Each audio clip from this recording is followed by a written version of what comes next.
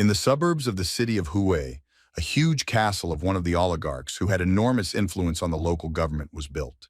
That evening, the rich man gathered people close to him, who looked down on one young man who was sitting on his knees behind the owner. He raised his right hand upwards, where he concentrated his inner energy. In this way, he managed to ignite a ball of energy that glowed in the air. A young man named Bai Xing did not like this schedule of events very much. He was forbidden to look into the eyes of the guests, so his gaze was lowered. His owner was showing off his new purchase. The man pointed his hand at the young man and asked his friends to rate the addition to his collection. He called Bai Xin the first and only specimen in the whole world. According to the millionaire, the addition to his collection has become a living lantern. The rich man was incredibly pleased, as this living lantern had already brought him fame. There was a lot of talk about the young man in Hue. The man introduced to his guest the loser Bai Xin, who had an incredible level of strength. Even management paid attention to him, but he was only able to conduct the F-rank skill. The millionaire was tired of constantly looking at his living lantern.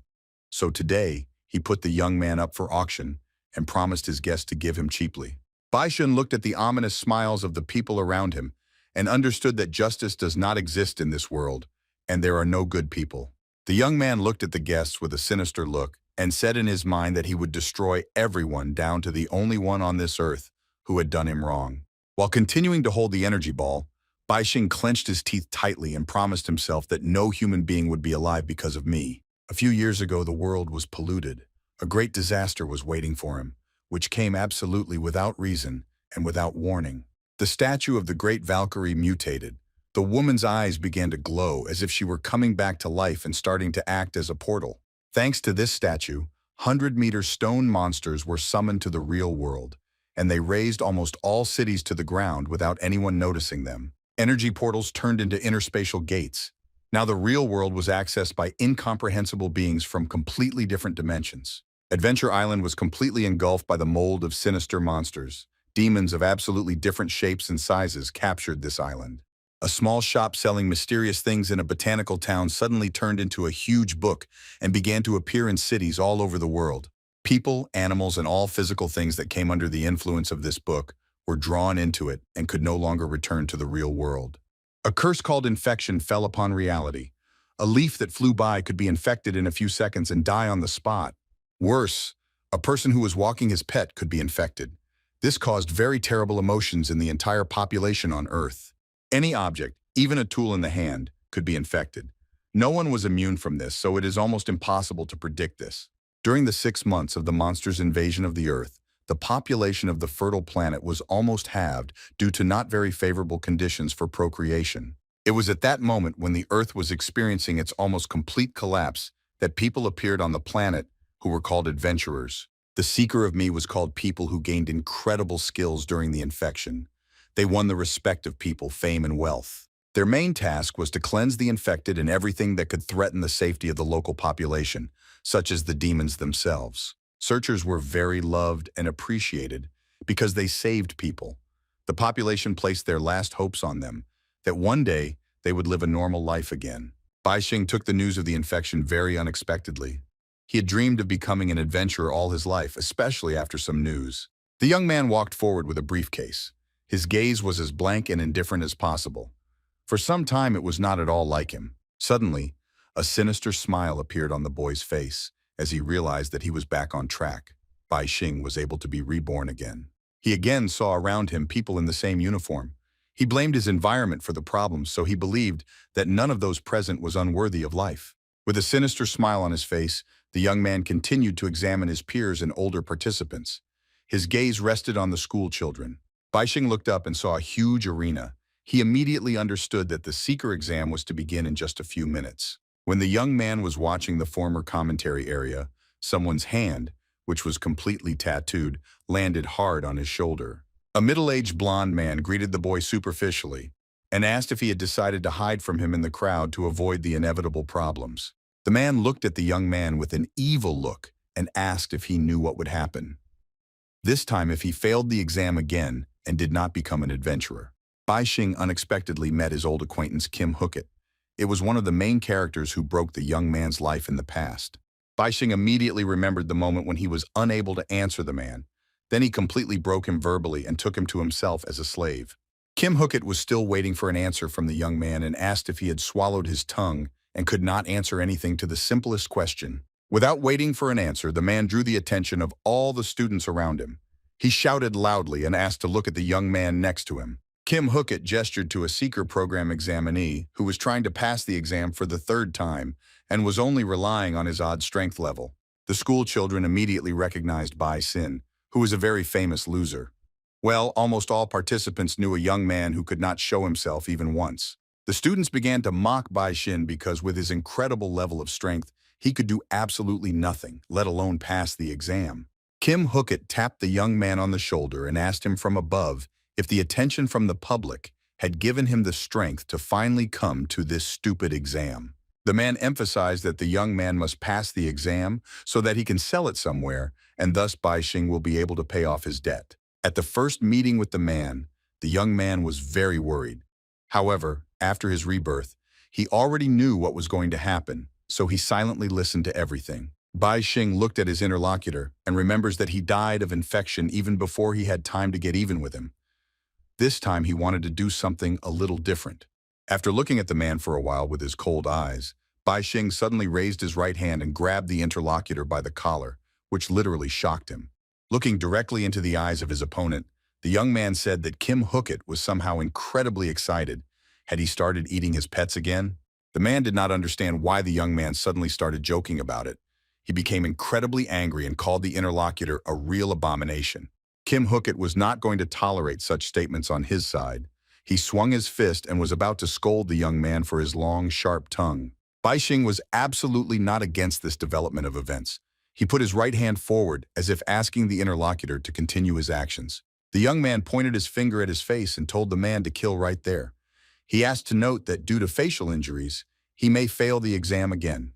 Bai Xing looked at the interlocutor's face and asked how he would then explain the situation to the boss, why he returned to him again without money. Kim Hookit understood that the young man was indeed right. He had to stop his fist because he didn't want to get in trouble with his boss again. The man released his target for bullying. Bai Xing took a few steps back and Kim Hookit finally took his hand back. The man warned the young man about his rash actions and advised him to try very hard. The exam will come, otherwise he will regret his weakness. Kim Hookit almost jumped when Bai Xing raised his hand almost to his face. He was very wary and did not understand anything at all. The young man folded his 3 fingers into an imaginary gun and fired at his target. He made as confident a face as possible and said that he had noticed the man. After that, Bai Xing turned his back to the interlocutor and headed towards the crowd, telling the man to wait for him here after passing the exam. The participants of the exam turned their faces away from the loser. They did not want to deal with a young man who was not capable of anything at all given his capabilities. Absolutely all the participants turned away from him, advising him to go somewhere far away. Bai Xing did not pay attention to those around him and simply stepped forward. In a few years, he got used to this attitude towards himself. However, the young man did not give up and believed that sooner or later he would prove his strength to everyone. 3 years ago, the Seeker exam was held on the territory of Hue High School. Quite a lot of people gathered and everyone was waiting for their turn to take the exam. It was finally the turn of a young man named Bai Xing. He came on stage and said he wanted to become an adventurer to protect humanity and liberate the world. Bai Xing had roughly spent his skills at the age of 16, which was completely normal. If the participants fell below the criteria of talent and strength level, they were accepted into the Seeker. The main skill of the Seeker was called talent. The level of strength was measured by the points that the participant had from birth. Bai Xing's number was 1,200. Those present were simply shocked when they heard such an incredible number. They called the young man the future of the country because other contestants had more than 100 points. Director Pushkin was invited to the stage. The man had the ability to predict the future, so he was an integral part of every Seeker exam. The old man with the beard took a few steps onto the stage and caught thunderous applause. After that, he put his hand on the young man's head and began to look into his future. Pushkin said that he still does not see how this boy will be able to walk through life, but he could say only one thing for sure. He clearly saw that Bai Xing would exceed all the expectations of his critics.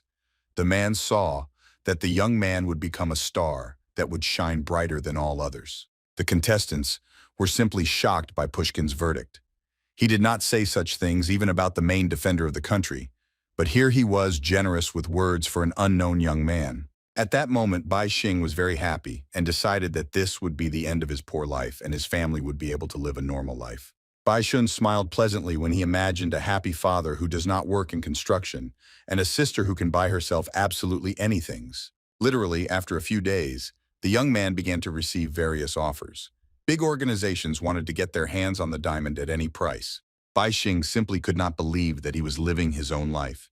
He was in no rush to accept offers until he awakened his skill. And finally, this day has come. He awakened an F-rank skill called Sphere of Light.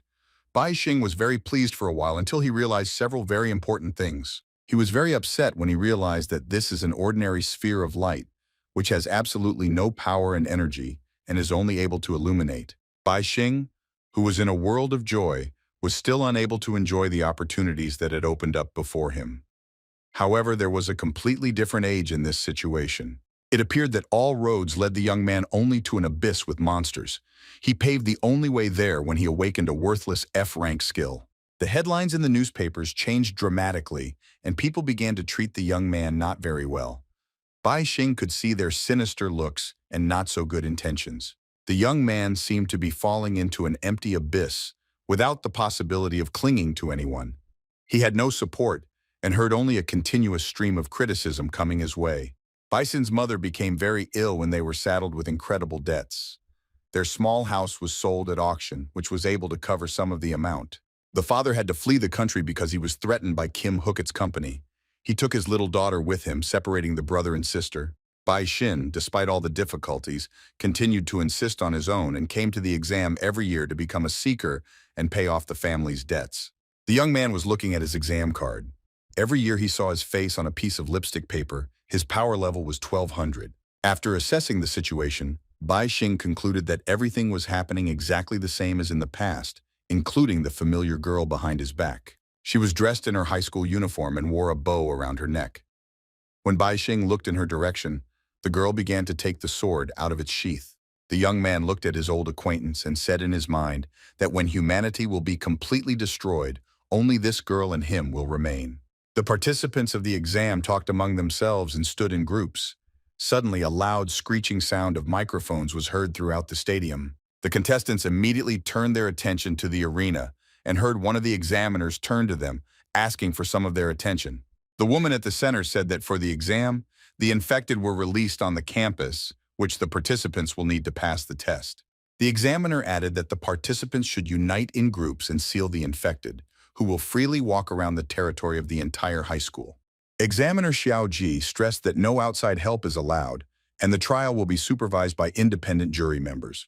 After that, the woman wished luck to all the participants and announced the beginning of the exam, which was held annually and allowed anyone to become a seeker. After the announcement from the examiner, the participants immediately began to panic and run in different directions. Only Bai Xing stood still and watched the contestants. Many girls immediately rushed to a young man named Chen Zhao. They wanted to be a member of his team as they considered him to be quite a strong unit on the battlefield. One of the squads had asked a young man named Wang Chun to join, as they were just short of a C-rank attack-level team member. The field began to resemble a field for announcements. Everyone tried to find the right participant, and single contestants offered their candidacies. Observer Hu Min looked at the panic of the participants and saw that some had already agreed to form a team earlier, which was quite unfair. Observer Li Jinlin said that it was not prohibited by the rules, so everyone assembles their group as they see fit under the circumstances. Chief Examiner Xiao Tz completely agreed with her colleague. She added that family, friends, money, and power are also components of strength. Xiao Jie was a rather conservative woman who emphasized that the only rule in this exam was to survive and seal the infected. Li Jinlin announced that 95% of the contestants had formed their teams. The woman observed that among them, mainly the abilities of the rank below TS prevail. The observer was not at all surprised by the abilities of the participants, especially since their strength level was mostly below 100. Suddenly, Li Jinlin let out a cry of surprise when she saw a young man with a power level of 1200. She did not understand why such a fighter would even take the exam. Hu Min smiled and pointed his finger at the loser, revealing that not only was he passing the general exam, but he couldn't even find a team. Almost all participants formed their teams, which consisted of about 5 people.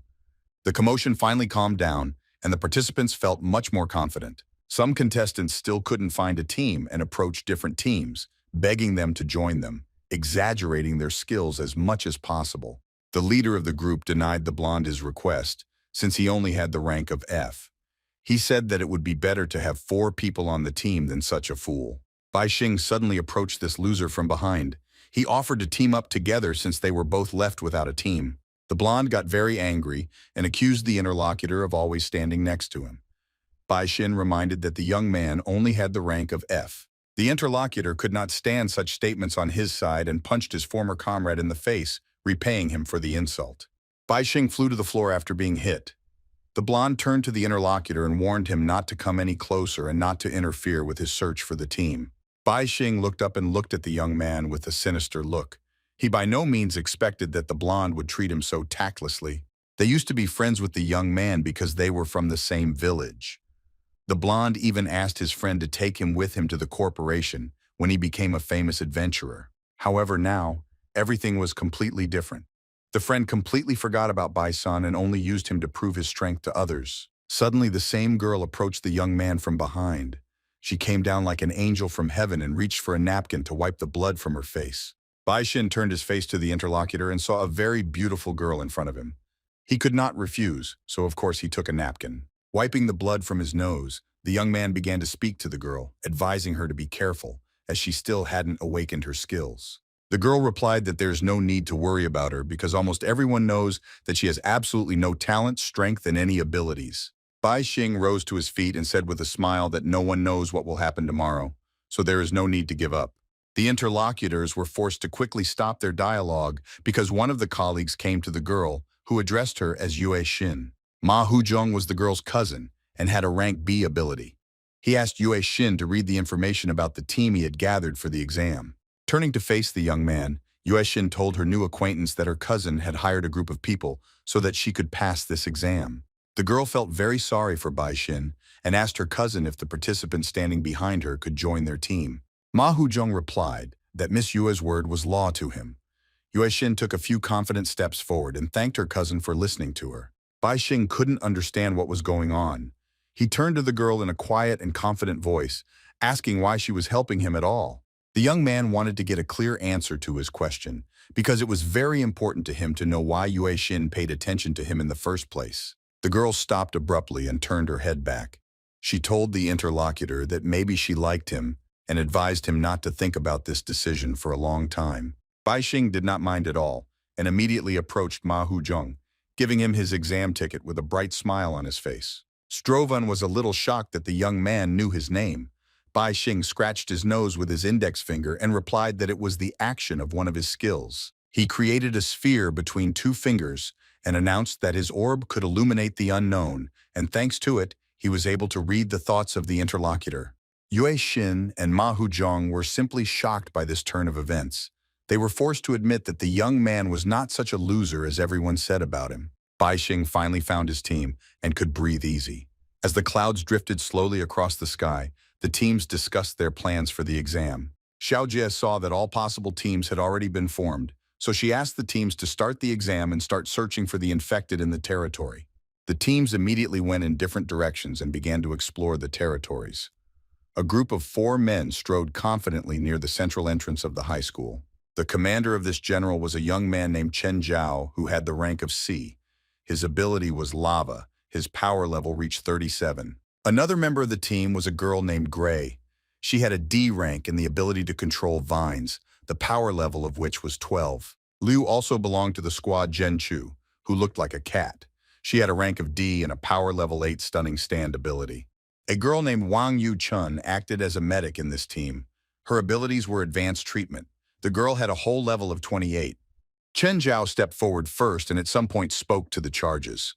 The young man said that they should find at least 1 infected here. Gray suddenly interrupted the team commander and, pointing to the right with her finger, reported that she felt some very strange activity in that direction. Liu Zhenchu was very happy to hear this news. She said she wanted to be useful to the team, so she decided to clear the way for the allies. After these words, the girl immediately rose from her seat and jumped forward. She confidently landed on the ground and began to act. As soon as this happened, danger immediately showed its face. Huge plants began to grow from under the ground with incredible speed. Liu Zhenchu decided to wait a bit with her sweep and informed the commander about the danger. Chen Zhao did not expect that his words would come true so quickly. The cat girl was forced to step back as a giant plant grew right in front of her face. All team members were simply shocked.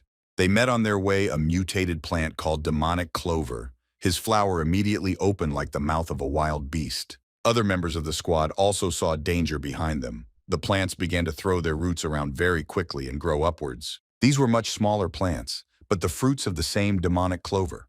The plant had 4 leaves, between which was the mouth. After a while, Clover's 18 pieces were counted.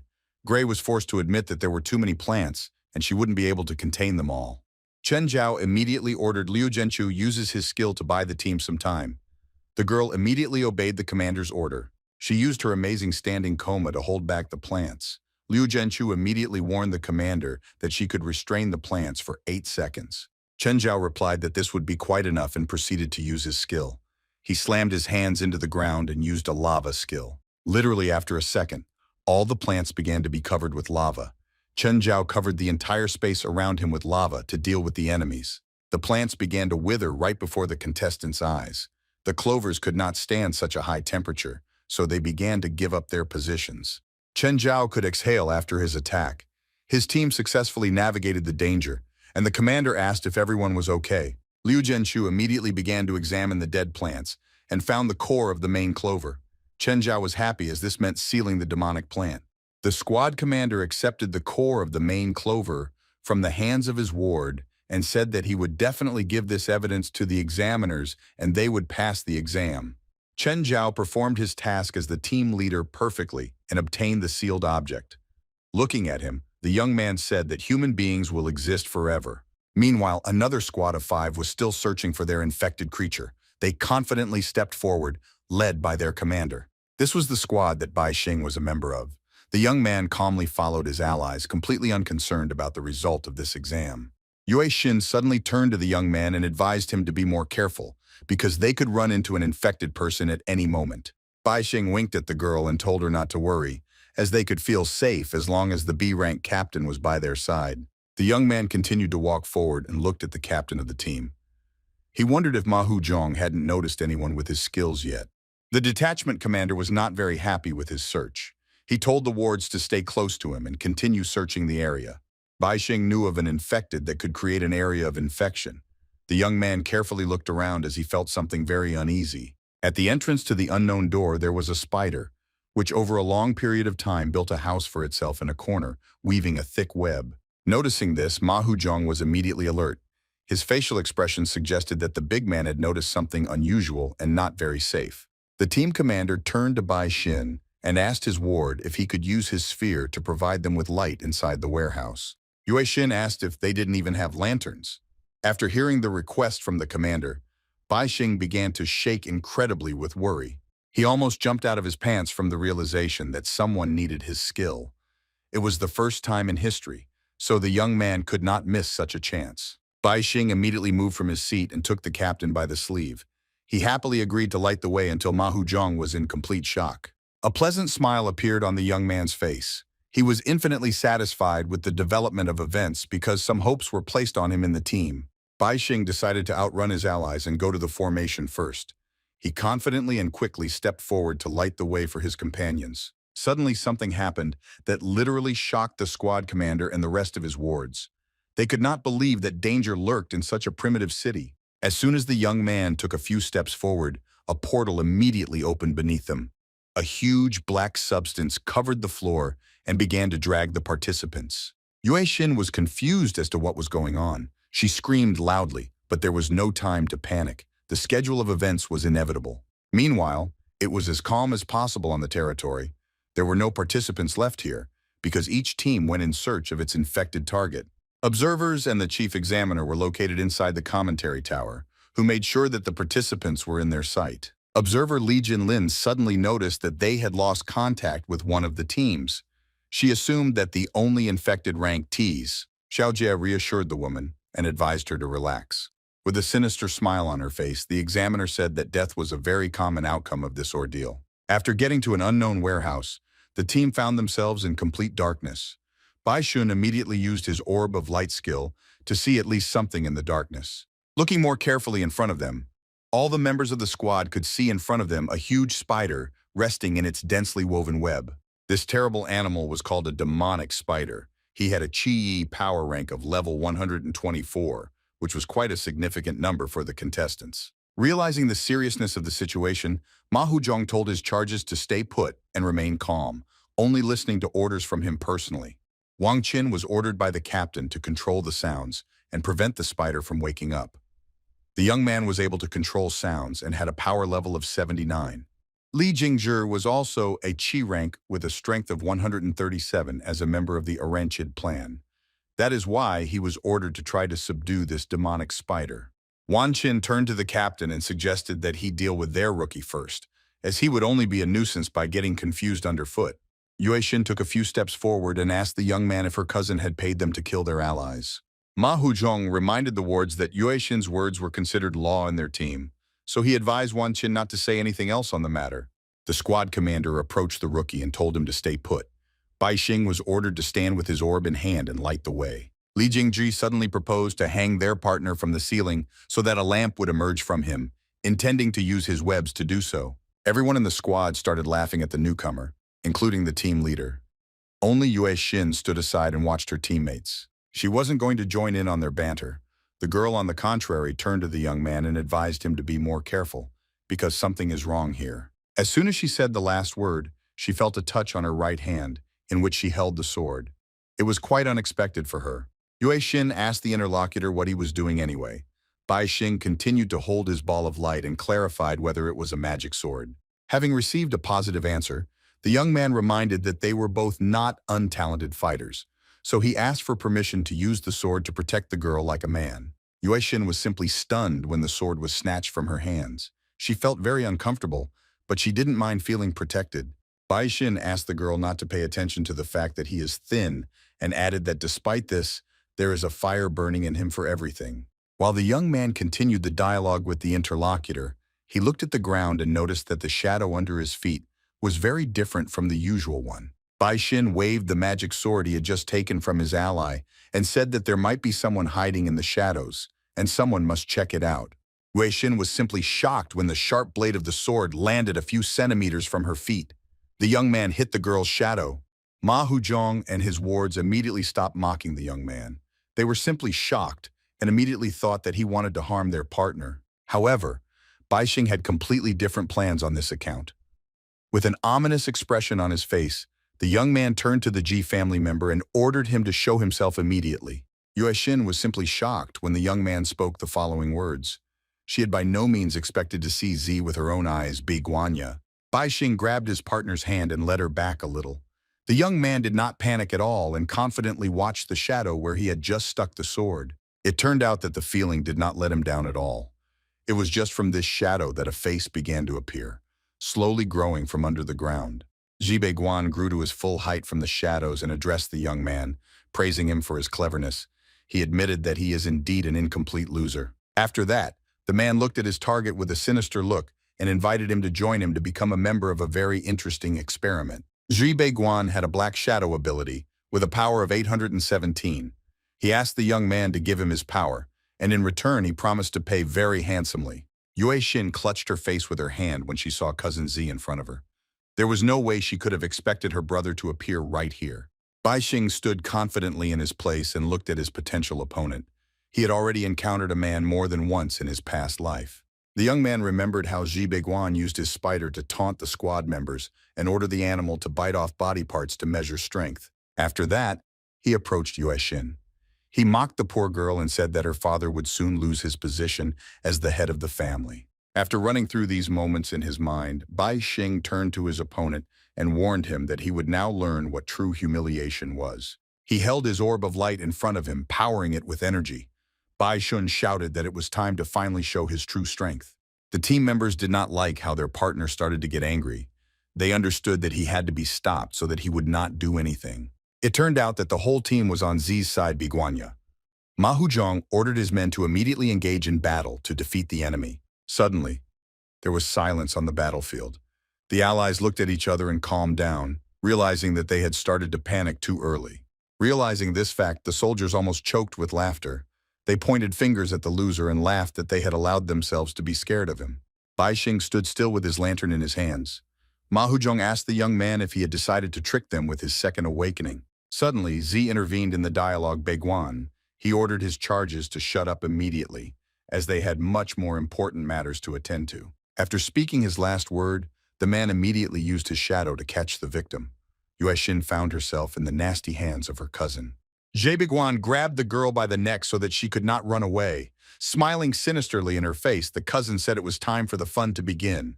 Yuexin was simply shocked by this turn of events. She looked with a frightened look at her only ally and realized that there was no way out. Realizing this fact, the girl shouted loudly, ordering the young man to run away, because she thought that the opponents would not pursue him and focus on her. Bai Xing was pleasantly shocked by the girl's boldness.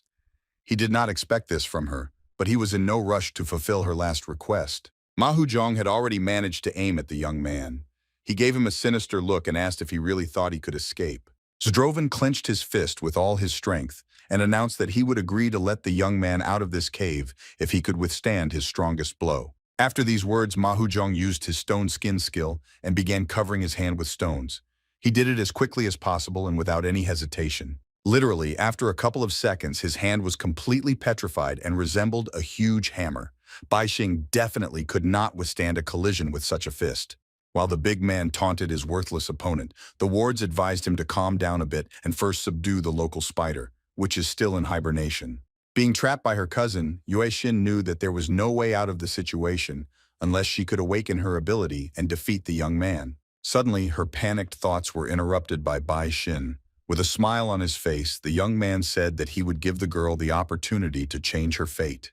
Yuexin was confused as to what the young man meant. She opened her teary eyes wide and was waiting for what was going to happen. Bai Xun was not going to just throw words to the wind. Immediately after the last phrase, he launched the orb he was holding in his hands in the direction of his ally. The ball of light very quickly found itself behind Ma's back. Huzhong. Zdrovan did not understand what was happening. He was definitely not the target of this attack. Zhe Biguan also didn't really understand what was going on. He looked at the young man with a sinister look and ordered him not to interrupt the fun. Seeing the bullet almost next to him, the man used his shadows to build a wall that would protect him from his opponent's surprise attack. However, everything turned out to be much worse than the evil cousin expected. His wall of shadows was easily broken through by an unexplained orb of light. Zhe Biguan was simply shocked to see everything with his own eyes. He could not believe that an ordinary object of light was able to pass through his shadow. The ball of light missed the man on its way and ended up near the girl. Yuexin looked at the object in surprise and did not understand what was happening. Suddenly, a ball of light penetrated directly into the head of the representative of the Z family. The girl did not expect such a turn of events and did not even have time to think at that moment. As soon as the bullet entered her brain, Yuexin immediately felt a surge of strength within her. Her body glowed bright red. Zhe Beiguan was simply shocked to see the following. He understood that it could be the awakening aura. His cousin was able to wake up. Based on the situation, the man immediately understood that Bai Xing could help others awaken, even losers like Yuexin, with the help of his sphere. Zhe Biguan did not hold back his admiration for the boy and offered him to work for him, paying him a high and stable salary. Bai Xing immediately replied that he was forced to refuse the offer, explaining his decision by the fact that he did not really like working for his uncle. In addition, the young man added that the man will soon become a corpse, so I will not wait for the salary anyway. Zhe Beiguan at that very moment felt all the power on him. He pushed his cousin away because she was literally on fire. The man was simply shocked, realizing that she was awakening the gift of fire. Yuexin was by no means prepared for such a life. Literally in a few seconds, she received rank A and the ability to control temperature.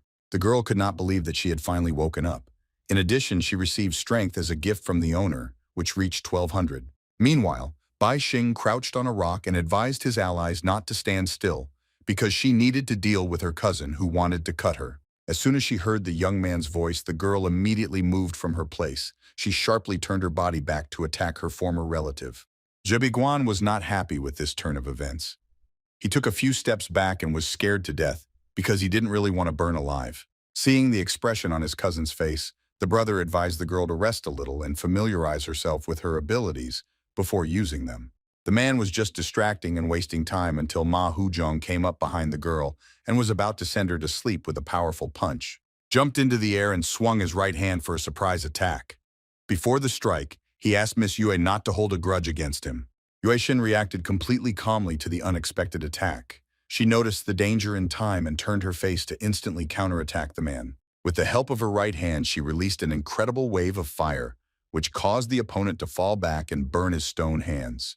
Zhe Biguan was simply shocked by his cousin's new power. Even he couldn't defeat a B-rank fighter with just one blow. The man realized that he had better not stay long on the battlefield. He used a new cover in the world and began to disappear from sight. Zhe Biguan circled his target for a few seconds and thought about how to get into her back. He understood that the girl's weakness was the distance of the attack. That is why the man moved as far as possible from his rival. After that, he used the shadow knife to surprise attack his cousin. Zhe Biguan was absolutely sure that his plan would work. Before the death of his cousin, he apologized and explained that it was all for the sake of the Z family. Suddenly, Bai Xin decided to intervene in this dialogue. In a thoughtful voice, he asked the man if he thought he was completely safe now. The young man explained that the girl had inherited a power level of 1,200 units from him, as well as an A-rank ability, so Zhe Biguan is definitely not her rival. The man did not agree with this statement and attacked his target with daggers. He shouted loudly that there was no way he would lose a fight to some girl. Yue Xin was far from being a girl now. As soon as she noticed the danger behind her, she immediately counterattacked the opponent with her powerful fire wave. JB. There was nothing Guan could do in this situation. He simply took the blow and screamed loudly, burning alive. Bai Xing was ready to watch this fight forever. The boy really liked how Beiguan absorbed the girl's blow with his own face. Yue Xin won an absolute victory in the battle with her cousin. Her brother was lying on the ground and burned up with the fire she used to cover his body. After a few seconds, the girl began to lose her fiery cover. Drops of tears appeared on her face, which ran down her cheeks and fell to the ground. Bai Xing decided to help his ally and cover her naked body. He took out a spare set of clothes from his backpack and gave them to the girl to keep her from freezing. Yue Xin looked at her dead cousin and couldn't believe that she had once trusted him with her life and was willing to rely on a man. Bai Xin said that there is nothing wrong with this, because now the girl will be able to protect her family and parents, who are constantly trying to carry out an assassination attempt. Yue Xin was extremely grateful to her savior in this situation. As soon as she said one word thank you, she immediately collapsed on the ground. Bai Xing caught his ally and realized that she was completely exhausted after that. The girl had a very difficult time because before the match, she was not even aware of her strength. The young man suddenly noticed that temperature control was added to his skills in addition to regeneration. He was simply shocked to receive the skill of his charge. He had helped Yue Xin awaken her abilities, and now those abilities had been added to his list, and he even gained 9 points of strength in addition. While the young man was checking his achievements, he was threatened with danger. One of his former partners connected with the spider and attacked from behind. Li Jingzhe flew with the animal at his enemy with happy words that he could kill both opponents as long as the girl was away from the stick. Without wasting time, Bai Xin immediately moved from his seat. The young man took the girl in his arms and took her away from danger at the very last moment. After rescuing his ally and placing her on the floor, Bai Xing asked his opponent why he thought Yue Xin was the only fighting unit on the battlefield. Li Jingzhe shouted back that it didn't matter, because the young man would just say goodbye to his life and take his ally with him. Bai Xing began to quickly analyze the situation. He understood that temperature control used internal energy, causing a great loss of heat. The boy understood that Yue Xin might have passed out from hypothermia. Bai Xing took out a bottle of water from his backpack to use in battle. After that, the young man unscrewed the cap and waved the bottle directly in front of him, pouring out the water. He was going to use the laws of physics to his advantage. By controlling the temperature, he was able to turn water into ice, creating the ice sword. Bai Xing was able to navigate the battlefield very quickly. Taking his ice sword in his hands, Bai Xing began to approach his opponent with a smile on his face.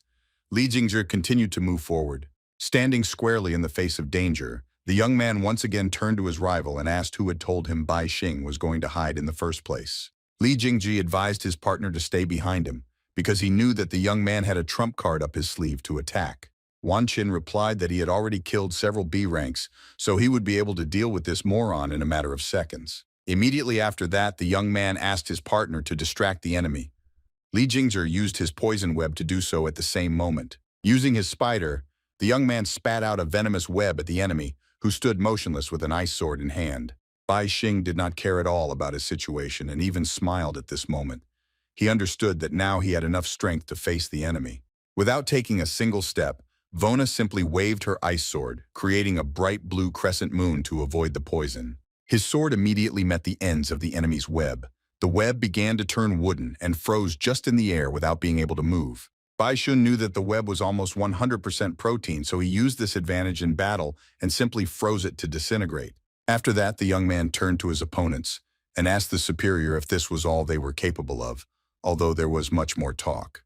Leaving this dialogue behind, Bai Xing moved from his seat and, clutching the ice sword tightly in his hands, said that now it was his turn. Literally in a second, he found himself in front of the face of a giant spider. The young man sharply swung the blade of his sword and immediately cut off two of the spider's legs. Li Jingji was absolutely not happy with this turn of events. He leaned back after his spider was injured and lost his balance. Bai Xing looked at the opponent with a confident look and asked him not to die too quickly. The young man would like to check some things before his rival dies. He swung his ice sword with all his might and struck a powerful blow right at the animal's muzzle, from where it had been releasing a web a few minutes ago. Li Jingzhi kept losing ground on the battlefield. He felt that he could no longer control his spider, as it was completely frozen. After the sword ended up in the animal's head, Bai Xing began to suck the poison out of it, saying that he was very sorry for the unfortunate spider. The young man himself did not expect that his plan would work. His sword absorbed the poison, and now he had a real deadly weapon in his hands. From replenishing with poison, the sword grew several times. Bai Xing could barely hold it in one hand. Almost no poisons were observed in the area of the handle. Instead, the lion's share of it was on the tip of the sword. The weapon was incredibly long and concentrated all its danger on the sharp end. Having carried out his plans, Bai Xing said that he had already experimented enough, so he swung his sword and prepared to send the enemy to the next world. Li Jingzhi was absolutely against such an idea. He dodged the first blow of his opponent and cried out loudly, begging to leave him alive. The young man emphasized that if he died, the control spider would fall, because he was the host of the demon spider, controlling it. Bai Xing stopped suddenly, realizing this fact. He admitted that his opponent was indeed right, and the demon spider should not be left without a master. The young man perfectly understood that Ji Biguan arranged everything to make their deaths look like an accident, so the evidence had to be disposed of. Li Jingzhi only distracted his opponent. Noticing that he thought for a few seconds, the young man immediately decided to act. At the same moment, he disconnected from his spider and loosened his control. Li Jingzhi no longer wanted to continue the battle due to the weakness of the animal. He headed to the rear to his partner, who was preparing to attack. The young man asked his ally how long he would have to prepare for his strike. Wan Qin had almost finished concentrating the incredible amount of sound energy in his hands and announced that there were literally a few seconds left. Bai Xing made a mistake on the battlefield and was left alone with the spider. Now the animal was not controlled by anyone and was completely unpredictable. Also, he was threatened by danger from the young men. Wan Qin finished preparing for his attack and released an incredible sound wave in the direction of his target. A technique called a sound cannon reached the young man's ear. Bai Xing could not do anything about it because it is almost impossible to avoid such a thing. His eardrums had a very unpleasant experience. Blood poured from his ears and the young man fell to his knees screaming loudly from unbearable pain. Wan Qin was very pleased with the result of his attack. He used his technique again and became more and more convinced that all people are in fact the same. After that, Li Jingzhi got up from his seat and headed in the direction of the sword. He planned to finish off the enemy without leaving him any chance of survival. Wan Qin asked his partner to stop and turned his attention to the spider. According to the young man, the animal could do everything without their help. The spider really wasn't going to stay in one place for long. He gasped for air and decided to attack the enemy who had frozen him a second ago. Despite his injury to his eardrums, Bai Xing could still see and move. He noticed the danger in time and made a human shield from his sword. Despite the previous pain, the young man smiled ominously. He said that now he will kill opponents without any hesitation because they do not deserve respect. After creating the ice shield, Bai Xing immediately moved from his place and headed in the opposite direction, leaving the spider alone with its venom. Li Jingzhi ordered his charge to use his technique immediately. Wan Qin began to concentrate the sound wave in his hands to catch up with the opponent. Suddenly, the young man was forced to stop when he saw where their opponent was heading. He couldn't afford to hurt anyone but him. Bai Xing ran towards Captain Ma Huzhong at a very fast pace. Wan Qin deduced that the enemy would threaten them with a hostage. Bai Xing turned to face his opponent and said that he did not need it at all, and on the contrary wanted to help their commander. Using his light sphere, Bai Xing gifted the defeated opponent with 1,200 units of power, certainly not for his own good. The young man planned to repeat the same machinations with Ma's body Hu Zhong, as he did with Yue Xin, from whom he gained additional power points. Zdoravan turned out to be much stronger than the girl and gave the young man 212 points of strength. In addition, Bai Xing received a stone fist at his disposal. Not waiting long, he immediately decided to test his new technique in practice. The young man raised his right hand up and began to form a stone skin on his fist. Bai Xin positioned himself directly in front of the poisonous spider, which calmed down a bit. He swung his fist to warm up the situation above the battlefield a bit. The young man delivered the most powerful blow directly to the animal's head. The spider did not have time to do anything and was crushed by Mu Huzhong's technique. After that, Bai Xing left the stone skin behind and headed for the next target. He was not going to stop at one technique. He very quickly approached his next target, which was much more interesting. Bai Xun created a sphere of light in his right hand and once again gathered to take away the opponent's skill. It was the body of the defeated cousin Yue Xin. Bai Xing sent his sphere at Ji's head at a pace Biguanya to steal the necessary skills from him. The young man liked this schedule of events much more. He now had a black shadow at his disposal, as well as an additional 817 power points. While the enemy was distracted from his business, two allies decided to attack him from behind. Li Jingzhi used the sword and Wan Qin used his sound wave. The partners worked almost perfectly and struck the enemy at the same time. However, he was unsuccessful because the young man used the dark shadow technique. Li Jingzhi was 100% sure that he hit his opponent in the head. Turning his head back, the young man saw a black shadow crawling across the floor. Wan Qin immediately understood that the enemy had copied their cabinet's technique and turned into a shadow. This scared the young man very much because the enemy can copy other people's techniques. He didn't even have time to blink when he was in danger. A black shadow appeared behind the four-eyed man, wishing him good night. Bai Xing absorbed his opponent with absolutely no problem. He now had a sound control skill that was rank C. After that, only one opponent remained on the battlefield. Li Jingzhi began to shake in fear when he heard the voice of his opponent's comm echoing from everywhere. Bai Xing asked his opponent not to worry, because he would die anyway. Before his death, he asked permission from the young man to conduct another important experiment. In case of agreement, the young man promised to send his opponent to the next world very quickly. Li Jingzhi did not like this idea very much and started to run away as soon as he saw the enemy. However, Bai Xing had already set his sights on his enemy. He put his right hand in front of him in the form of a gun and was about to use a combination of abilities. As a basis, he put the skill of a stone fist, which was shrouded in shadow magic. It was the first time Bai Xing had done something like this, but it seemed like every day. After that, he added sound and heat inside to create an incredible projectile. He informed the enemy that this invention would be used against Director Pushkin. Survive anyway. He called his invention the Golden Cannon and directed it in the direction of the enemy. Bai Xing saw Li Jingzhi wanting to avoid death, but warned him that it was impossible. In a couple of seconds, the young man was going to release fire. There was no way for Li Jingzhi to avoid a fatal outcome for himself. The cannon fired an incredible wave of sound and fire, from which it is impossible to dodge. Li Jingzhi was no exception and fell under the incredible power of the combined attack. The young man screamed loudly before meeting his death. At that moment, Bai Xing was in hiding and watching the action of his technique. He was incredibly pleased to see the murderous result with his own eyes. After finishing his business in the infected area, Bai Xing could safely return to the middle school at the same place he had disappeared from. Of course, the young man did not forget to take Yue Xin with him. Bai Xing was pleasantly pleased with how things had turned out. Bai Xun did not leave behind any evidence of the killing and only took the sealed spider as proof that he had successfully completed the exam. The young man was so busy with his own thoughts and affairs that he did not notice that he was not alone in this place and was immediately frightened. Behind him, he saw the examiners, and behind them, several other participants. Bai Xing asked what the observers were doing here anyway. Examiner Xiaozi looked at the contestant with a not very satisfied face and asked the young man where Zi was Beiguan. Bai Xing was simply shocked. Hearing Zhi's name Biguanya, he immediately understood that it was a conspiracy with the examiner. The young man looked at his ally and remembered how in her past life she had died an unjust death because of her cousin. Bai Xing decided to pretend that he did not know anything and asked the examiner if he was the cousin of this girl because their surnames are identical. Xiaozi walked over to the infected area and surveyed the situation. Baixing was now sure that the woman knew about everything and participated in it.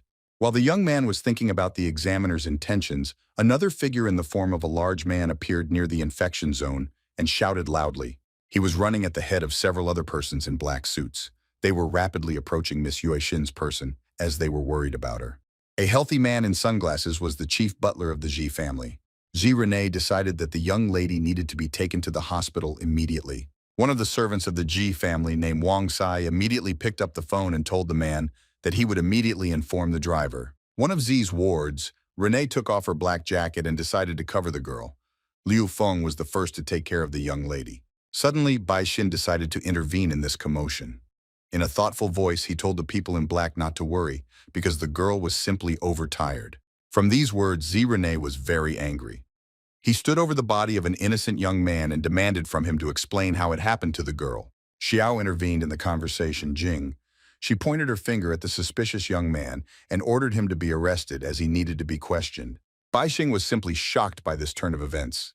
He expected that he would be met in a completely different way, but it turns out that he became a thief. Liu Feng took off her glasses at the same moment and said that she blocked the young man's movements with her vision, so he would not be able to escape from them. Exam invigilators also decided to join this detention.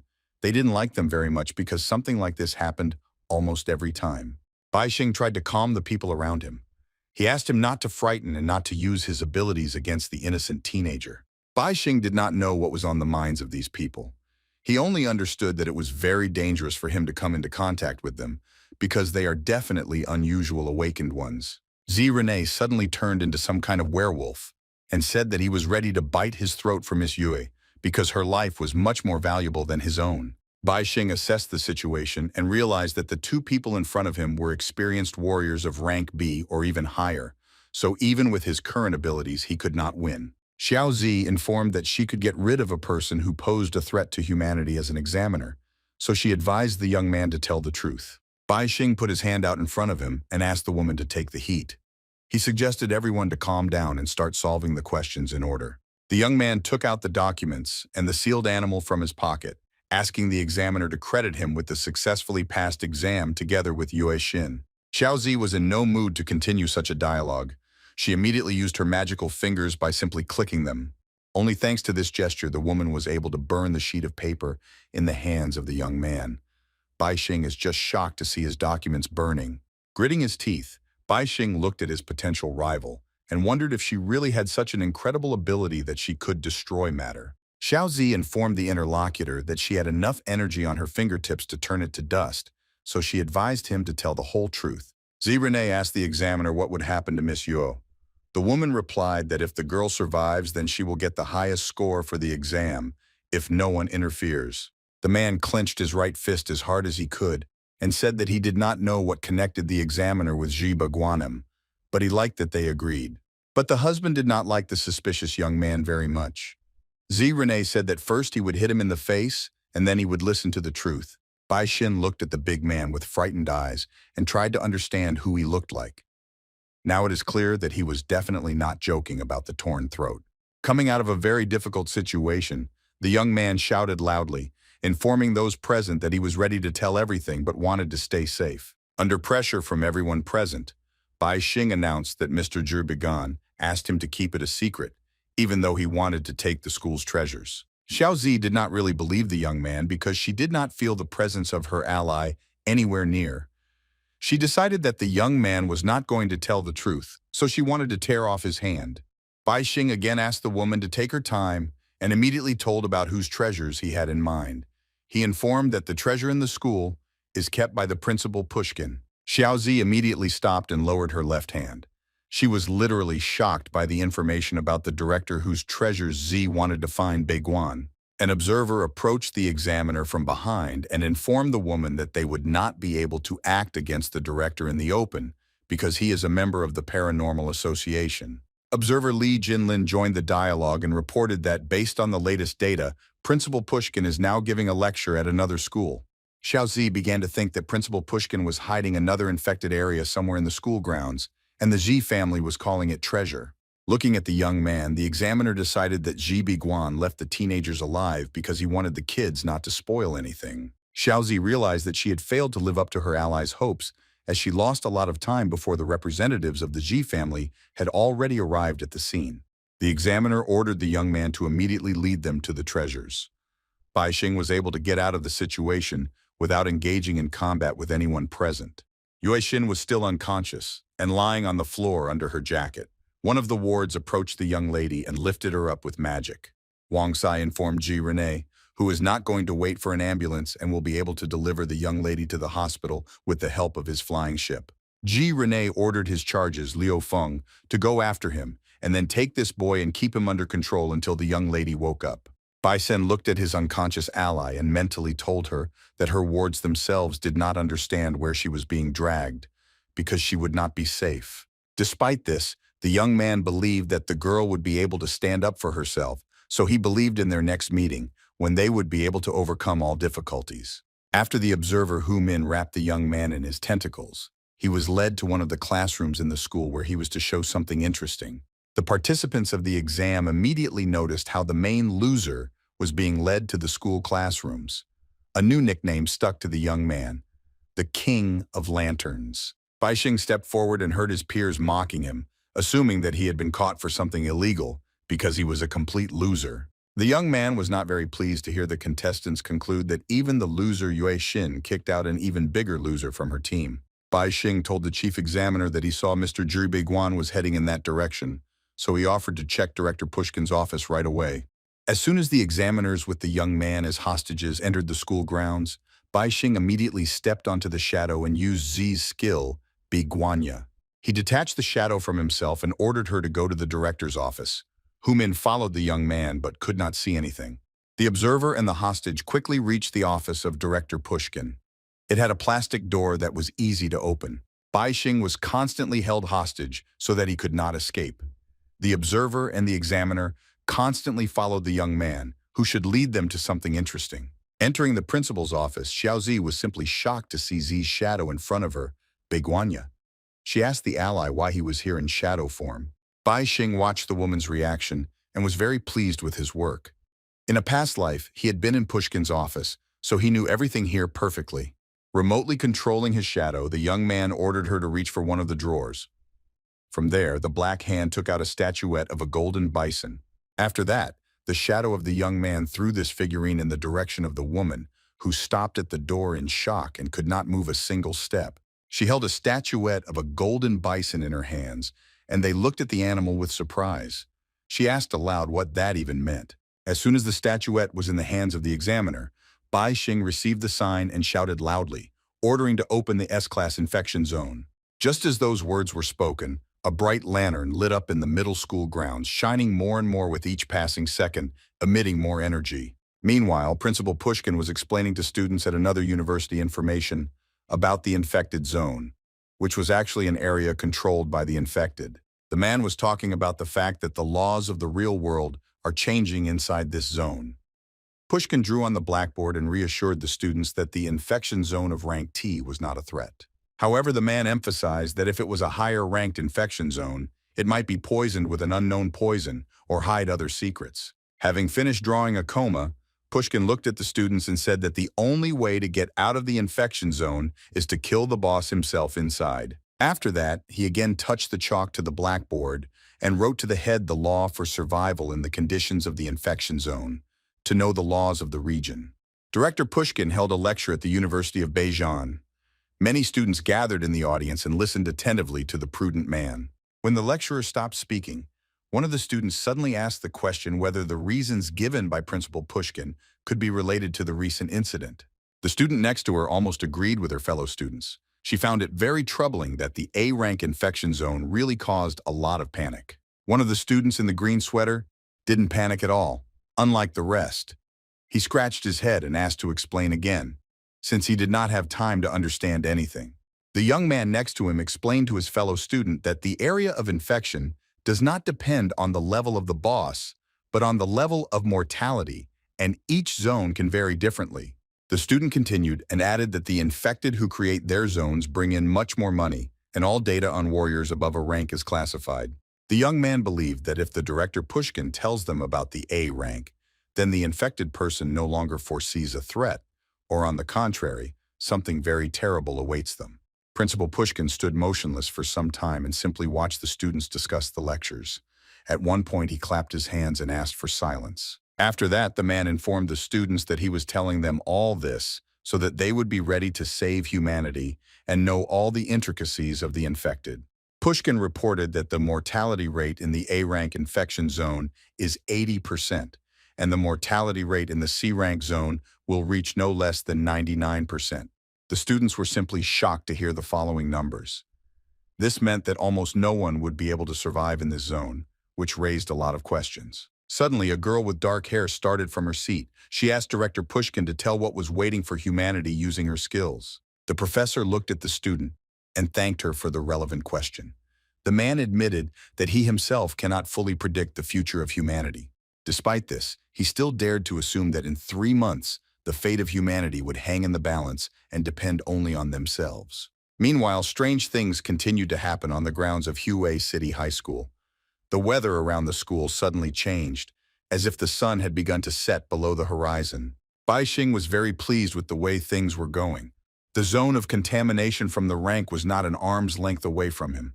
The young man missed her very much. Xiaozi wondered what was going on.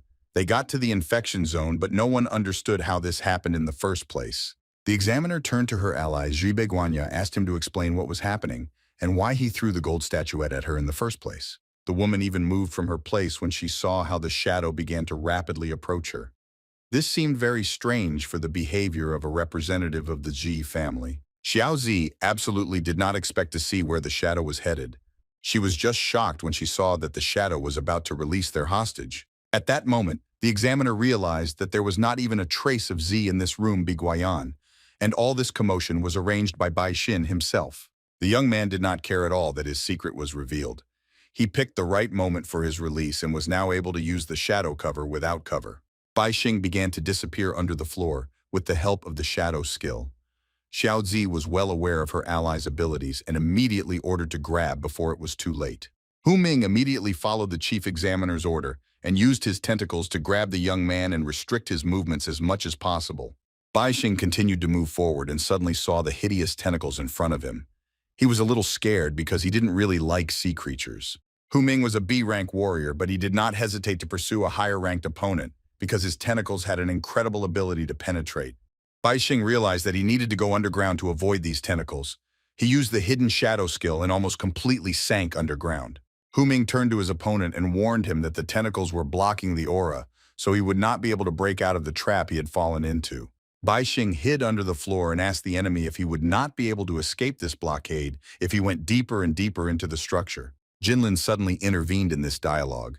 She informed the young man that he had forgotten about the presence of another enemy who was ready to engage in battle. The observer would have a rank and level of 933, being able to use the Electro Fairy, which carried out absolutely every order of its mistress.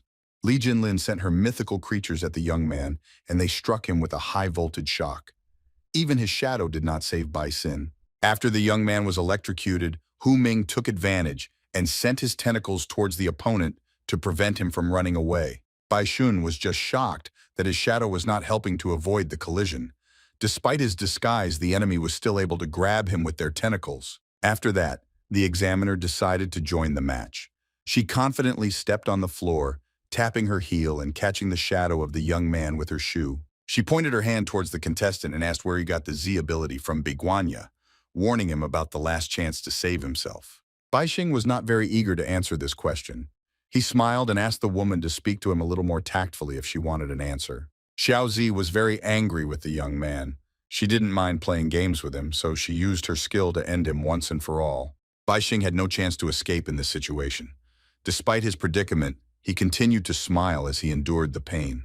As soon as the shadow of the young man began to disappear, all his skills came out. Sound waves, as if from a cannon, went in the direction of the opponents. Literally, the whole room was filled with unbearable sounds that reached the eardrums of the people present in the room who did not understand what was happening. The observers tried to cover their ears, but nothing helped at all. Blood poured from their ears, severing the eardrums inside. Xiaozi was also affected by the sound wave, but she continued to think about the hostage. She ordered that he be caught immediately because he could not go far after her attack. Suddenly, a giant figure resembling a monster appeared on the battlefield. This man advised the woman to take better care of herself in this situation. Z was a new figure on the battlefield, Renee, who was increasingly turning into a dinosaur. He assessed the situation and understood that he was in the zone of contamination of at least rank B. The man was not going to stay here for long because he needed to protect the young lady who was in the hospital. Xiao Zi was simply shocked by the size of the man. Z Rene pushed himself off the ground and then off the wall, leaving the building. The assistant followed him and tried to catch up with her boss. Xiao Zi realized that this representative of the Ji family might know something. The family's skills were unique, which is why she decided to help Ji Guanyu to become the head of the family. The examiner ordered the observers to immediately follow the foot and mouth disease and find a way out of the infected area, as there was no need for them to linger here any longer. Meanwhile, the students were outside and noticed very strange weather. They had a bad feeling because the evening was still very far away. One of the students believed that it would simply be the second stage of the exam. His classmate denied this and said that most likely an infection zone had formed inside the school. At the top of the school was a young man who managed to escape persecution. He had to use the rebirth skill to stay alive. Despite this, he was still left without a left arm. Bai Xing was not going to back down from his goal so easily and promised that he would definitely win. An ominous smile appeared on his face and he warned Director Pushkin that in 3 months he would lose because the young man would reach him first. All students were in absolute shock from what was happening. This trouble did not escape the team led by Chen Zhao. The bravest contestants began to panic when they realized that the school was surrounded from all sides and they had no way out of this infected zone. Chen Zhao became very worried about his situation.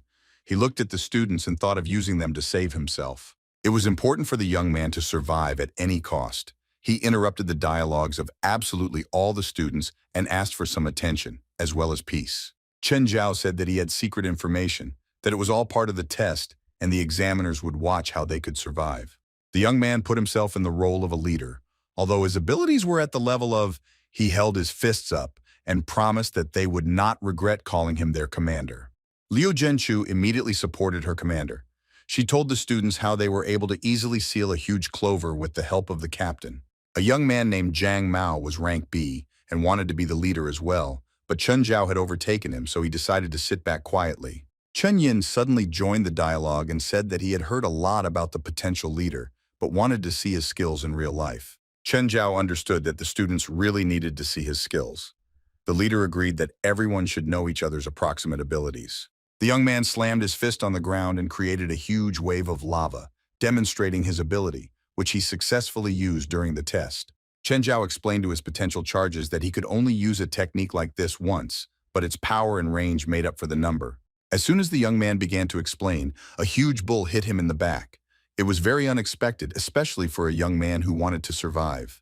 Liu Zhenchu was just shocked to see the captain's death with her own eyes. Other students also did not hide their thirst and surprise at this situation. They could not believe that their future leader had died from a single blow. Students began to assume that with this rule, they would lose absolutely everything. Chen Yin tried to understand what their would-be leader had done wrong. The students did not have enough information to understand the course of events. Liu Zhenchu fell to her knees in front of a pool of blood and spoke the captain's name. She still couldn't believe that Chen Zhao left this world so suddenly. While the girl examined the blood of the dead young man on her hand, the monster was not going to wait and was already approaching its target at an incredibly high speed. The students did not even have time to warn the girl about the danger. Her blood stained their faces in a split second, stained with horror for that matter. The bull did not stop in his place and continued to move forward. On his way, he knocked down 2 more students who were standing still and watching the action. Meanwhile, Bai Xing was on the roof of the high school, looking at the students who could do absolutely nothing with the mad bull. The young man was forced to admit that in the face of death, absolutely all skills are powerless. Bai Xing added that there are only 2 sides to the world. From his past life, he knew that in 3 months, Pushkin would release this enchanted bull, and in a year, the population of the city would fall several times. It was a colossal danger for the entire population, but no one knew anything. Only Bai Xing remembered how the bulls destroyed absolutely everything in their path.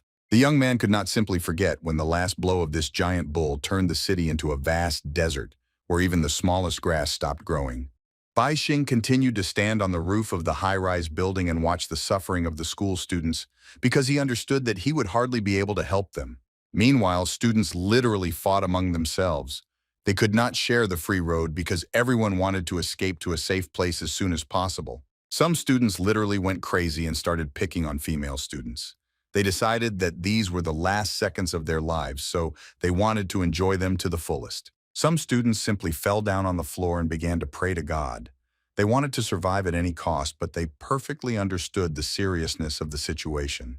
Bai Xing continued to be on the roof of the school and observed this phenomenon.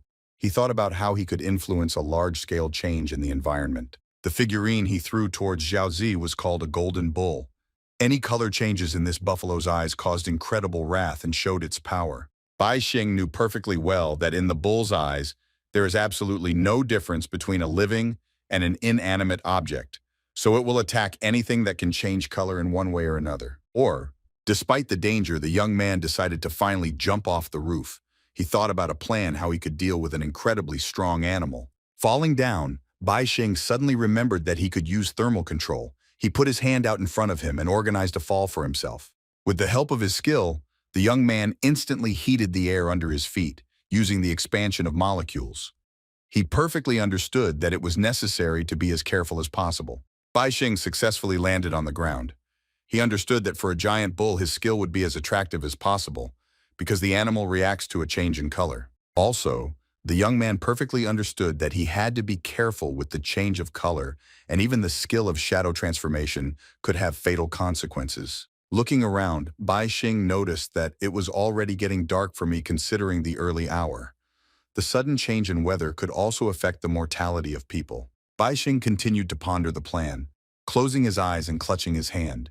He hoped that there would be no clouds today that could interfere with the temperature. After standing still for a while, the young man moved from it and headed down the stairs with the hope of finding his friend Yue Xin and saving her. At the stadium where it all started, there were several squads who did not know what to do.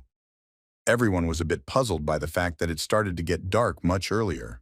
Ji Renee, dressed as a dinosaur, was approaching a van parked outside the school. Liu Feng followed her boss and could not catch up with him. The woman was visibly tired, trying to keep up with her leader. At the last moment, she asked him to wait because at this rate, she could no longer continue. Liu Feng asked the captain if they were going to capture that boy. It seemed very strange to the women that they headed in a completely different direction. Ji Renee reminded his assistant that they were the direct descendants of the head of the family and had to worry about Yue Xin, so they had to think ahead sometimes. Liu Feng asked if it wasn't him who was going to finish off the young man on the spot. Ji Renee replied that the young man had saved the young lady's life, so for now, he would just be watched. Liu Feng, according to the rules, his glasses and mentally agreed with his boss. She understood that the young master would be able to take care of himself without any help. An ominous smile appeared on Hope's face at the thought that Bai Xing would kill himself and thereby clear the way for Mr. Guan. Ji Renee was at the van in a few seconds and knocked on the back door. He did it as gently as possible and asked how the young lady was doing. Wang opened the back door of the van. Sai informed the bodyguard that Yue Xin is still in a coma. The doctor said to wait a little. Wang Sai looked sideways at the assistant standing behind the leader. He was ready to act at any moment. Liu Feng looked at the man with the same incredulous look. She understood that he could be hiding something because he refused to explain something again. Wang Sai planted a bomb just under the van to deal with his enemies. He calculated everything and considered the bomb to be enough for those present to fly to the sky. The man held an energetic flash of light behind him. He had the ability to control the energy of the light with which he was going to blow up the van. Wang Sai wanted to do it out of his own convictions, because he believed that Ji Beiguan will be able to give him much more power if he kills his cousin. Before blowing up the car, Wang Sai mentally apologized to the young lady for his actions, explaining that he also wanted a better life. As soon as the man was about to clench his right fist, someone present suddenly came up to him and grabbed his hand, stopping the girl's almost inevitable death. Liu Feng was able to stop her alleged ally in time. She told him to wait and explained that some more people appeared on the horizon.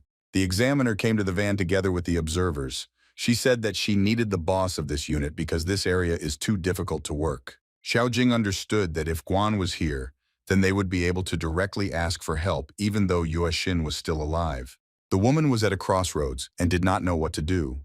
On the one hand, she wanted to finish her goal on the spot, and on the other hand, she could interfere with the plan of one man. Ji Renee sharply replied to the woman that they would not cooperate with them until the young lady was absolutely safe. Xiao Jing immediately decided to propose her candidacy for this. She said she knew a way to save the girl's life and would share it with him if he cooperated. Renee did not expect such a turn of events. Even his animal face showed that the man was very surprised to hear the words about the safe zone. Xiao Jing explained that the power attached to her fingers belonged to a very respectable man, and her true ability was the void backpack. Absolutely everyone present was simply shocked to hear such information. It was a very rare ability that allowed even a living person to be hidden in a backpack. Even Hu Min did not know about the ability of the woman he had been working with for many months. He asked her why she hadn't shared her powers before. Renee assessed the situation twice and decided that if he gave the woman the opportunity to escape calmly, young lady would also be safe. Xiao Jing asked the monster if he wasn't interested in learning more about the infection, and the young lady would always be with them and be safe.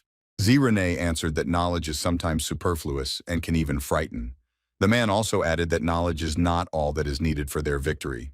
The man emphasized that there are too many infected now, and the best solution would be to turn them against each other, which would be an effective way out of the situation. Xiao Jing replied that she only had enough space in her backpack for 2 or 3 people, so more than half of those present would encounter the infected.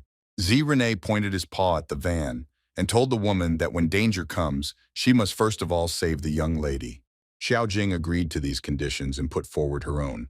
She said that first they need to get all the students together to search for information. Renee reminded that the more people gather in one place, the greater the probability of compliance with the rules of infection, so it is necessary to look for other methods. The man decided that they needed information from the dead. He turned to his ward and asked him to use his vision to conduct a detailed analysis. Liu Feng immediately took off her glasses and used her vision, which allowed her to mark people and follow them at a certain distance, calculating the tracks. Xiao Jing did not really want to cooperate with this monster, because she considered him a fool who could easily put his life on the responsibility of other people. The woman approached her charges and told Li Jinlin to gather all the information about the students, while Hu Min was tasked with grabbing the person with the tentacles. Xiao Jing was a very cunning woman and did not want to search among the dead for a long time. She was going to use live bait to speed up the process. Li Jinlin took her tablet and immediately called out the name of the first A-level candidate named Yin Xiao Xiao, who was not far from them. Bai Xing was behind the wall and used his colored hearing to eavesdrop on the dialogue. He considered it ruthless to grab students to test the rules of the contamination zone on them.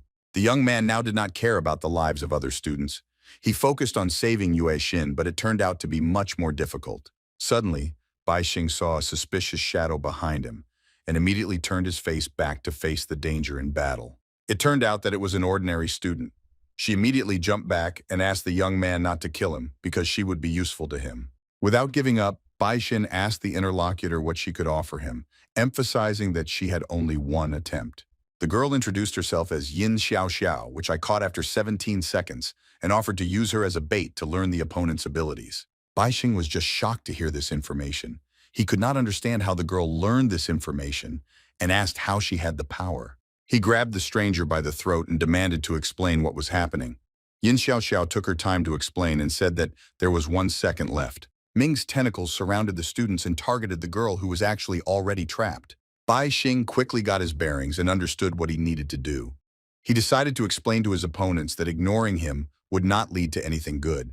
The young man decided that the examiner had left him no other choice. At the moment when the tentacles almost enveloped the girl, the sign decided to transfer its power to her. Literally in a second, the tentacles lost their power as the girl's internal energy increased manifold and she was now not so defenseless. Yin Xiao Xiao gained plus 500 energy level when Bai Xing rewarded her with power. Now the girl had the ability of psychological searches and a power level of 796. Hu Min also received additional power points to his arsenal and did not understand what had happened. His body suddenly began to feel much better. As soon as Bai Xing connected with his opponent with the help of his tentacles, he smiled sinisterly and said that it was time to redo. Hu Min suddenly felt his energy level reach 0. Absolutely all his strength was drained from him by some unknown energy wave. Bai Xing released the poor girl after this technique and left her energy level at 296. Yin Xiao began to lean back in exhaustion. After the tentacle master was rendered powerless, Bai Xing stepped forward and stood on one of its limbs, pinning it to the earth. After that, the young man directed a stream of his dark shadow at the tentacle and apologized to the man for having to give his life just now. Hu Min lay helpless on the ground and could do absolutely nothing. The women standing over him were simply shocked when they saw a familiar shadow on the man. Rene did not understand what was happening at all, but he suddenly saw danger in the form of a bull and shouted loudly, warning his allies of the danger. The man quickly got his bearings and decided to save the young lady. He lifted the entire van onto his shoulders and jumped into the air to avoid a collision. The golden bull was very rapidly approaching in the direction of its target.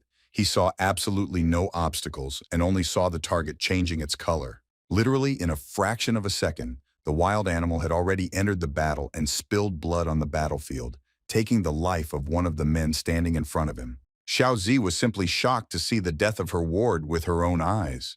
She understood that this animal should be treated with the utmost seriousness. Realizing that there was absolutely nothing she could do against the bull, Xiao Zi opened her briefcase and decided to hide inside for a few minutes. Meanwhile, Bai Xing was just starting his party. The boy put his fingers in front of him in the form of a gun and was about to use his golden weapon again. He assembled an incredible stone creation that he had practiced in his first battle. The golden cannon formed much faster this time. Bai Xing began the countdown and very quickly counted to 1. After this number, the cannon fired a huge sound wave and hit everything around. A loud explosion rang out on the battlefield and people scattered in different directions. They didn't understand what was going on. Their lives hung in the balance. As soon as the bull saw a huge explosion on its way, it immediately headed in the direction of the light because its eyes changed color very suddenly. After firing his cannon, Bai Xing extinguished it with a breath of air and turned back, asking the girl behind her if she liked the performance. Yin Xiao sat on the ground and silently watched the young man's actions. She was simply shocked and did not understand what was happening around her. The girl was lying on the ground and could not believe her eyes. She was simply stunned by how quickly the young man was able to find his way around. Bai Xing was able to form an incredible plan for a counterattack in a matter of seconds. It was almost impossible in such a situation, but he was able to. Yin Xiao remembered how the young man had simultaneously transferred energy to her and taken her away in just a few seconds. After that, one of the examiners lost consciousness and was covered by a shadow. With this, the young man forced him to apply the rule of the zone. As the golden bull collided with the examiner, powerful energy projectiles hit the target, guaranteeing the man's death. Right after his first attack, Bai Xing hid the next one and created his golden cannon, firing it within half a second. The projectile prevented others from coming to help, and the light layer quickly penetrated Liu Feng's body, stealing her abilities. The immense temperature caused the earth to change color, turning the bull's attention. Bai Xing calculated everything so that no one would have time to come to help. Yin Xiao was simply amazed at the quick reaction speed and ruthlessness that the young master battle displayed against multiple opponents at the same time. In addition, Bai Xing knew the rules of the zone very well and manipulated them, which could not help but please the girl because it directly affected her future life. Suddenly, Bai Xing turned to face the girl and asked her to praise him more. He said those words weren't enough for him to continue saving her life. Yin Xiao was simply shocked to hear these words addressed to her. She immediately understood that the young man had read her thoughts because he had taken over her ability. Bai Xing raised 2 fingers of his right hand and confirmed every word the girl said in her mind. He had mastered her skill a few seconds ago. Yin Xiao literally exploded with surprise and shame. She couldn't believe that all her secret thoughts would now be shared with this young man. Bai Xing mentally turned to the girl and asked her to calm down a little. He said that he would have finished her a long time ago if he didn't need her. The young man needed a person who was able to communicate silently with him at some distance. Yin Xiao was very well suited for this due to her skill. Bai Xing knew that the situation would backfire on him anyway, so he offered the girl to cooperate to help others survive. The young man took a few steps forward and placed his hand on the girl's head, not giving her the stone fist ability and 1,000 energy points. Yin Xiao couldn't believe what had just happened. She began to grab her head and finally realized that she had become several times stronger. Before the girl felt herself completely, Bai Xing waved her hand and asked her to hurry, because time was definitely not on their side right now. The young man turned to face the girl and, looking at her with serious eyes, warned that he would know about her location, so she would not be able to escape. Yin Xiao smiled pleasantly and replied that she wasn't even going to run away. She agreed to obey every order from the leader without question. The girl was very happy to be able to save her classmates. She immediately got up from her seat and ran to look for opportunities for rescue. Literally in a few seconds, the young man told his partner about his plans. Frost Xiao Xiao was surprised at what an incredible mind he had. The girl was very pleased with their cooperation and ran forward, intending to use a psychic search to find life in a certain area. Bai Xin could literally read his partner's thoughts and was pleasantly surprised at how nice she is to him. Cooperation turned out to be successful at first glance. Meanwhile, Z Rene and his dinosaur guys was finally able to rest and put the car back in place after the Golden Bull disappeared from the radar. Doki G. Rene ordered to report the situation to management. Wang Sai looked at the pool of blood in front of him and could not believe Liu Feng's death. Suddenly, the dinosaur turned his attention to a familiar voice to his left. A voice told the men to calm down as their allies were still alive. Bai Xing slowly approached the men and announced that one of the examiners was in the void backpack, referring to Xiao Jing. Z Rene immediately turned to face the young man and ordered his charge to follow him to the van to take care of the young lady inside. The dinosaur wanted to get even with the young man. Bai Xin slowly crouched down and placed his hand on the earth, warning his opponent not to act rashly. The young man added that he can, in a few seconds, cause normal attacks, which will be much more powerful than those that could be observed a few minutes ago. Warming up the temperature of the ground beneath him, Bai Xing decided to use voice control and explain Zi's situation to Rene, who was on his side. The man listened intently to the voice in his head, informing him of Zi's intentions. Beiguanya, who wanted to kill his sister, and her father, taking the throne of the head of the family. Z Rene did not even listen to the information about the bomb under the car and rushed to attack the young man. He wanted to deal with the suspicious guy first and then investigate the rest. Bai Xing certainly didn't really want to engage in a duel, but he had no choice. In addition, there was a very good opportunity to test your new skills. Absorbing Hu Ming's body, the young man took his C-suction skill. In 1 second, he released several tentacles from his severed arm. Meanwhile, Z Rene continued to charge at his opponent and delivered a powerful blow with a giant paw, swinging from behind the head. Bai Xing took advantage of his opponent's weakness and caught him in a mistake. He took a small step to the right so he could use his tentacles. A huge hand of a dinosaur was trapped. Z Rene was by no means expecting such a turn of events, and was simply shocked when he was unable to move. Despite this, the dinosaur continued to press, which the young man felt on himself. Bai Xun knew very well that he would not be able to withstand this monster in close combat. Z Rene, not easing his pressure, turned to his opponent and asked if this was all he managed after his bold words. Bai Xun understood his hopeless situation, as he could not use other skills as they were against the rules of the zone and would put him in a more difficult situation. The young man got his bearings very quickly and glanced at the man who was near the van. He had a very good plan in mind. Bai Xing convinced Wang Sai that he was on his side. He said that Ji Beiguan asked him to get as close as possible to Yue Xin. Z Rene realized at that moment that the young lady was in danger. He immediately turned to face the man and thought he needed to be stopped. Wang Sai was just shocked to realize that Bai Xing was on their side. He immediately agreed to carry out the order he received from the boss. The man used his light energy. A satisfied smile appeared on his face at the realization that Ji Beiguan still did not abandon him. Z Rene was not going to stay in one place for long. Noticing that the young lady was in danger, the dinosaur immediately headed in the direction of the man. He grabbed his supposed ally by the body, lifting him up. Wang Sai had not expected such a speed and was absolutely unable to do anything in this situation. The dinosaur squeezed its victim with all its might, leaving several holes in its body. Wang Sai spat out blood from the damage to his internal organs, would park the car at any cost, even if he had to say goodbye to life. At the moment when Wang Sai was trapped by the dinosaur, Bai Xing took advantage of the situation and fired his ball of light at his ally's head. He took away the man's abilities and left him without energy. The dinosaur threw away its victim, realizing that the man was no longer capable of anything. As soon as his body flew into the air, the golden bull immediately reacted to him. He noticed the change in temperature and immediately aimed straight at the man.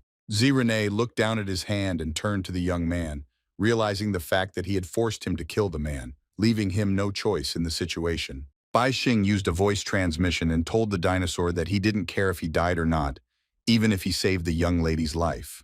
The young man stood behind his opponent and invited him to play, but before that he asked him to listen carefully to every word he said.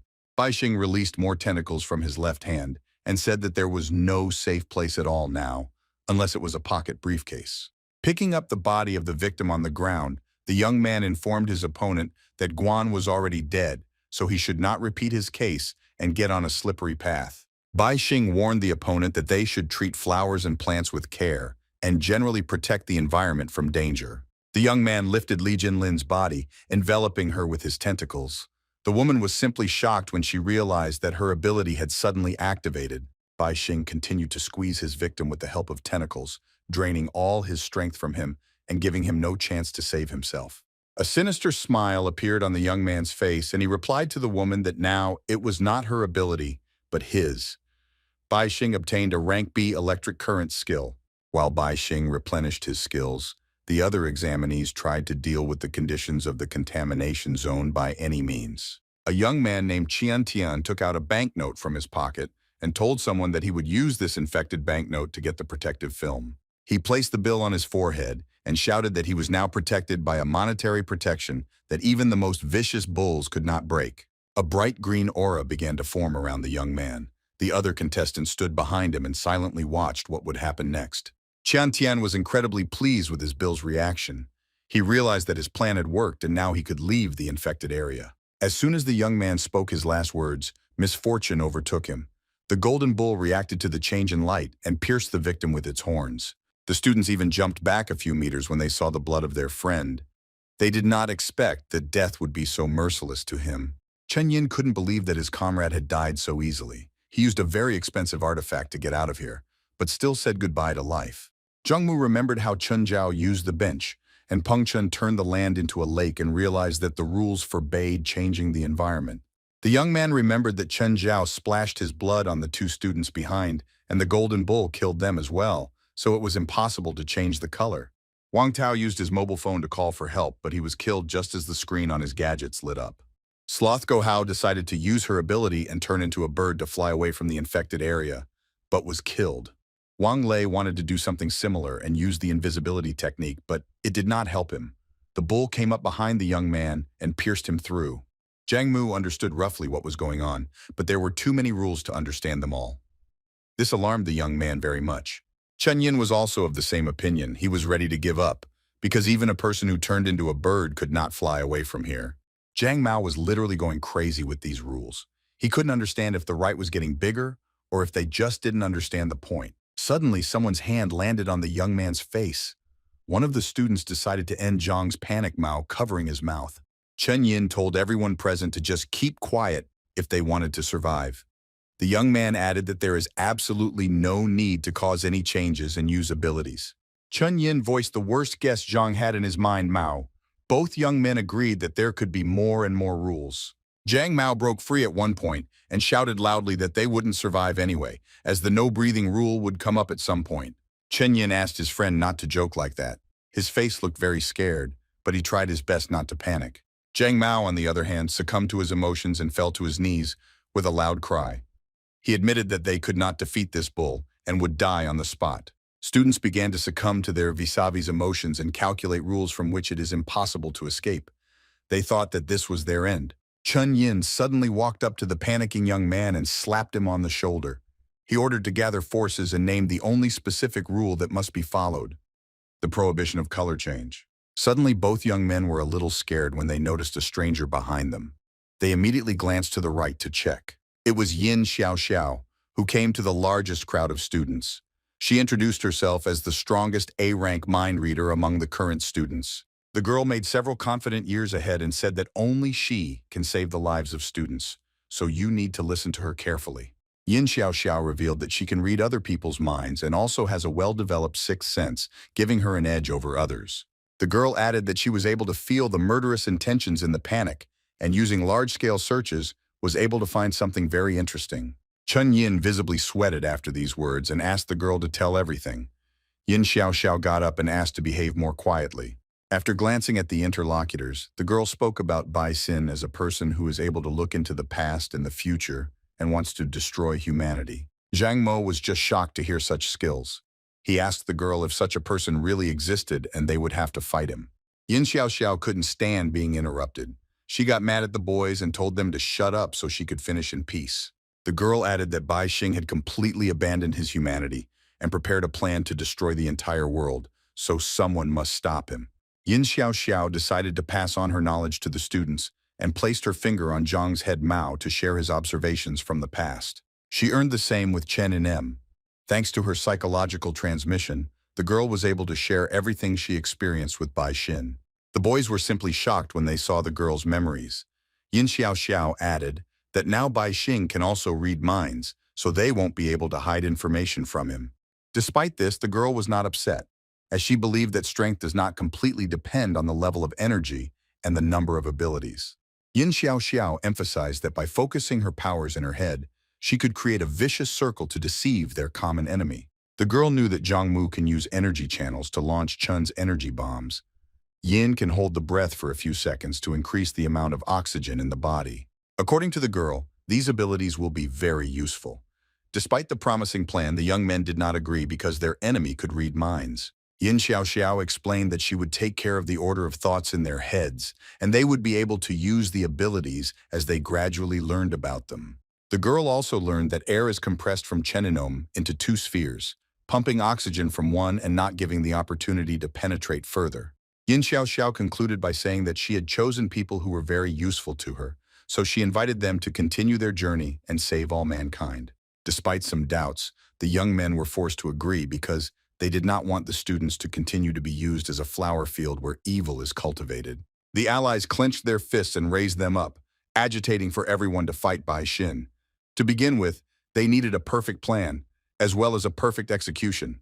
Yin Xiaoxiao was able to escape Bai Xing's influence with her skills. She simulated in her imagination the psychological deviations that made the young man believe the girl. Yin Xiaoxiao created a closed circle in her mind where all attention was focused only on the young man.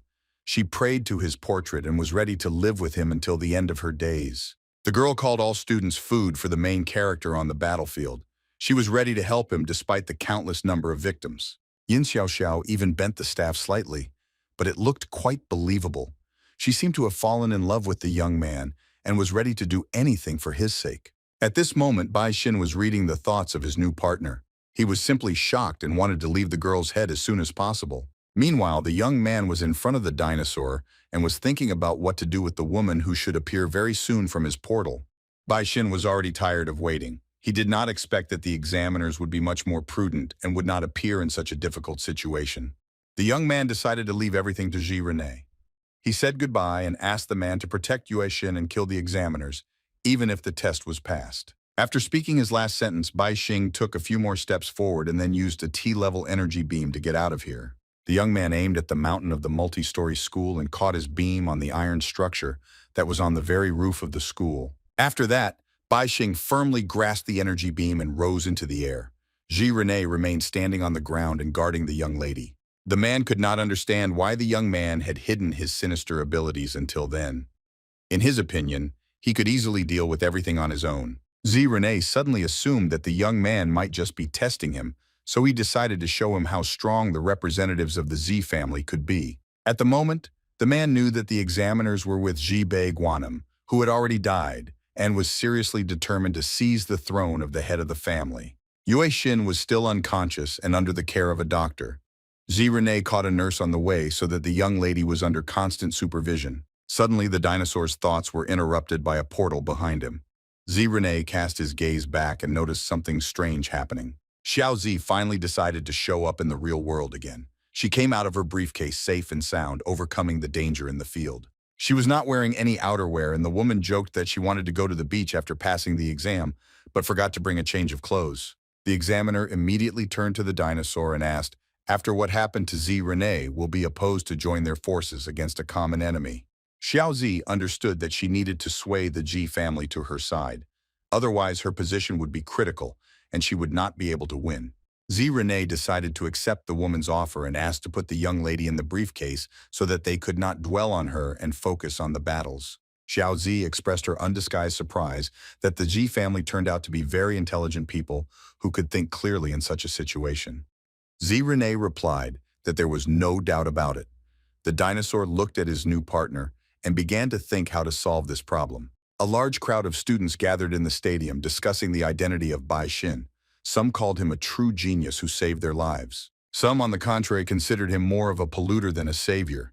They wanted to make him their slave so that he would not dare to threaten humanity again. Yin Xiaoxiao was close to the students and read their minds. She would like the students to behave completely calmly and think the same way. The two main figures whispered to each other that as soon as Bai Xing appeared here, they would immediately declare the contaminated bodies in his body, and they would all attack him. Xiao Xiao was pleased with the students' opinions. She admitted that her allies were indeed quite capable considering their hidden abilities. Yin Xiaoxiao also played along with the allies and called Bai Xin a true genius before saying that they needed to destroy the young man as soon as he noticed the pollution. Bai Xing was put up for auction by its wealthy owners.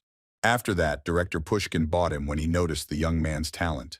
At first, the boy hoped that the director would help him, but everything turned out to be completely different. He was chained to a laboratory table and began to set up experiments. The young man saw above him the figure of the director, who apologized for the cruel treatment of the human body. He explained that he simply could not miss such an opportunity. After these words, the old man picked up a scalpel number 20. The tool with this number was used to cut the skin. Opposite the director stood a nurse who helped him with the dismemberment. Pushkin told the young man not to be afraid, because very soon, everything will end. As soon as he said this, he immediately began to cut open the young man's body. With a scalpel under the number 20, the director cut the chest of the young man and let the blood out. Bai Xing felt excruciating pain and screamed loudly. After that, he lost consciousness, and when he woke up, his body was no longer like himself. Director Pushkin, with his scalpel under different numbers to dismember the body, the director needed the young man's skills.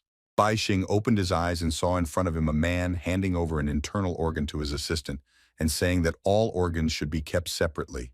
The woman took the internal organ in her hands and threw it into a tank of clear green liquid.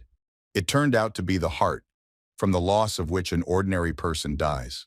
However, Bai Xing was still alive. His internal organs were completely removed from his body, and Pushkin forced him to watch the dismemberment. After there was nothing left in the young man's stomach, the director approached his right hand and said that it was time to proceed to the most important organ. After the man, a nurse approached the patient and grabbed his hand. She promised to hold tighter so that they would need God's hand in the future.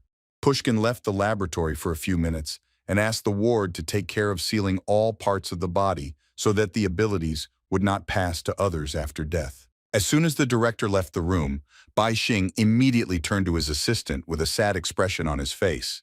The young man asked to kill him immediately. The woman smiled and said that of course it could be done, but she wouldn't do it because she needed to finish the experiment. The nurse put the young man's hand to her cheek and said that he had no idea how incredible his abilities were, because he could give strength to anyone. Bai Xing was simply shocked when he heard the information that the director had predicted the development of his abilities, so he decided to find another assignment. Leaning over the young man, the woman added that the director was the smartest person on the planet, but he had not yet managed to learn everything about the technique of the sphere of light. Bai Xing now realized that he was afraid of nothing at all. He thought the director would sell him if he didn't obey, but from the beginning the man wanted to dismember him.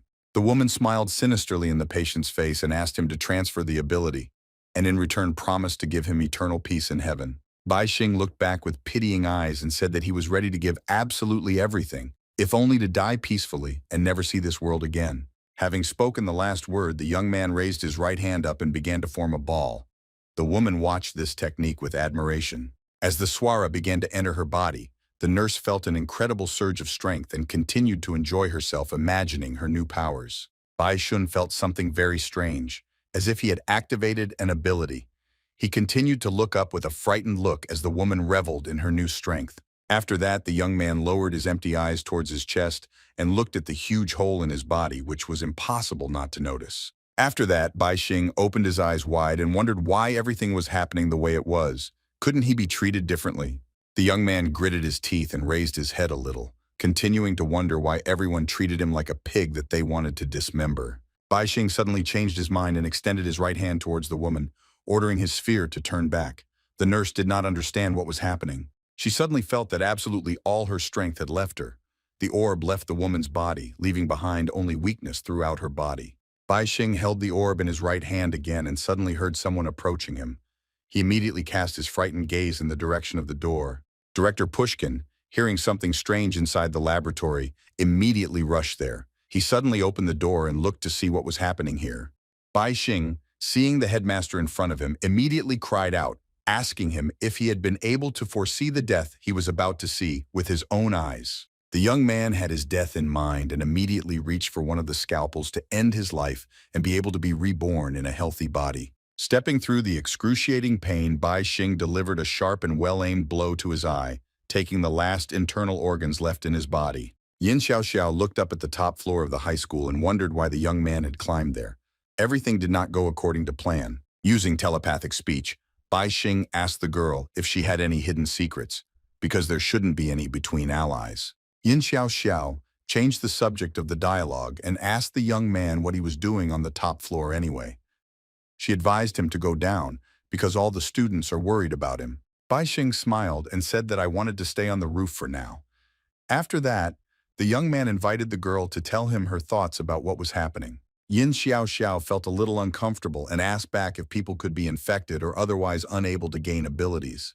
Bai Xing replied that people can now easily jump to a height of 3 m, run 100 meters in 3 seconds, or throw a huge nucleus like a grenade. The young man also added that people are even able to quickly restore their eardrums after they have been damaged by high-pitched sounds. Even after a nuclear explosion, it was now possible to save yourself by simply holding your breath. Human bodies were like mutants. Bai Xing continued and believed that the life of a person in this world is not worth anything at all, because in fact they cannot influence wars and everything that happens. Yin Xiaoxiao smiled and said that it was too early for them to worry about it, because they were just studying, and it is natural for boys at that age to make plans for the future. Bai Xing decided to move on to the real topic of the conversation and asked the girl what she would say about the fact that in the future he sees a whole bunch of students attacking him. The girl was simply shocked to hear the question. She understood that the barrier was broken and the young man could now penetrate the thoughts of any person. Bai Xing bowed his head and thought that it was not for nothing that he never trusted people. Everything has turned against him again, and now he is forced to confront the students. The young man sat down on the edge of the roof and told the interlocutor that he would show her his memories, where he was abused as if he were a pet. Yin Xiaoxiao replied that they were not going to feel sorry for the young man. According to the girl, humanity needs a leader who will put an end to this pollution and be ready to take confident steps. Bai Xing thought the girl was not a very good leader if she had already decided to use other people's lives because no one was allowed to risk them. The young man smiled sinisterly and came to the conclusion that the students would still not be able to defeat him, so he offered to give all his abilities to him. Yin Xiaoxiao didn't like the idea very much. She mentally called the young man a demon, and he could read every verb with the help of telepathy. After that, the leader pointed her finger at the young man and ordered the students to attack him, as a boss that poses a threat to humanity is sealed in his body. The students had already gathered in groups and were not against starting the attack. They believed that by winning this battle, they would be able to save many lives. Some students even brought some weapons with them, since they did not have a very high level of strength and were happy to share the barrels with their allies. Zhang Mu asked his teammates to be careful and not forget the rules, as their abilities could become their enemies in a matter of seconds. Chen Yin smiled and asked them to rely on his strength and unite behind him so that they could defeat the enemy with just one blow. Yin Xiaoxiao turned to her telepathic interlocutor and asked if he thought he could handle so many opponents at once. The students began to release an incredible amount of energy and transfer it to Zhang Mao. In turn, the young man gave it to Chen Inya, who concentrated it in the right hand. Bai Xing continued to sit on the edge of the roof and silently watch what was happening below. He didn't care what would happen in the next few seconds. After sitting in one place for several seconds, the young man raised the index finger of his right hand up and hinted to the students that they were looking in the wrong direction. Raising their heads, the students saw in front of them a huge shadow carried by the fairies. They were simply shocked, because they could not notice such a giant. The shadow fell directly on the students, blocking their sunlight. With the help of the energy fairies, Bai Xing was able to come up with a brilliant plan. Yin Xiaoxiao immediately understood that the fairies take away the solar energy and the shadow blocks the light, which means that the young man wants to activate the rule. Bai Xing smiled and praised the girl for her cleverness. He confirmed that very soon the students would break the rule when they changed their color under his shadow. The fairies continued to absorb the sunlight, descending downwards. The students could not do anything and silently looked at the huge shadow above their heads. Zhang Mo at one point shouted loudly and ordered his allies to gather as they must not let the young man win this fight. Chun Yin warned his partner that he could only use his compression skill on physical objects, and the shadow was not subject to the laws of physics. Bai Xing got up from his seat and looked down on him. He suggested that they attack him directly, hinting that it would be completely futile.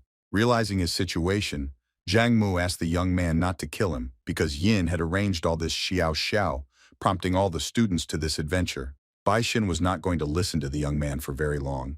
He used his light sphere and passed through his body, promising to be as gentle as possible. Bai Xing gained the energy channel ability and was now able to concentrate channels of any form and manipulate them over very long distances. The young man was forced to admit that this ability suits him best. Thanks to her, he formed a huge number of light spheres and directed them at the students. Everyone present was simply shocked to see flashes of light in front of them. They didn't have time to do anything at all and just watch the spheres pass through their bodies. Bai Xun was still standing on the roof absorbing the power of the students. He pointed his limbs in different directions and waited for the spheres to enter his body. The young man received 60 abilities. After examining them, Bai Xing called the students completely incompetent, so he offered to take their lives right now. Students found themselves lying on the ground with the lowest level. Bai Xing completely drained them of their strength, so none of the contestants were able to stand up. Yin Xiaoxiao was no exception and lay helplessly on the ground, cursing the demon Bai Xing. She said that the director would not leave it so easily. After draining all of the students' strength, Bai Xing turned his back on them and said that the first level would be their punishment for conspiring against him. Now the young man had only to wait out the night. He finally had the opportunity to seal the golden bull, for which he had been waiting for several days. The morning of the next day came very quickly. Principal Pushkin was still at the university in a nearby town, where he had given his last lecture of the morning. After that, he headed to the director's office, where he began to pack his things. In the room besides him, there was an assistant and another girl. Pushkin said that there were problems at school, so he needed to return immediately. The assistant offered the director to fly by plane so that it would be faster. The professor smiled and said that he preferred the old methods of transportation and had never liked the sky, so he declined the offer. Pushkin ordered the assistant to stay here while he returned to the school with Lin Xiang. It was quite an unexpected turn for a woman driver. After that, the director turned to another girl in the room and asked her for help, because he believed that he would not be able to cope without her seals. Lin Xiang replied that the demonic bull seal removed from her abilities had already recovered, but she would like to add to her collection. The girl agreed to the director's offer and followed him to the secondary school in Huwei, leaving the assistant in the office behind. The woman was not very happy with the fact that she was staying in a nearby town. This was evident from her facial expression, which saw the girl off unhappily. Lin Xiang turned to face the assistant and stuck her tongue out at her. The sassy girl had a rank of C and a golden blood ability with a power level of over 27,000. Yue Xin was all but unconscious and lying on the mobile bed that Z had now taken into his hands, Renee. The dinosaur was holding the girl in front of Xiao Zi, who opened the portal and asked the man to hurry as they had too little time. Z Renee did not pay much attention to the woman's advice and continued to walk slowly forward. After a few steps, he found himself near the portal and was about to enter it. Xiao Zi was waiting for the moment when the opponents would be trapped by her. The woman constantly pushed the dinosaur, emphasizing the lack of time. Z Renee glanced at the woman before entering the portal. He perfectly understood that she was luring them into a trap and how it could all end.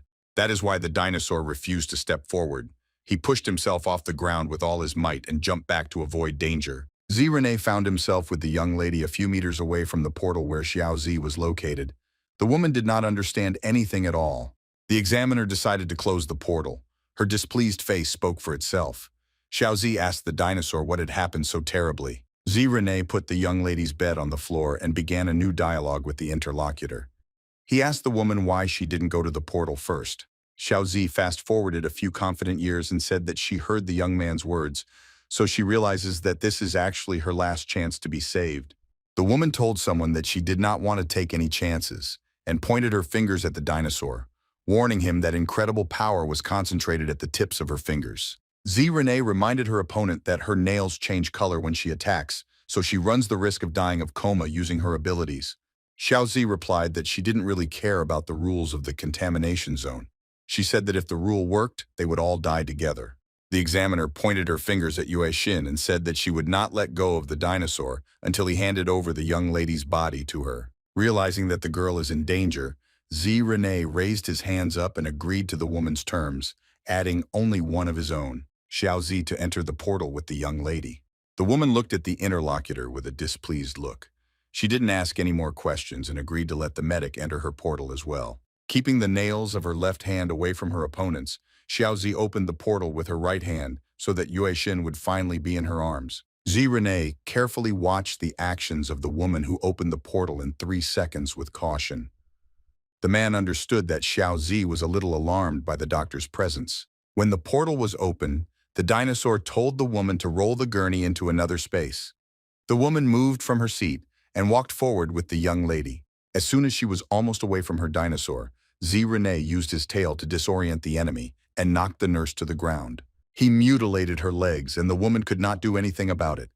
She also lost her balance and screamed loudly, falling face down to the ground. Xiaozi was immediately alert and pointed her hands at the nurse.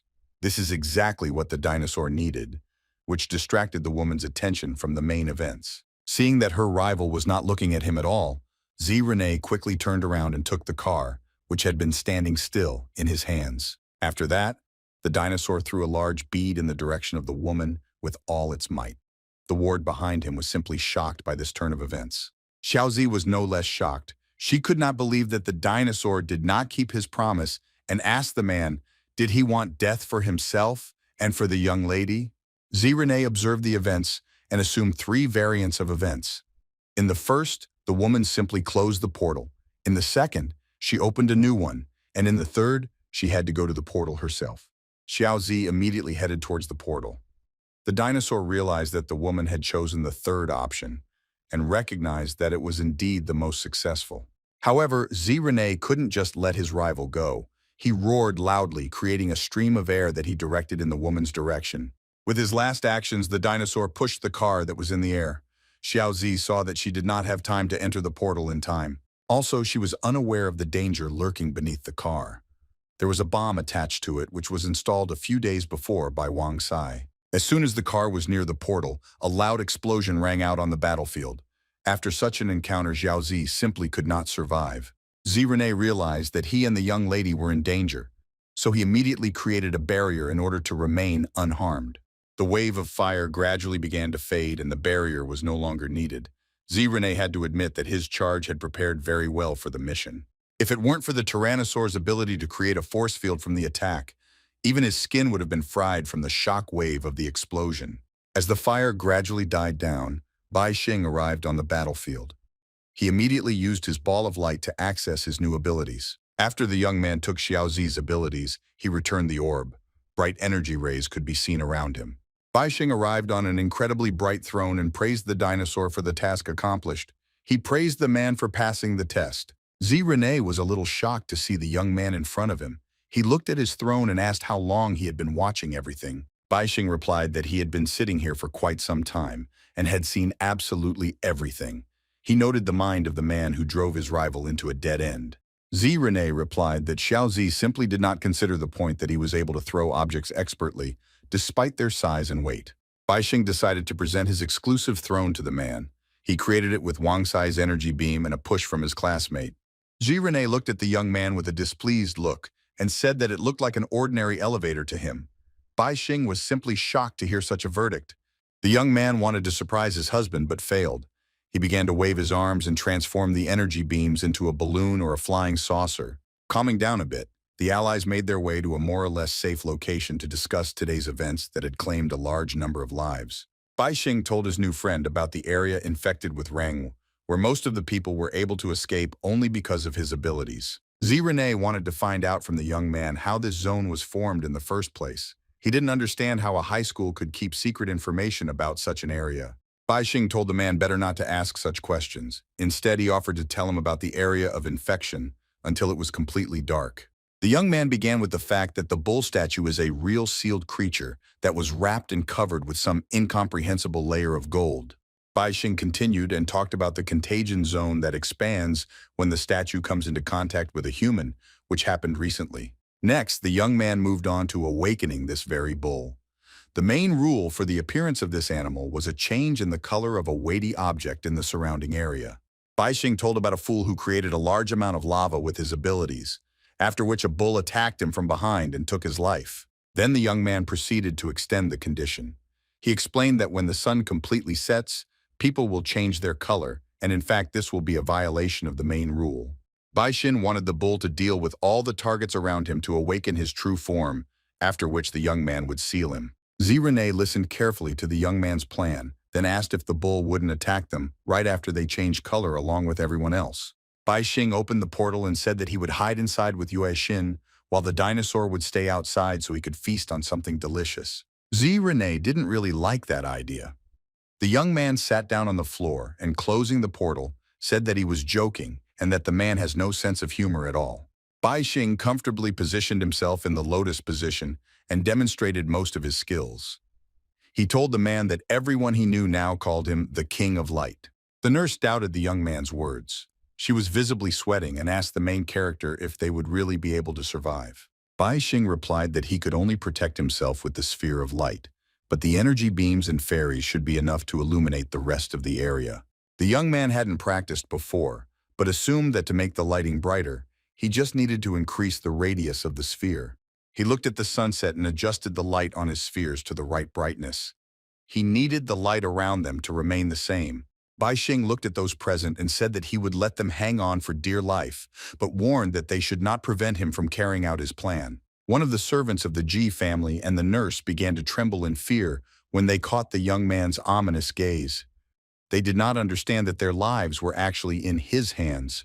Zirene was much less concerned about the situation. He was more concerned about the young lady who was still unconscious and lying on the bed. Bai Xin looked at the sky and thought about what would happen next. He let the best man know that Pushkin could appear here after the contamination zone is sealed. The young man understood that the director could not have foreseen his unexpected transformation. In his past life, he was defeated, and in this, he did not want to make a mistake. Suddenly, the young man's thoughts were interrupted by a dinosaur. He wanted to talk a little about Yue Xin, as he had not liked the girl's condition for several hours now. The nurse suddenly intervened in the dialogue and said that she understood her insignificance in this situation, but warned that the girl needed constant supervision by doctors. Bai Xing looked at those present with an ominous look, as if warning that they should not put forward their terms in this situation. The guard explained that they were not concerned about their lives at all, but the life of the young lady, as they were constantly ordered to keep an eye on the girl. Bai Xing opened the portal and said that Yue Xin had fallen into a deep coma due to energy depletion, but she should regain consciousness and restore her energy level very soon. Before inviting the guard and medic to the portal, the young man decided to check if there was anything inside that could harm Yue Xin. Xiaozi's underwear from the portal. Now he realized that he was using the same space that the examiner was using. The young man threw all his clothes out of the portal and informed those present that there was everything necessary inside and enough resources for 2 people to survive. The nurse was incredibly happy with such news.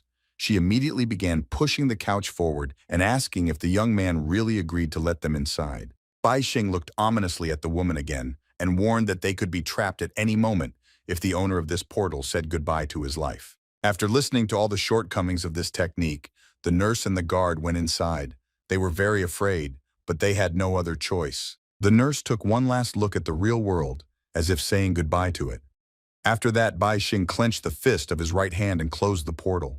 The sun had almost completely fallen below the horizon, and it was getting dark all around. Not a single sound could be heard around. The students hid, hoping for the best. Zirene looked up at the sky as the sun completely set. An energy fairy flew near him, providing daylight. Bai Xin asked the dinosaur if he was afraid. The man replied to the young man that he had never been afraid of the infected area, but this time he was really uncomfortable. Bai Xing smiled defiantly and said that there is always chaos inside the infected zone, which cannot help but affect the psyche of a healthy person.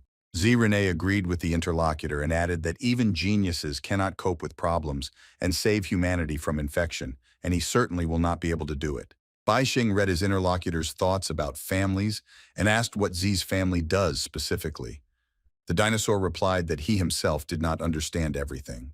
Zirene said that Yue Xin's father, who is the head of the family, wrote an article about the connection between the infection zones in which he described the possibilities of using certain abilities.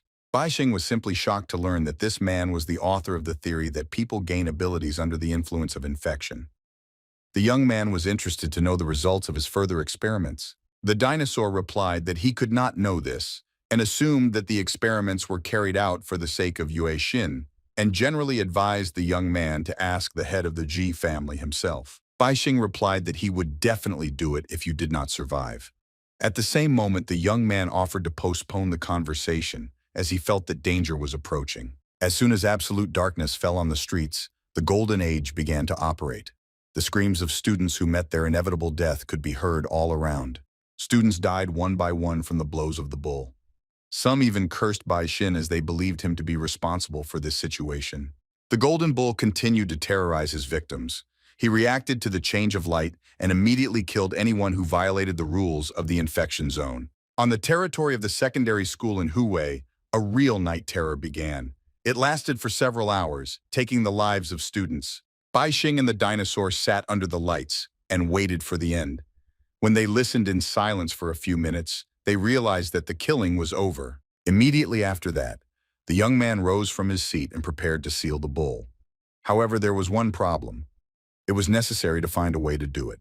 Bai Xing assumed that the bull was now looking for its new victims and considered this the only chance to get as close as possible to the monster. The young man's assumption turned out to be correct.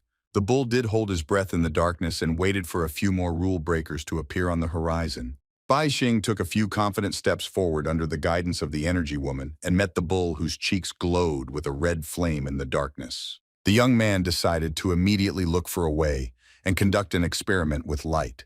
He released his shadows to trap the animal. Bai Xing assumed that he could make the bull no longer able to distinguish colors, and then the advantage would be completely on his side. A shadow crept towards the animal and began to envelop its body. The bull stood immovably in place and did not react at all to the approach of danger. Bai Xun saw that his shadow's coverage area was not as large as it seemed, but the young man assumed that he would be able to increase the range of his technique. He raised his power level to 3,000 and the shadow's radius really increased. She began covering the bull's body from head to toe with incredible speed. In the end, only his bright red eyes were left to glow in the darkness. The rest of his body ended up in a trap that Bai Xin had prepared. The young man continued to control his shadow and did not let the animal out of his trap. He managed to take the golden bull completely under his control. Renee observed the environment and noticed that the infection zone was indeed disappearing. The young man's plan turned out to be quite good. After the golden bull was trapped by him, Bai Xing opened the portal and released the nurse, the guard, and the unconscious Yue Xin. The woman did not understand what happened at that moment. The guard was relieved and wondered if the worst was over. Bai Xing ordered the audience to be silent and proceeded to the next point of his plan. He wanted to throw the bull into another space from where he had just taken the people. He increased the radius of the portal, reinforcing it with power points. The portal widened, and now a huge bull shrouded in shadow could fit inside. Bai Xing carried out every point of his plan without panic. He successfully pushed the bull into another space, then closed the portal behind him. The young man was satisfied that his plan had worked, but he was well aware that he had not completely sealed the bull, but he had still been able to tame it for a while. After the danger had passed, Bai Xing used his light sphere to help the unconscious girl. Renee was standing next to the young lady. After giving the girl strength, Bai Xing moved from his place and jumped from the roof. He no longer needed to stay close to his allies. Finding himself in freefall, Bai Xing looked up at the mountain and said goodbye to the dinosaur, thanking him for his rather fruitful cooperation. The young man used his new techniques of invisibility, wings, and constant thrust to be able to move through the air without any effort. After that, he used the horizon skill to search. Bai Xing decided to find his old acquaintance Kim Hookit and arrange a surprise meeting for him. Yue Xin had been in a coma for several hours. Finally, the girl opened her eyes and was able to return to the real world. She immediately jumped out of her bed and remembered the last thing she remembered. Yue Xin stood up as if she had woken up after a nightmare. The girl looked around and asked how long she had been unconscious. Renee replied that she had been in a coma for half a day, and Bai Xing had already left them. With the help of the device, the nurse measured the current volume of the girl's strength. The security guard concluded that the device could be broken because 1,200 is too big a number. Renee suggested that we postpone this research until later and hurry up. The man decided that she might be in danger because Bai Xing didn't run away just like that. Yue Xin immediately got up from the bed and put on a blouse. She said if she needed to meet her father and also to hear information about Bai Xin. The girl asked her cousin Z Renee, why does he keep the form of a Tyrannosaurus? Is there something very dangerous going on around him? Z Renee decided to show the young lady everything with his own eyes. They went out on the balcony and saw a fire in front of them in the middle of the stadium. Yuexin literally couldn't believe her eyes. She was in a coma for only a few hours, and already a lot of painful things happened. Z Renee reminded his cousin that he was acting as her bodyguard, so he offered to get out of here to keep the young lady safe. Yuexin had no choice but to agree with her cousin. The Tyrannosaurus took the girl on his shoulder and said that it was time to run away from here. After that, Z Renee will jump high into the air above the stadium. They went to meet with the head of the family to discuss important points. It was deep night outside. In the high-rise building, people did not even suspect that they were threatened by a zone of infection of rank C, literally a few kilometers away. Kuhet lived in one of the apartments in the new building. He stood by the open window and smoked a cigarette, slowly enjoying the smoke. He had a beautiful girl lying on his bed, who met him almost every evening. Likewise, every evening she asked when they would finally get married. Kim Kuhet repeated once again that his career has only recently started to go up, so he has too much work and marriage will have to be postponed. Suddenly, the lovers' dialogue was interrupted by an outsider. The door to the room suddenly opened, and a child's cheerful voice was heard from there. A not-so-tidy girl with blonde hair was standing in the doorway. She had a huge dog on a leash, which was resting a little after a long journey. The woman on the bed was simply shocked to see the child. She asked the best man who this little girl was. Kim Kuhet explained that this is his daughter from his first marriage. The man's lover did not even know about the existence of his child. The daughter pointed a finger at the guest in their apartment and said that she liked this woman very much. The girl was not going to tolerate all the lies from her lover. She said to immediately submit her things and wanted to leave her husband forever. Kim Kuhet took only his belongings and headed in the direction of the door. He told his beloved that he could not let her go because his daughter liked her. The woman did not understand what was happening and tried to stop the man. He, in turn, went to the door and left the apartment number 1409. Kim Kuhet closed the door behind him and ignored his ex's screams. He put on his bright robe and headed down the hall. The man did not live on the highest floor, so he allowed himself to go down the stairs and left the house. He confidently stepped forward. Kim Kuhet called his boss and reported on his work. Today, he managed to get 3 more debt receipts, so there should be no problems with money. The husband's career really went up. He liked it so much that his boss appreciates him and constantly gives him work that increases his earnings. Suddenly, the connection deteriorated significantly, and Kim Kuhet stopped hearing his boss. He tried to communicate, but the connection was almost lost. When the connection was returned, the boss offered his ward another job. Kim Kuhet reminded that he was on vacation, so he refused to do the task. At the other end of the wire was a young man. He replied that he completely forgot about the vacation and asked to report on today's affairs. Kim Kuhet decided that the connection had been interrupted earlier and began to talk again about the debt receipts, as well as the shops he managed to bypass during the day. Suddenly, the man was forced to interrupt his dialogue when he saw something incredible. He immediately cast his gaze behind him to confirm his guesses. He saw in front of him an old acquaintance who had tentacles instead of a left hand.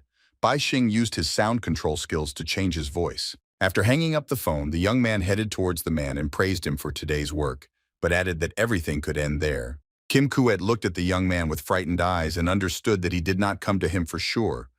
The man was very scared at that moment. Bai Xin slowly approached his old acquaintance and put his hand on his shoulder. He told him not to flinch and listen carefully to the next order. The young man reminded the man how he had treated his debtors and ordered him to do the same to himself. Kim Kuhet looked very worried. He understood that his situation was not the best. He asked the young man if he really wanted this because he could die by fulfilling such a request. Bai Xing cleared the man's ear with his sound control technique and repeated once again that he must obey his next order without question. Before sending the man away, Bai Xing gave him something. Kim Kuhet was a little shocked when he felt a sudden surge of strength. The young man decided to give him an additional 200 power points in exchange for taking away his ability. The skill of metal deformation seemed to him to be quite good. After that, Bai Xing offered to move on to the task and reminded him that one of the man's debtors had been hit by a truck. Kim Kuhet found himself on the road from the shock. It was at this moment that a truck drove through the night city. The driver did not have time to brake and hit a person who was involved in an accident against his will.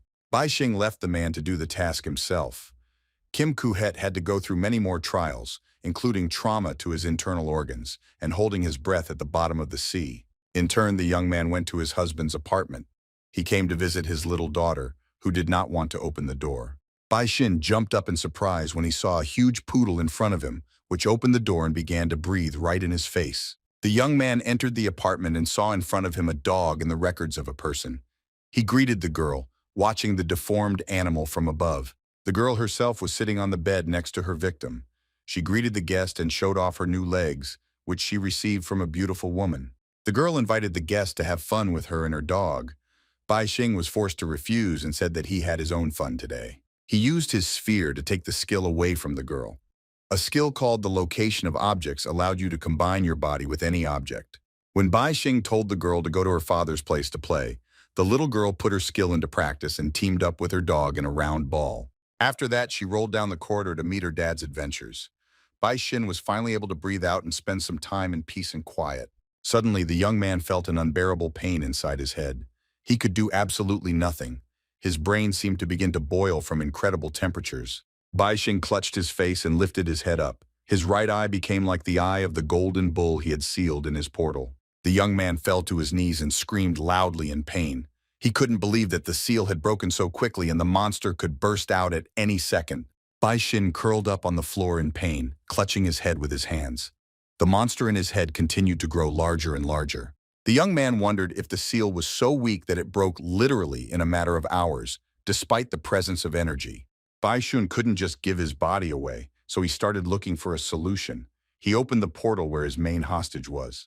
He was well aware that energy points alone were probably not enough, so he decided to take a part of his shadow to give himself more power. The golden bull inside was still under control despite the heavy loss of the cage. The young man began to close the portal as soon as he took what he needed for himself. This time everything ended well, but Bai Xing thought that this was just a temporary solution, and he would have to face it again. The young man looked at the floor and realized that if his energy level was insufficient, he would lose control over his body and would not be able to last even 3 days. Bai Xing even began to consider simply letting the bull loose and letting the polluted environment spread throughout the city. The young man quickly rejected this idea because it was not a way out of the situation. He needed this dangerous bull to take revenge on Director Pushkin. Meanwhile, the daughter came to her father to play. Kim Kuhet didn't look too good after going through the youngster's ordeal. Bai Xing decided to take away his power from both family members because he was not going to waste energy thoughtlessly.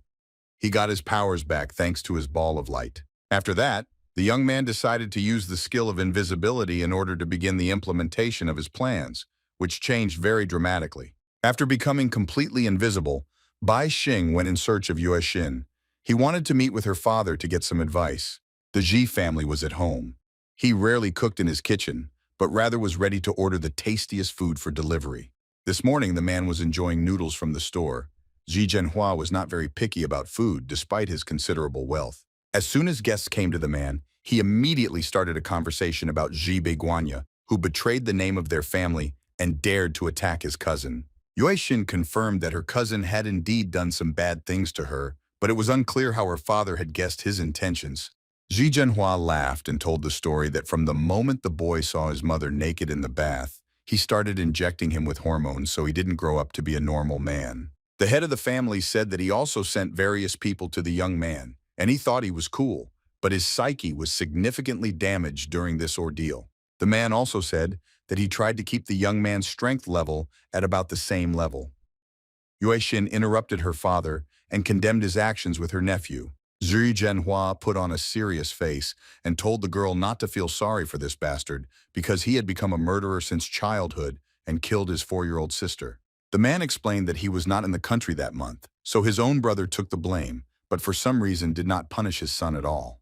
Zhi Zhenhua finished his noodles and put the glass on the table. After that, he continued and added that later all the details of this case were revealed, and now someone wants to get the results of his research. Yue Xin boldly interrupted her father and said that now she will be able to protect him because she has finally awakened her abilities and is ready to help in absolutely any matter. The father smiled pleasantly and congratulated his daughter. He promised her that he would definitely arrange a holiday after they had sorted out their affairs. Zhi Zhenhua asked his daughter not to worry and leave everything to him. The man suddenly remembered Bai Xin and wanted to meet this intriguing young man. The head of the family loved his daughter very much, so he did not want to let this stranger near his daughter and promised to castrate him if he dared to cling to her. Yue Xin asked her father to calm down and scare her. After that, the girl threw herself into her husband's arms, and Rene watched everything from the side. Zdroven saw serious intentions in the eyes of the head of the family. He suggested that there might be some very serious changes in the Ji family tonight. Rene turned to the young lady and offered her some rest after a hard day. He did not want the girl to be part of his father's plans. When evening came, Ji Zhenhua went to his room and started getting ready. Tonight was to be a decisive night for the whole family, and for him personally. Taking the cat mask in his hands, the man thought that his daughter had passed the exam alive, which undoubtedly already became known to absolutely all ill-wishers. The head of the family put on a red cloak. He could not worry about the local residents because by the beginning of the night, almost everyone had been evacuated from the high-rise building. Now Ji Zhenhua could consider absolutely anyone who entered the building tonight as an enemy, because only the scum didn't know the rules of the house. When the man put on the cat mask, his left eye glowed like a predator's. He became like a beast about to hunt its prey. After that, Ji Zhenhua began to wiggle his new eye to adjust it a bit. This was quite enough for espionage, but it was not enough. The man reached into his inner pocket and took out a small lens. He rubbed it in his hands, after which he was going to put it on. Before that, he looked into the lens with his predatory eye to make sure it was clean. Now everything was perfect to start the mission. Ji Zhenhua put on an all-encompassing lens with a power of more than 1,000. This lens allowed him to obtain information about an object just by looking at it. In addition, the red cloak allowed the owner to travel to parallel realities, and the cat's face allowed to see only what was within the predator's power. Ji Zhenhua thought it was the best combination for tracking in the dark. Tatar, he saw absolutely everything, and not a single cockroach would slip through his eye. The man sat down in his office and began to wait. Just a few minutes later, he saw a male figure in front of him who entered the room. Bai Shun did not even allow that his invisibility would be completely useless. The young man looked around and did not see the master, although he heard his voice before that. He had very little time, so he quickly went to the table and decided to write a note, hoping that Ji Zhenhua will read the inscription. The young man took a pen and began to write information about himself. He asked his husband for help to save his daughter. The head of the Ji family watched the young man all the time. The man was not far away and could appreciate the young man's skills. He was simply shocked when he saw a list of more than 60 abilities in the arsenal of a potential opponent. Ji Zhenhua became very curious about where the young man got his abilities. He decided to use his all-encompassing eye to get accurate data. The man's left eye caught fire. He by no means expected to see in front of him what scared him to death. He had never seen anything like it in his entire life. There was a zone of contamination around the seemingly innocent young man. Ji Zhenhua saw a flash as he looked closely at his target's aura. He was so surprised that the man was thrown back. He had by no means expected to see the C-rank contamination zone that was sealed inside the young man. Ji Zhenhua decided not to disguise himself anymore and threw off all the artifacts. He exclaimed loudly, calling his guest the perfect candidate. The man even began to jump for joy. The young man is a real treasure who, with his skills, was able to easily seal the Isrango infection zone in himself.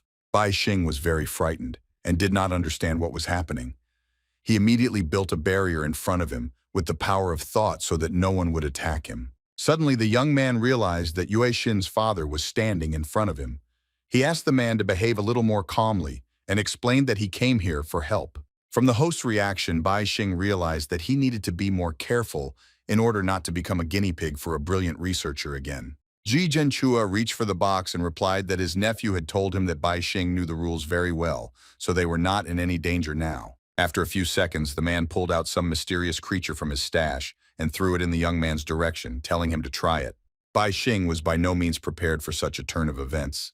The young man jumped back when he saw in front of him a sea creature spitting ink. He saw a small jellyfish on the floor. Ji Zhenhua said that it was just a jellyfish prank, and the side effects definitely wouldn't hurt him in any way. The jellyfish fell to the floor and began to emit an incredible amount of ink. Bai Xing stood still and just watched the sea animal.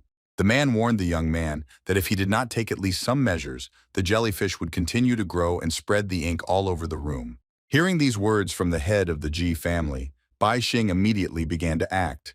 He used an energy beam to lift the jellyfish off the floor.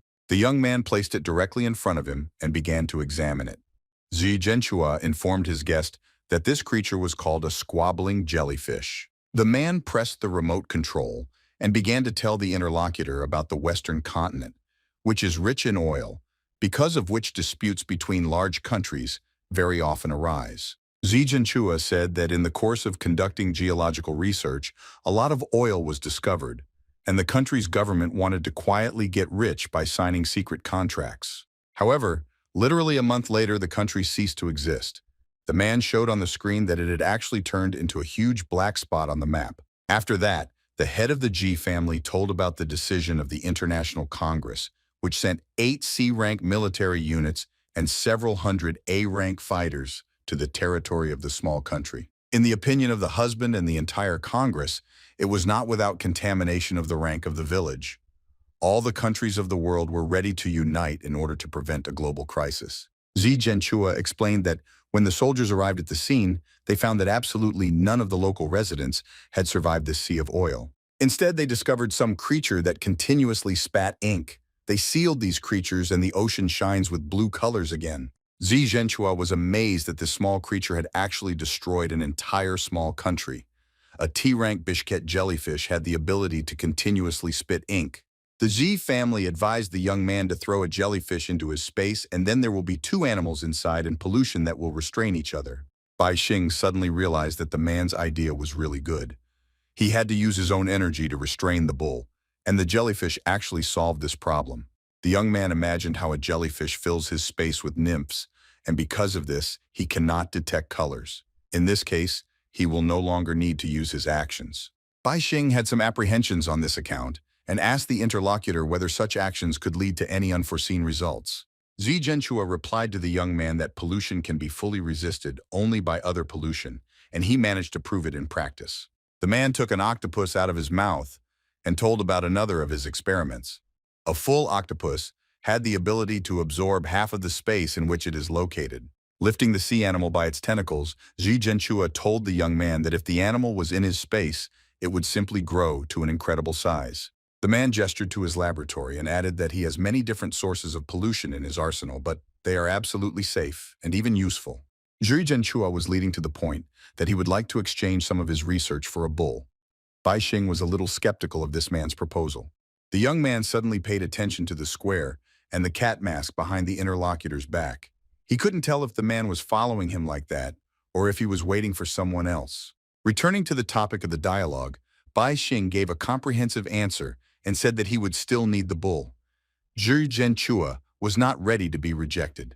The man looked at the interlocutor with an angry, serious look and asked, "Does the young man want to receive his own daughter in exchange for the bull?" Xi Zhenchua would never give his daughter to anyone else in his life. Bai Xing stood still and did not understand what was happening. There was no way he wanted to take Yuexin away. Returning to a sane reality, the head of the Juri family offered the young man his all-encompassing object artifact. Bai Xing refused again. Xi Zhenchua said that he was giving this artifact away for free for his daughter's sake. He warned the young man that he would face problems where he would need extra strength. Even Bai Xing found it difficult to argue with this fact. He took the all-encompassing object in his tentacles and began examining its abilities. After that, the young man decided to follow the researcher's advice and threw the honey with the help of his energy beam to his space. Literally a second later, Bai Xing felt the space inside fill with ink. Now he began to spend much less energy on restraining the bull. After that, Xi Zhenchua told the young man to leave the premises. He added that he would like to talk more, but decided to postpone the dialogue for the next day. The man turned sharply and pointed a finger at the exit, ordering the young man to leave immediately, warning him to be careful in this very difficult world. Xi Zhenchua was convinced that there were no good people in the world except for his daughter. He warned the young man that he would do something unbelievably terrible to him if he harmed Yuexin. Bai Xing went to the window and answered that on the contrary, they were going to take care of the girl. The young man did not understand at all why the man drove him away so suddenly. He did not object to the owner of the house and climbed onto the windowsill. Bai Xing used his wing skill to leave the house safely. The young man flew out of the window, not like a bird, continuing to think about his future. Now he wanted to visit Yuexin and then proceed to Pushkin. When the young man left the laboratory, Xi Zhenchua continued to dabble in his experiments. He finally found what he needed. It was an A-rank sealed claw that the man thought would be a good replacement for the all-encompassing object he had just given to the guest. Taking out the claw from the box, the head of the Z family put on his red cloak and cat mask again to continue tracking the outsiders. Z's younger brother approaching him, Mei, along with his wards behind. The old man behind the second brother of the Z family was named Z Lehman. He had a snake church skill and an energy level of 4,321. The girl named Sun Miaoji had a rank and the ability of White Electric Leg with a power equal to 8,745. In front of her was Chen Kun with the ability Zhu and a power level of 13,496. Putting on the hood and adjusting the mask, Zhi Zhenchua wondered if the guests had come to take away all the research results from him and use them for their own needs. He clenched the black claw in his hand and thought that his experiments were leading in the right direction, but he still needed to make some more efforts for final success. Meanwhile, Yue Xin was in the house that was guarded by her cousin. Zi Renee stood on the street and carefully watched every movement. The girl was in her room and was getting ready for bed. She sat in a comfortable chair and bent down, doing her evening chores. Yue Xin looked thoughtful as usual. She could not get the young man who saved her out of her head, but he immediately left the scene. The girl bit her nails with the help of nippers. As soon as she bit the nail on her big toe, she heard a strange sound. Yue Xin immediately turned her head towards the window and did not understand what was happening there. It seemed to her that an attack was being prepared on her outside the window. Zi Renee was simply shocked when he saw the explosion on the second floor of the building. Yue Xin decided to attack in advance for her own safety. A fire broke out in the room that opened onto the balcony, which was immediately extinguished. The girl's room now did not look as cozy as it had a few seconds before. Bai Xing was standing on the balcony, who just had time to introduce himself to the girl. He was burned all over from the temperature control his girlfriend used on him. Realizing that a friend had come to see her, Yue Xin immediately began apologizing and offered to call a doctor. Bai Xing refused this offer. He said he could heal himself. It was just a good opportunity for him to test abilities that he had never used before. Bai Xing used the skill of golden armor, restoration, and bone strengthening, and his body began to regenerate literally before his eyes. Bai Xing thanked himself that he had learned such skills from the students. After that, he asked the girl if she really wanted to kill him. Yue Xin apologized and hurried to explain everything. She said that she suddenly heard a familiar voice but could not orient herself quickly and decided to defend herself immediately. The girl added that at that moment she assumed that an attempt could be made on her by enemies who faked Bai Xin's voice and broke into her house. In the end, everything ended well, and Yue Xin wondered how the young man was able to recover so quickly. She asked if it was really possible. Bai Xing smiled and replied that miracles sometimes happen. The young man also explained that he came here to make sure that everything was fine with the girl. Yue Xin was very pleased to hear these words. She wanted to thank the young man personally and had no idea what he had to come through. Bai Xing laughed again and thanked the girl for her concern. He added that everything was perfectly fine with him and that Yue Xin was an obedient girl. At that moment, the girl received a phone call and explained to the guards that she simply lost control of herself and did not need any help. As soon as Yue Xin finished the phone call and wanted to continue the dialogue with the young man, he spread his wings to leave the house. Bai Xing went out on the balcony and said that it was time for him to go back, as he had many unsolved cases waiting for him in this evil world. Yue Xin suddenly stopped the young man and said that she had never been able to thank him. The girl offered to spend the evening together and have dinner in a restaurant. She immediately went to change and asked to wait. Bai Xing thought about whether he should go to dinner, because wasting time is definitely not good for him. The young man understood that Director Pushkin still has the ability to predict the future, so it is absolutely useless for him to run away and he will find him anywhere. For several minutes, Bai Xing was completely absorbed in thinking about his future. He came to the conclusion that Pushkin must already know about his plans. The young man understood that he would never succeed in bluffing and that his only hope was to use psychic skills, but Pushkin could foresee even that. Suddenly, the young man's thoughts were interrupted by a girl who said that they could go. Bai Xing was simply shocked when he turned back and saw his companion. Yue Xin wore a bright blue dress with white sleeves that suited her very well. She looked incredibly attractive. Bai Xing appreciated the girl's appearance. Yue Xin winked at her companion and asked him not to worry about the future and live in the present, because it is important to remain calm in any situation. Bai Xing agreed as a girl and offered to fly. The young man added that he had no money, so he asked the girl to treat him today. Yue Xin was a little scared when she heard the words about the flight. She didn't really like moving in the air, especially sitting on top of the wings. Bai Xing said he had come up with a much better idea. With his energy beams, he created a carriage in the air just for the two of them. Yue Xin agreed to board and the lovers flew to the restaurant. Ji Renee looked at the carriage in the air and did not understand what was happening there. Literally in a few minutes, the young man and the girl flew to the restaurant in the center of Huwei. A lot of people gathered here every evening. Yue Xin literally set the buffet table and said that she had always dreamed of it, but father wouldn't allow it. Bai Xing noted that everything looked very appetizing. The girl wished her companion bon appetit, after which she took a fork and cut off a piece of cheesecake, deciding to start with something sweet. Looking at the dessert, Yue Xin said that she was finally able to awaken her abilities, and now she has a lot of ideas in her head. Bai Xing also began to have dinner and supported the dialogue. He advised the girl but warned her to be ready for any development. Yue Xin replied that she was absolutely not afraid, as long as the young man and her father were by her side. The girl was ready to study every day to control her power. Bai Xing used telepathy to read the thoughts of a girl who wanted to control the temperature at any cost and protect her loved ones. The young man exhaled and said that he was ready to help his friend in any situation. First of all, he offered the help of his medical technicians. While the dialogue continued, the interlocutor was having dinner and empty bowls literally filled the table. Yue Xin had an incredible appetite tonight. Bai Xing was simply shocked and only had time to count the empty plates. Yue Xin was able to eat her food with peace of mind by using her additional skill of increasing the size of her stomach. Everyone present was simply shocked to see the reincarnation of the girl. Yue Xin told her companion that she didn't eat much at all tonight. As the young man sat in complete shock, the girl said that she could never eat enough to waste because she lost her appetite, but now she is grateful for her skill. Bai Xun thought that his female companion would not like the way she looked in the mirror. He decided that it was necessary to somehow help her get back in shape. The young man thought about using the skill of compression or creating an illusion, but he understood that this would have no effect and would only be a deception for the girl. Yue Xin, meanwhile, wanted some more fruit to finally fill up. The girl suddenly noticed that the chair under her ass had shrunk significantly. Bai Xing sat opposite and did not understand.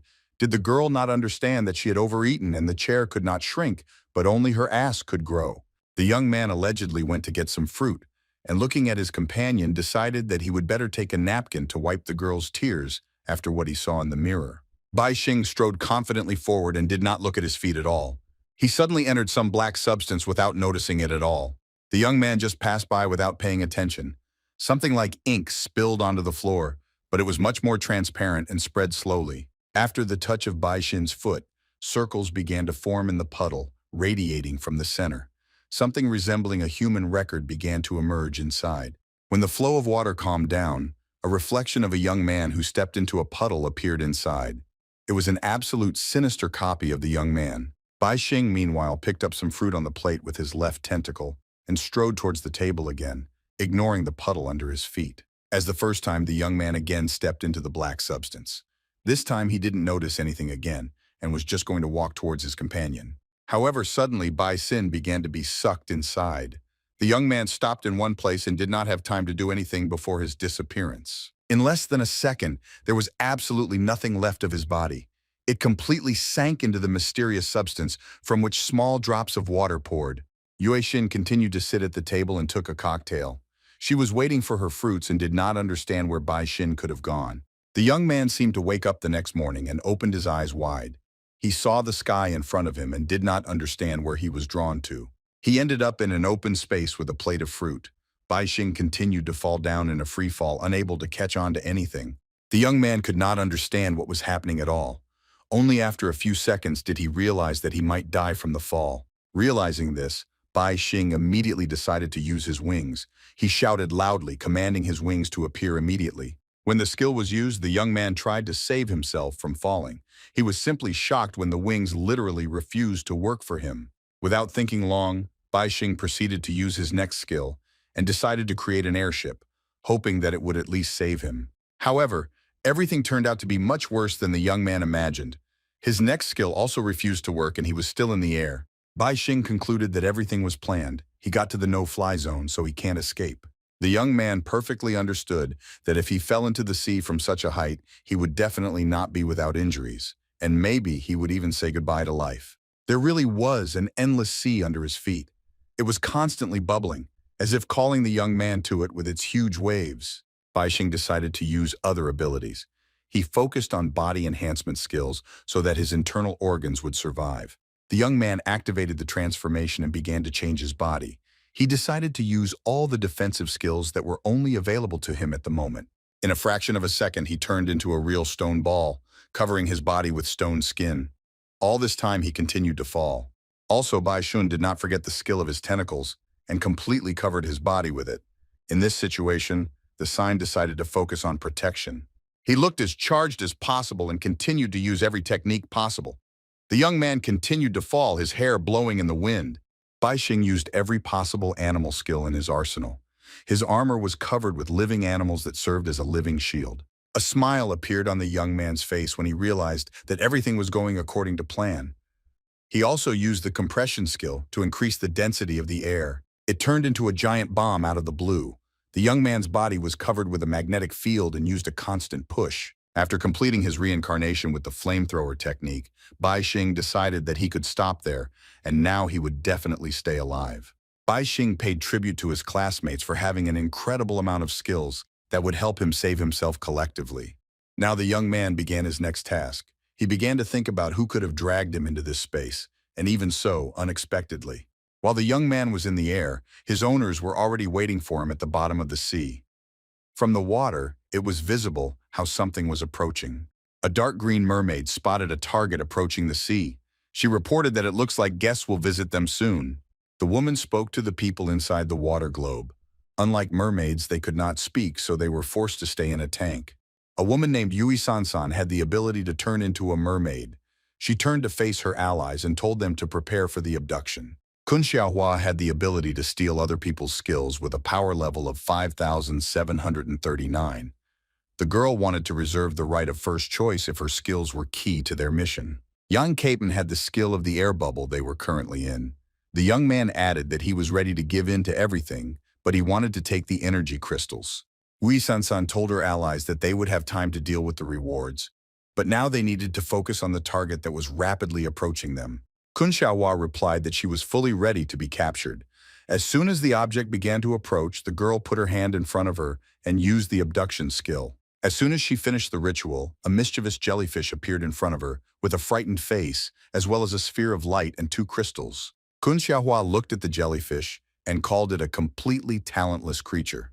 In fact, they only managed to obtain energy crystals with a total power level of less than 1,000. Yang Capen took the crystals for himself and said that they were rightfully his. Despite the small catch, the man was still satisfied with the result. Yui appeared on the battlefield Sansan. She targeted the young man and said she would take what was left of the murder from him. Lifting her head up, the mermaid saw that their goal was not slowing down. She was simply shocked because she did not understand how he continued to move without skills.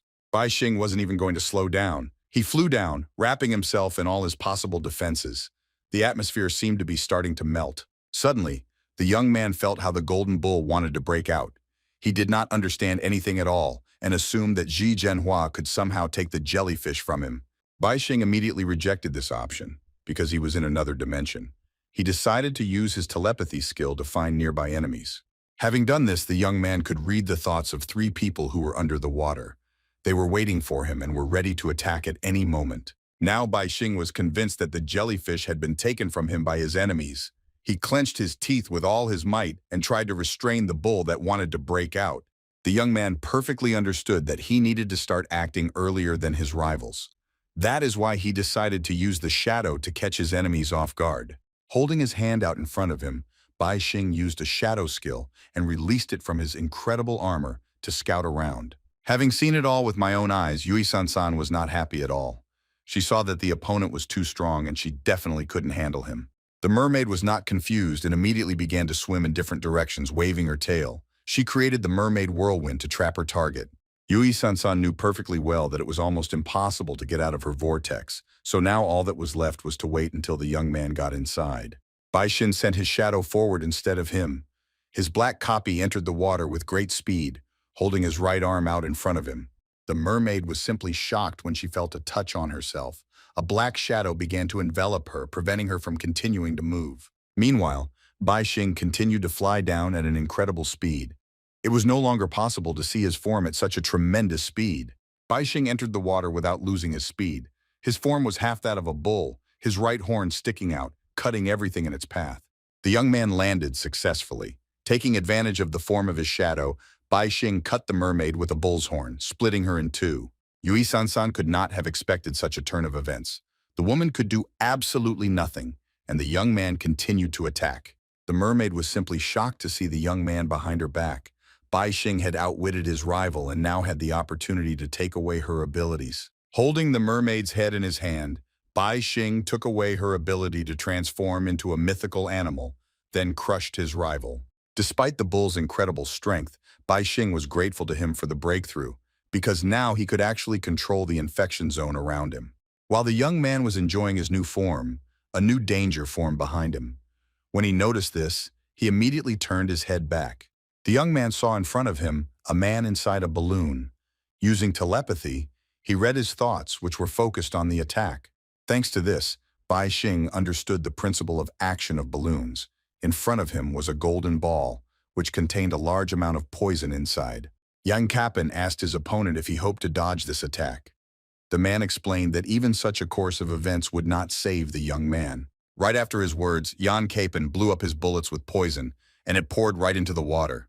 Baixing was forced to retreat very quickly. A sinister smile appeared on the man's face. He shouted that he wanted to see the death of the young man and take all possible power points from him. Baixing understood very well that he needed to fight the poison. He instantly used the compression skill to stop the toxins from spreading into the sea. For a few seconds, the young man managed to retain the poison and concentrate it in one place. The compression skill was the best fit for this matchup. Yang Kappan's constant shouts reminded him that he was still pressing. The man warned that it was not so easy to dodge his bullets. The poison continued to spread and almost reached Baixing's face. At this moment, the young man suddenly remembered Z's words, Zhenchua, about infection zones. He remembered that one infection zone can only be defeated by another, so he asked the inner bull if he was tired of being in captivity. After that, the young man decided to let the animal out for a walk. He loosened his armor and now the golden bull could roam free. A huge zone of infection was formed around it, which covered an incredible area.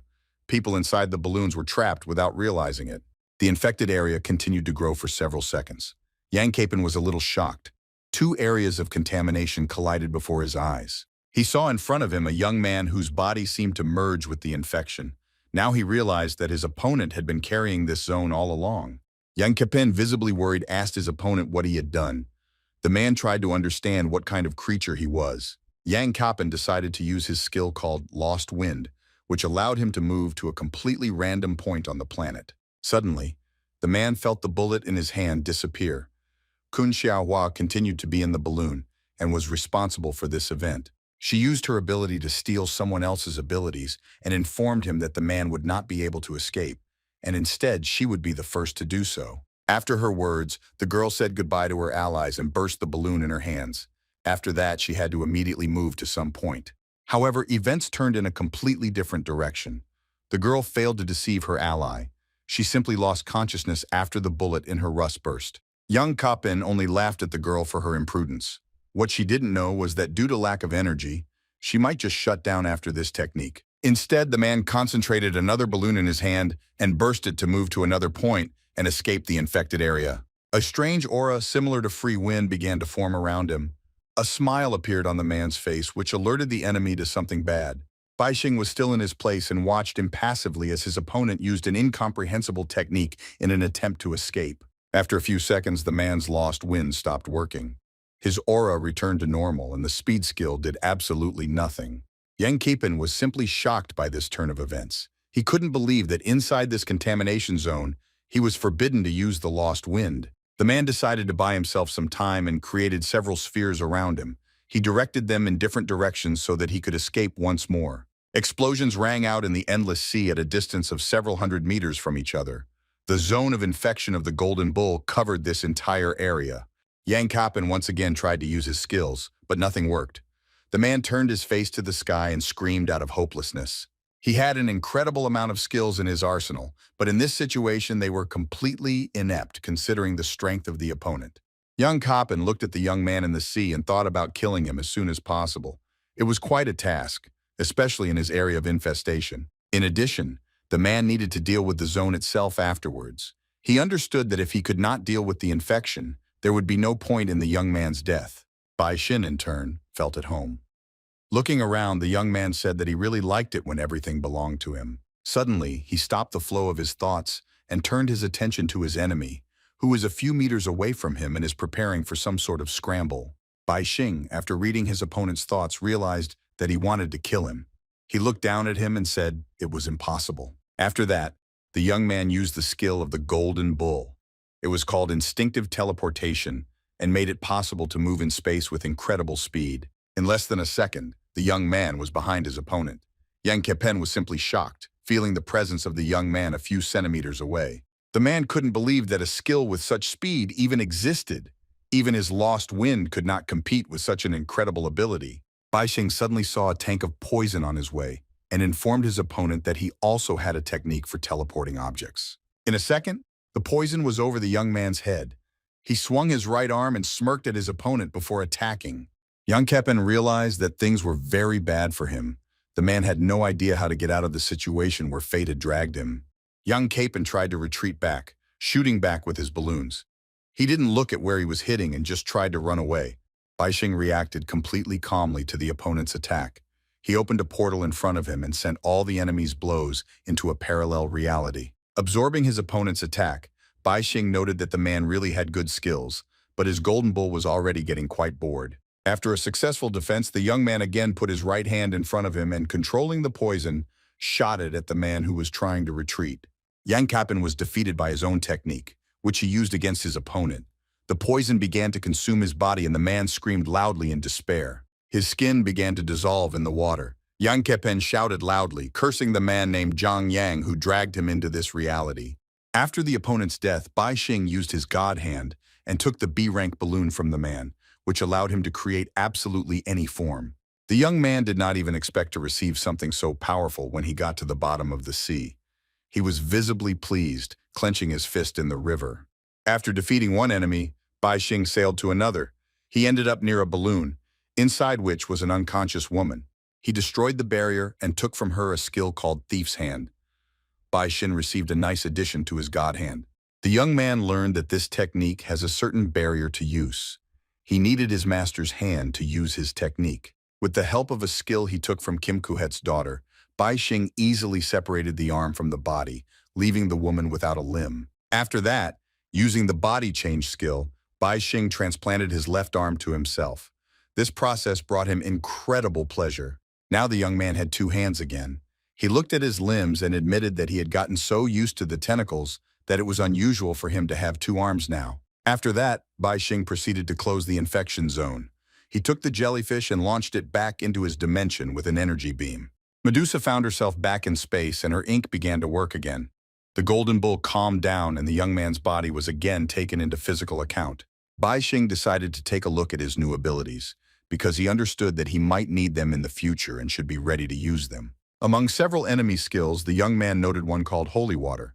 The item was quite rare and gave the opportunity to regenerate during a match. Bai Xing now began to think about how he should go back to Yuexin. He found out that he was in an area of rank, a contamination called the Dream of the Whale. While pondering how his enemies had reached this contamination zone, he suddenly noticed that Kun Xiaohua behind him had suddenly disappeared. Bai Xing remembered what was in Yan's memory. There were several other people behind him, so the young man did not change to assume that the woman behind him had just been saved by someone. Even so, Bai Xing had much more serious problems. Medusa was really doing very well with the bull, but there was one problem. The young man's body was still subject to infection. The jellyfish ink was not enough to completely restrain the bull's power in the parallel space. Bai Xing looked at the spread of the infection with a puzzled expression and thought that the corrosion of the contaminants in his body was already irreversible. The boy continued to think that Ji Renhua's method had failed, and therefore, in order to find a rule that could truly limit the demonic bull, he had to rely only on himself. However, the main character first needed to somehow get out of this place. Now this was a priority task. Bai Xing used the newly acquired skill called Siren's Blood, and his legs turned into a fishtail, allowing him to easily traverse the sea. Along the way, the guy firmly decided that he needed to find other people caught in this trap and collect information. and if someone tried to stop him, he would kill that person. After this, the main character quickly headed forward into the unknown, because all that was visible to the horizon was blue water. At the same time, large waves rose above the water surface and splashes of water flew to the sides. That's how fast the guy could swim using his ability. Suddenly, Baixing stopped abruptly because he saw something in front of him that greatly surprised him. The guy saw countless whales standing in the water, collectively sleeping, and couldn't believe that it was a level A scenario called whale sleep. The protagonist assumed that the rules for destroying this pollution zone were encrypted somewhere between the sleeping whales, so he needed to carefully examine everything.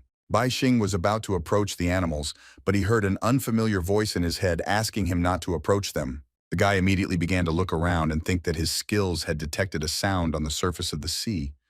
Raising his head up, he saw a small boat. In order to find out who this voice belonged to, the main character quickly headed towards this boat. Baixing emerged from under the water and immediately turned to the owner of the ship and asked if he was the one who had just shouted here. The mysterious girl was glad that the main character heard her and asked him to take it as good advice because she had just saved his life. Suddenly, she asked the guy to sell her some food. Baixing thought about it and remembered that when he entered this area, he brought a tray of fruits with him. Lavushka was glad to hear this and excitedly asked if the main character was a newbie and assumed that he needed money. So she offered him 100,000 for these fruits. Baixing replied that he didn't need the money and instead asked him to tell her how the girl determined that he was new, assuming that the stranger could see underwater. The girl says that more experienced people did not abuse their skills and did not create such large waves because the level of energy that was spent here could not be restored. The guy was slightly disappointed with this answer. He then asked why it was impossible to kill the whales and eat their meat, since there was a shortage of food here. The girl replied that the guy could try to do this himself, but first they had to complete their deal. Baixing then said that he could offer the stranger some honey, but first he needed to get more information. The girl was very happy and surprised that the main character could not only move quickly underwater, but also had the ability to produce food. Having tasted the sweet honey, the stranger sighed with relief and happily said that now she felt alive again.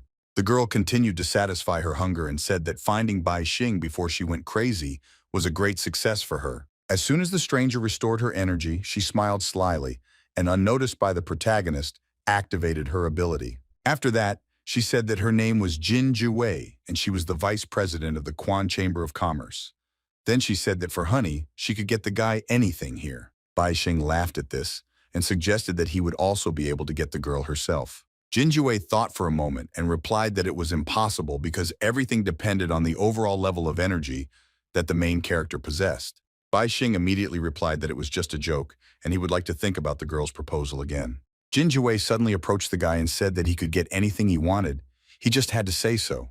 The main character pushed the girl away, said that he was not interested in her, and asked her only to tell him how to get out of here. Replied regretfully that if she had known this, she would have run away long ago and not remained locked up here. After that, she suddenly asked if the main character was ready to give everything to protect her, if it really turned out that there was no way to get out of here. After that, she thought that she needed a subordinate who could carry out her orders until she was rescued, and for this she had the skill of persuasion, which strengthened with each request. Suddenly, Baixing grabbed Jin Jiwei by the neck because he was not as simple as the girl expected. The main character smiles slyly and begins to say that unfortunately for the girl, he had the ability mental detection, thanks to which he formed a mental barrier to resist mental attacks. The guy continued to look at the girl with a crazy look and said that initially he just wanted to quickly get out of the zone, but he realized that it was difficult for him to deal with people here, so it was easier to kill everyone. Jin Jiwei, hearing this, immediately began to scream loudly and asked the main character to save her life, promising to give him everything she had in return. Baixing replied that he did not believe in the sincerity of these words, so he held the shining sphere in his hands and asked the girl to relax and not resist his gift. After that, the guy absorbed Jin Jiwei's ability. It was a persuasion ability that was strengthened after the request was refused. It was already the 67th skill in the guy's arsenal. Jin Jiwei sat quietly in place and thought that the 6 families monopolized all the resources, but she would never have thought that someone like Baixing would meet a lot. At this time, the main character sat opposite with a rather smirk on his face and asked the girl to tell him everything she knew about this place. Jin Jiwei began to say that the whale's dream zone was uncontrollable by polluters, and its rules were indestructible. There was no food, no energy levels that could be restored, no time or day-night cycles, no creatures other than whales, and no land. The girl continued to say that it was a prison that the Jiang family used to imprison troublesome rivals. Bai Xing was surprised because he didn't even guess how he could have offended the Jiang family. The girl explained that this family was mainly engaged in murders, and they could also be hired to attack outside the six families. The protagonist then asked if the Ji family was among these six families and how it was related to the Jian family. The girl replied that her Quan family was engaged in trade, the Ji family in research, the Jian family in assassination, the Yang family in sealing and trading sealed items, the Kong family in mining, and the Zhong family was quite mysterious. Hearing this, the main character asked the girl to do this with a smile on his face. Jin Ji-wei did not understand what the guy was asking her about. Then the guy asked the girl to call here representatives of all six families because he wanted to get the skills and energy level of everyone who was in this zone. Jin Ji-wei replied that even if the guy could become number one in this world, it would mean nothing if they couldn't get out of here. Bai Xing didn't react to these words at all, but only said that it was his request that the girl had to fulfill according to their agreement. Jin Ji-wei had to obey. Then the guy thought that even if there were contaminated level A demons here, he had a level S demon inside him, and if necessary, he would kill all the whales to get out of here. The main character also thought that if he became stronger and could not leave here, then someone outside would laugh at him. Of course, he meant Director Pushkin. Someone looked at the destruction that was left after the appearance of the contamination zone and was surprised that there was not a single living person left in this school. Then this man asked what happened to the object that was used to evaluate the students, because he did not feel any presence at all. Director Pushkin replied that only some derivatives were used for the evaluation, and they all disappeared during the attack of the Golden Bull. Then Lin Xiang asked if the director was going to explain the situation to everyone personally. At this time, people had already gathered near the school, which was sealed by the police, who were indignant and threatened to take revenge for the death of their children. They demanded that the person responsible for conducting the assessment come out to them. Pushkin's director continued to say that in the era of polluters, they all needed to learn to lose, after which he decided to use one of his skills. The directors and Lin Xiang immediately began to disappear. It turned out that the old man had used the ability Memory Indicator, which allowed him to teleport to pre-marked points at any time. Soon they found themselves in the director's office. The elderly man said that it was convenient, but teleportation consumed life depending on the time and distance from the memory point. Lin Xiang said that back then, it was no wonder that the Ji family, who was doing research, did not recognize the term sealing object and claimed that for every 1,000 enemies damaged, 1 million of them would suffer. Responded mysteriously that this 1,000 could, at a critical moment, open the door to human prey. After this, the elderly man went into the dark room to do what he had come here for. Director Pushkin continued to speak so that in his reincarnation, the boy would not discover this. Instead, Lin Xiang was surprised that the old man was able to foresee even his reincarnation. After that, the girl looked at the many boxes and thought that here she used her golden blood, which could seal any impurities, and therefore there were many good things here. Suddenly, the old man turned to the girl and replied that he had not only been able to predict it, but that there was something more to it. Approaching the crystal ball and extending his hand to her, the old man continued to say that this was a conversation with his inner I at every moment of time. It was a pollutant called the Witch's Crystal Ball that had a small accessible world inside. It could show a scene from the prophecies at random. The old man said that when he poured his energy inside, this ball turned into a space for communication between itself. Lin Xiang began to get nervous because she didn't understand why the director was telling her his biggest secret and assumed that he was going to get rid of her. Suddenly, the dark room was illuminated by a bright light that emanated from the crystal ball and absorbed the girl and Director Pushkin into itself. The old man asked his companion to follow him. Lin Xiang soon found herself in a bright room and continued to say that if the old man wanted to fight her, then she was ready and was not going to give up easily. Looking around, the girl saw several versions of Director Pushkin, who calmed her down and told her that she was an important part of his plan. The old man also stated that today, he would become a god and put an end to the era of polluters. Lin Xiang was still shocked by what was happening, causing her entire body to tremble violently, and she herself was unable to formulate her thoughts. Then one of the versions of Director Pushkin turned around and, looking at the open coffins, suggested getting down to business. Lin Xiang's shock immediately turned into great surprise as she realized what kind of coffins they were. In one of them lay the lifeless body of Bai Xing, from which all the internal organs had been pulled out, and his severed right hand lay neatly nearby. In the other coffin, everything was the same. But besides everything else, the main character was missing his left arm. Lin Xiang, seeing all this, was very scared because she did not understand what all this meant. Looking into one of the director's coffins, Pushkin said that this was Bai Xing's past. Another version of the old man looked into the next coffin and said that it was the future of the main character. The third coffin was empty. Another version of director Pushkin explained that they only had to seal the real Bai Xing. Lin Xiang was still surprised and did not understand how the old man managed to do all this, thinking that it was simply unbelievable. The girl also asked how the director could be sure that it was really the corpse of the main character and not a disguised polluter.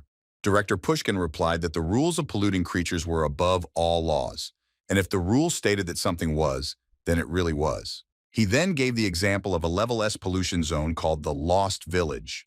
A level A seeker tried to seal this zone and climbed inside, but lost his human identity. Now this seeker was a cat with a human appearance, and even his chromosomes had changed. The director continued to say that if the rule stated that the seeker was no longer human, then he was no longer human.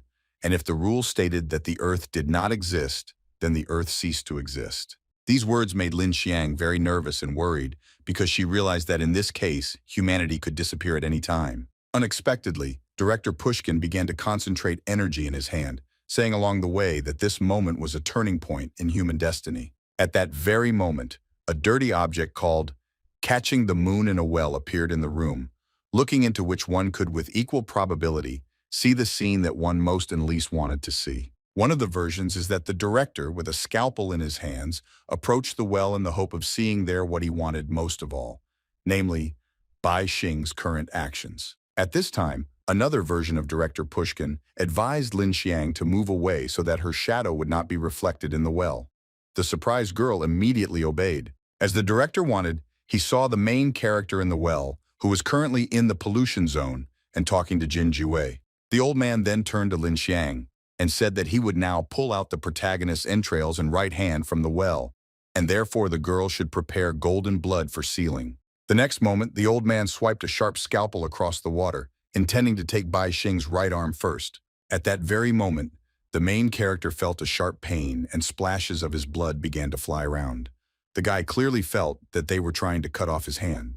Soon, director Pushkin pulled all of Bai Xing's internal organs out of the well. One of the versions of the director loudly said that after everything was pulled out of the well, it was necessary to pay a price, which was an equal amount of blood. After that, the old man gave the command to Lin Xiang. The girl understood everything and concentrated the energy in her hands, swung sharply, simultaneously informing that she was already ready. After that, the girl threw the golden blood directly into Bai Xing's cut-out internal organs that one version of the director was holding in his hands. After that, the old man put the internal organs in the coffin, regretting that in the future the main character would receive reincarnation from Suez. But he was able to stop this regression in time and implant the guy's memories into his real self. The old man then suggested that if the main character now had no opportunity to resurrect, then he would not be able to awaken his abilities and then capture the golden bull. At this time, the exhausted Bai Xing was unable to stay on his feet and fell overboard. Jin Jiwei was very scared when she saw all this. Director Pushkin continued to say that in the protagonist's past, he sealed a pollutant called Cyclic Day. In the future, the guy defended a pollutant called Auto Division.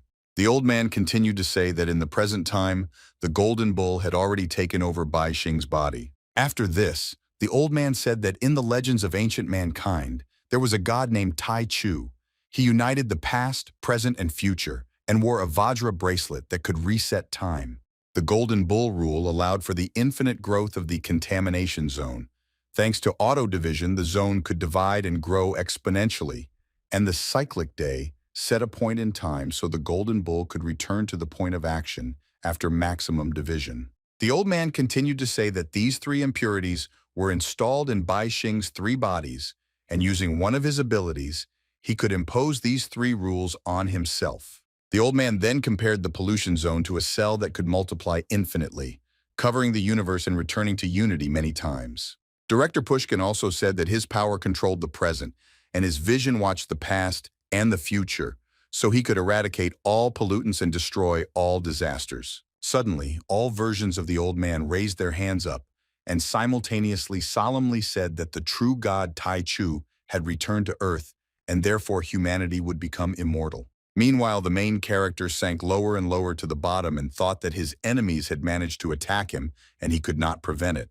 Bai Xing, of course, blamed director Pushkin for everything, but he didn't even think about giving up despite his difficult situation. The guy remembered that when transplanting his arm, he used the skills object fusion and body deformation in order to perfectly change the position of the arms.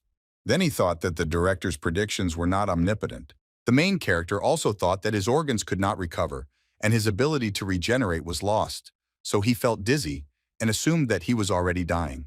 That's why the guy activated the ability to control the element of water and created a water knife in order to borrow the internal organs of one of the sleeping whales. The next moment, the protagonist attacked the huge animal with one blow, leaving him with a fatal cut.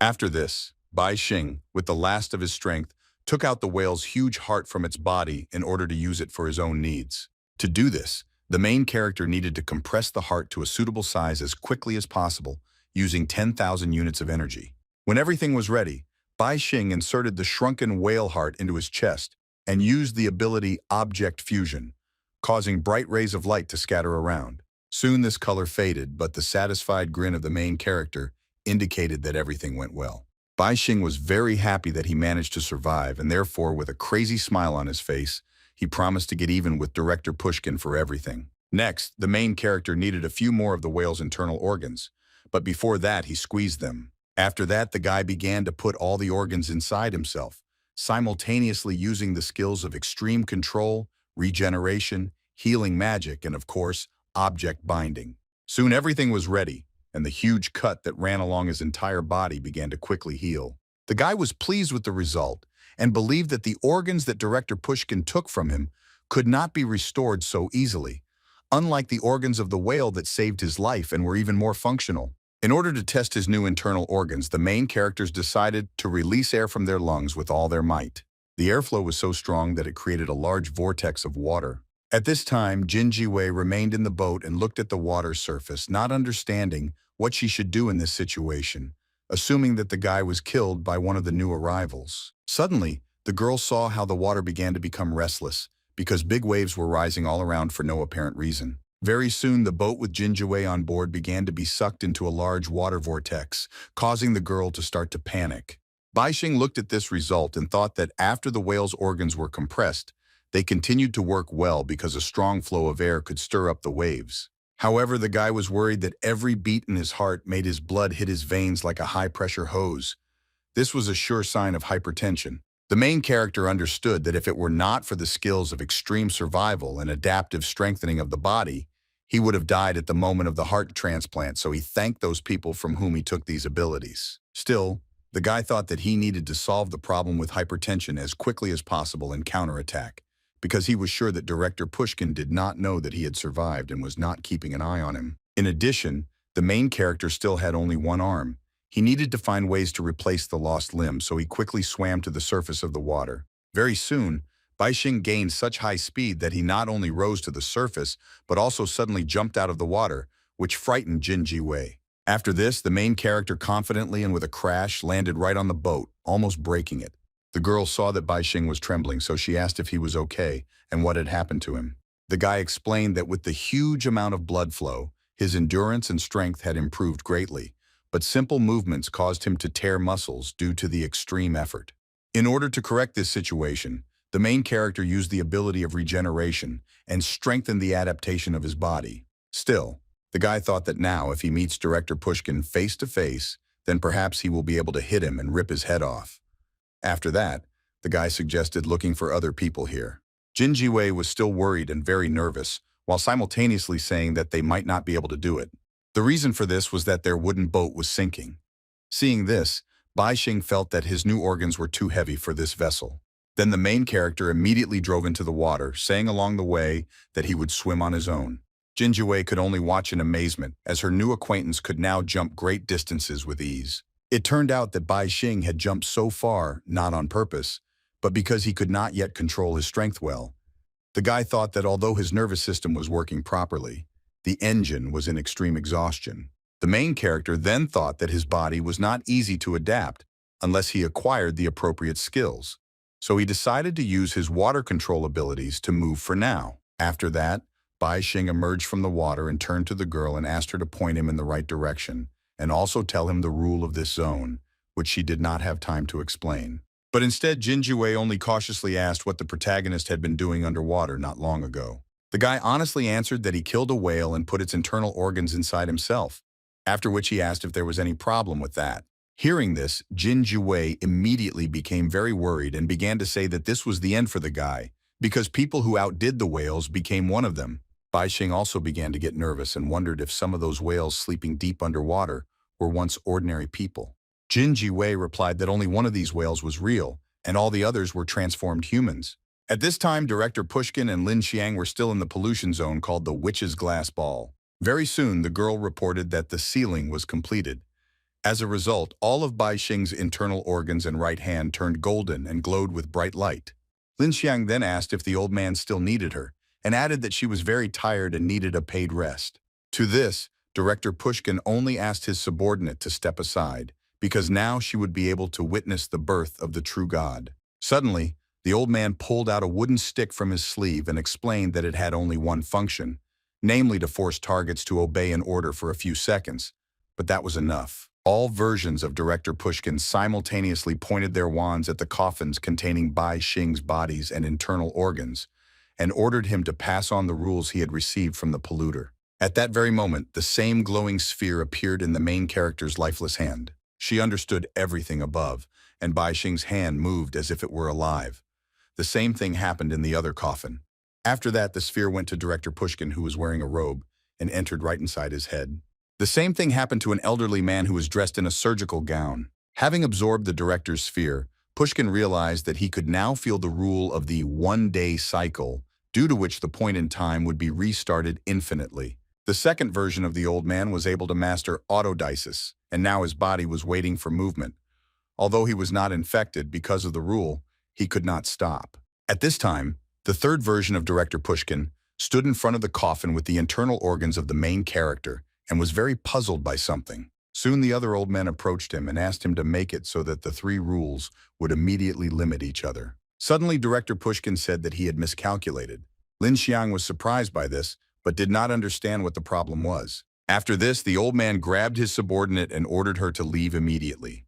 At this time, the other two versions of the old man began to feel the negative effects of the infections. Soon, Director Pushkin and Lin Xiang emerged from the glass ball and found themselves back in the old man's office. After this, the elderly man asked if the girl had any extra energy left, since the glass ball still needed to be sealed. Lin Xiang immediately raised her hand to the ball and began to pour her golden blood onto it in order to fulfill the director's order. At the same time, the girl clearly saw what was happening in the world, from which they had so hastily escaped. Lin Xiang was shocked, and although she didn't understand what was happening, she was sure that all of this was very bad. Still, the girl turned to the director and asked why he had failed, since she had used so many powerful sealed objects. Replied with regret that the rules could not limit each other, since the human body could not bear the full force of these rules. After that, the old man tried to predict Bai Xing's future, but he couldn't do it, suggesting that the golden bull had already spread widely throughout the boy's body. In any case, he couldn't restore this piece of the contaminant puzzle. Seeing that the old man was simply leaving, Lin Xiang assumed that he had given up, after which she asked with displeasure where her reward was. Director Pushkin laughed at this and said that at countless points in time he had already failed countless times. Finally, the old man said that even if he fails at this moment, there will still be another I who will someday continue to move forward. In the middle of the room lay human eyes, someone's voice asking if he had made a mistake. The iris of this eye was covered with mysterious patterns, indicating that it was an unusual organ of vision. Its owner was very nervous and did not understand why this happened. Manhwa recalled that after he put on the red raincoat, his feelings fell into a polluted world where it never stopped raining, meaning that this world was created by polluters. However, thanks to the cat mask, he could get a perspective of the polluted, thanks to which he could move calmly in the rainy world. Thanks to the monocle, the man could easily ask, "Where was the exit?" and receive an answer using the cat's perspective to find it. Renhua remembered that she gave the monocle to Bai Xing, and in return took the paw of the black monkey, with which he could also find a way out and make it a reality. All these things were now lying on the floor, and the man continued to think that thanks to all these objects he could, with the help of rules, limit other rules. Ji Renhua could move freely between the two worlds, avoiding any attacks and carrying items, as well as sealing contaminated things that could not be handled in the rainy world. Now all that was left of the man was his eye, with the help of which he noticed something unusual that immediately attracted his attention. It turned out that the monocle that Ji Renhua had given to the protagonist was now also lying on the floor among other valuable items. The man immediately assumed that Bai Xing was involved. He quietly returned the monocle to Ji Renhuang, not wanting to spontaneously receive dirty things. Because of this, during the merging of the three pollutants, a fourth was added, and so the man now did not know what had happened to him.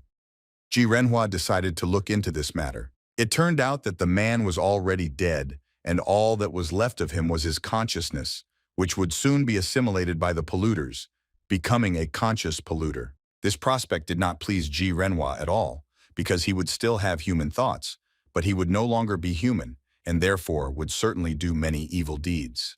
The eye immediately quickly went somewhere, thinking along the way that he had to destroy himself before this happened, so as not to put his daughter at risk. Suddenly, some strange energy similar to a red liquid began to envelop the eye. Ji Renhua assumed that these were the exits from the zone. Suddenly, this energy scattered to the sides, and the man saw something very strange below that he could not pass by. He saw the lifeless body of his younger brother Ji Renmei on the floor, with a frightened Ji Liming sitting next to him. The old man immediately began to scream nervously, not understanding what had happened here, and saying that it was not he who had done it. Chen Kun asked the old man to be quiet and said that he knew it wasn't him. Sun Miaozi guessed that it was an attack by a polluter, so they all had to be careful. Seeing all this, Ji Renhua remembered that the rule of the black monkey's paw was that when you make a wish, it will come true. The price for this was the life of your closest relative. It turned out that the closest relative who paid this price was the man's younger brother, who wanted to see if he could control all the pollutants in his body at the same time. Ji Renhua decided to find out what would happen if he had no relatives. In that case, the black monkey's paw would be randomly replaced with another condition, such as the same surname or the same gender.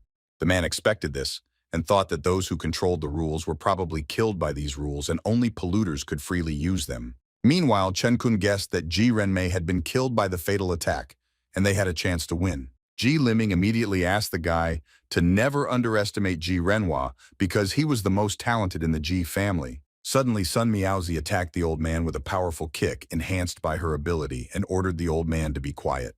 After that, the girl assumed that Ji Renhua used some dirty things with a high price because he had not attacked for a long time, which meant there must have been many conditions. At this time, Ji Liming was indignant because the girl attacked him and also thought that his brothers had suddenly died, and therefore he, as the eldest, had to lead the family. Then the old man thought that the people who were now next to him were not so simple.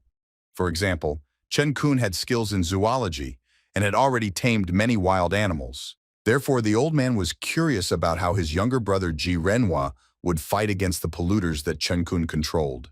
Ji Liming didn't like the fact that his younger brother separated from the main business and bought this building to set up a research institute instead of using the profits to rebuild the Ji family. Meanwhile, Chen Kun looked around and said that it was not in their interest to fight in this unfamiliar place. Then Sun Miaozi suggested that the building be destroyed. Ji Renhua, when he heard this, was very surprised by such a proposal. Ji Liming was also not happy with this idea, but he couldn't say anything against it. Sun Miaozi was already prepared to turn her idea into reality, as evidenced by her confident stance and the bright lightning that flashed around her legs. The next moment, the girl suddenly jumped up and quickly ran forward. She managed to run without any difficulty both on the floor and on the walls and ceiling, leaving behind white electrical traces. She quickly ran around the entire room while Chen Kun silently observed what was happening without interfering in this process. Ji Liming looked around in horror and was surprised that the girl had managed to leave her marks on all the walls of this room, and now she only had one thing to do. Sun Miaozi said without hesitation and with a smile on her face that she would now blow up all her electrical traces. The next moment, the silence of the night city was shattered by a huge explosion that thundered on one of the floors of the research institute. In order to leave the room safely, Chen Kut used his zoological skills and called upon an eagle to help him. Very soon, a huge bird quickly flew out of the burning building, trying to make sure that its owner did not get hurt. It turned out that Chen Kut took Sun Miaozi with him so as not to leave her in a dangerous place. The boy looked at the destroyed building and was surprised that the old man was still alive despite the explosion and the spreading fire. It turned out that Ji Liming had managed to summon a huge snake, which he ordered to take him away from here. Looking back, the old man said goodbye to his brother Ji Renhuang with a smile on his face and thought that all he could do now was calmly wait for the inheritance. At the same time, Chen Kut was sure there that the man could not die so easily, and therefore it was necessary to wait until he came out into the street. Suddenly the guy saw something that made him instantly shut up and open his eyes wide in extreme shock. Chen Kut and Sun Miaozi looked around in confusion and could not believe that what was happening was real, because they were in the very room that should have already been destroyed. The girl immediately assumed that time had been reset, but when she looked at the clock, she saw that the hands continued to move as usual. Chen Kut did not understand how this could happen, because the pollutant associated with the weather could not control a person because he simply did not have such abilities. At this time, Ji Renhua thought that the abilities of pollutants were simply terrifying, and therefore his conscience would not allow him to use the rules too much. The man came up to think that in order to prevent the infected things from the upper floor from being released due to the explosion, he asked the black monkey's paw to limit the range of the explosion. The man's wish came true very quickly, and instead of an explosion and destruction of the building, only the illusion of all this was created. Now this rule will exist indefinitely, and even Ji Renhua himself will not be able to overcome it. The man looked at the uninvited guests and decided that the information gap between them had already arisen, so from that moment on he did not need to use pollutants. Ji Renhua firmly decided that he would use his human wisdom to resolve the situation. Finding himself in a difficult situation, Chen Kun turned to Sun Miaozi and asked whether they would continue to fight to complete the task or simply run away. The girl thought that their enemy was very strong, so first they needed to ask the other side about it, and for this she was already looking for the right number in the phone. Soon a voice was heard on the other end of the line asking if everything was okay. Sun Miaozi replied that they had not yet found their target and also reported that Ji Renmei had died. A mysterious girl sitting in some establishment informed her colleague that they successfully removed one target without much effort by sending him to a pollution zone called Whale's Dream. The girl continued saying that they had not yet found another target, which was Ji Zhenghuang's daughter. Therefore, the girls suspected that Ji Renhua had set up some kind of deception by planting a double in Ji Yuexin's clothes, since the difference in their physiques was very large. The girl, whose name was Jian Yan, added that she had never killed or made innocent people fall in love, so she would continue to wait for the right target to appear. At this time, the girl named Xia Xing, who was sitting opposite, was clearly unhappy with this position and was very irritated. However, she could not stand it and began to loudly say that Jian Yan only sent people to the pollution zone, but there was no certainty that they actually died there. Jian Yan began to explain that if a person once fell into the whale's dream, he could no longer get out because there were no resources there. Soon the victim lost consciousness and turned into a whale. The girl continued to say that she regretted the death of her partner's sister, but she believed that the guy she sent to the zone was not necessarily the killer, so she needed to focus on the mission first. Xia Xing, with tears in her eyes, began to loudly ask why her sister had to die, while their targets, who were definitely involved in this somehow, were still alive. Jian Yan realized that under such circumstances, she would not be able to continue the conversation, so she wished her comrades to take care of themselves and be safe, and then ended the call. Ji Renhua continued to observe all this unnoticed. He heard that the uninvited guests wanted to destroy his family, so he needed to do something as soon as possible. The next moment, the flying eye was able to teleport to another room. Ji Renhua remembered that in order to prevent the leakage of certain pollutants, safety measures were installed during the construction of the building. Without wasting time, the eye began to jump across the keyboard in order to activate the iron wall that surrounded the entire building and lock his opponents inside. At that moment, Sun Miaozi and Chen Kun heard a loud sound. Looking around, they saw that all the doors and windows began to close with an iron curtain. Ji Renhua watched all this from the computer monitors and thought that he did not expect that in the end, this security measure would be used against people. The iron walls had already completely descended, leaving no way out. The man believed that the uninvited guests would definitely not be able to overcome this blockade. Chen Kun assumed that this was Ji Renhuang's reaction to the fact that his daughter was mentioned in the conversation, so it was obvious that the man was watching them from somewhere. Sun Miaozi was sure that if they didn't escape immediately, they wouldn't be able to do so later, so she used her white electric sword skill again and began to run quickly around the room. From the bright white marks, it was clear that the girl had concentrated her attention mainly on the ceiling of the room in which they were locked. Chen Kun praised his comrade for her resourcefulness and supported her idea of blowing up the ceiling in order to then climb into the control room on the top floor. Sun Miaozi, having retreated to a safe distance, irreplaceably used her skill and warned that an explosion was about to occur. Explosion echoed throughout the room and the ceiling began to crumble into pieces. Meanwhile, Chen Kun had already summoned an animal that was best suited to climb to the top floor. The guy and his partner sat astride a huge mountain goat, which was able to easily climb up the ceiling debris to the top floor. A pleased Chen Kun told the girl that they only had a couple of floors left to go, so she should hold on tighter. Ji Renhua saw all this perfectly thanks to the surveillance cameras, and thought that it would not be so easy for uninvited guests to get to him. The man knew he couldn't release the contaminants that were in the cabinets, but he still had many tools he could use. By knocking over a small box from the table, Ji Renhua freed the very same octopus that could occupy almost all the space in which it was located.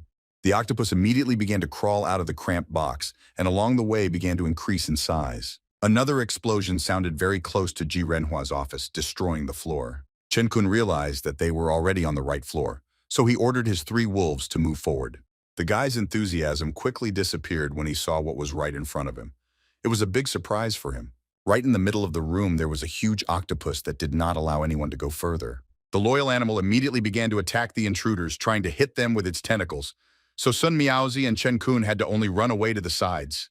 The girl soon assumed that this octopus was contaminated in animal form, so she asked if Chen Kun could tame it. The guy replied that it was impossible because he could only tame and raise normal animals, that having removed genetic limitations, still remained ordinary animals. The octopus again attacked its opponents, who had only to retreat, and with this, the animal threw one of its tentacles into a hole in the destroyed floor. Ji Renhua saw this and thought that it was very good because then the octopus would have more room to grow thanks to this hole that the uninvited guests made. Then the man thought that each floor of the building was interconnected, so the size of the octopus would grow until it occupied half of the building and took control of all the corridors. Ji Renhua also believed that the soft, gigantic, and ever-growing body of the octopus would eventually defeat his opponents. Suddenly, the man turned his attention to Chen Kun, who was in no hurry to run away, but for some reason was calling one of the wolves to him. The wolf obediently approached his master. His eyes looked very strange, as if there was only darkness in them. Suddenly, another pair of black circles appeared on the animal's head.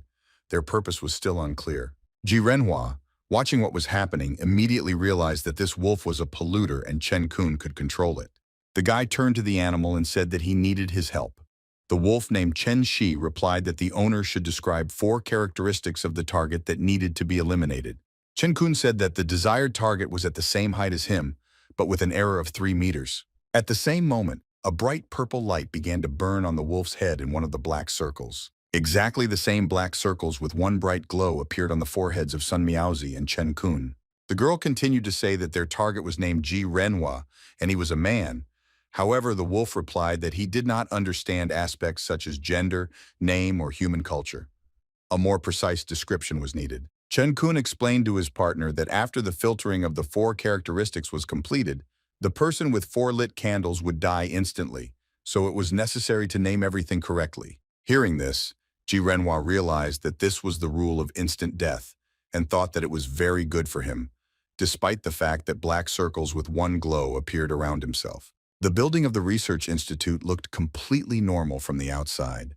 None of the passers-by could even imagine what was happening inside right now. Chen Kun turned to Chen Shi and said that the second characteristic that should help him find the target he needed was that he carefully observed the wolf. Ji Renhua did not expect such a characteristic and thought that it was dangerous for him, so he should escape to the rain world.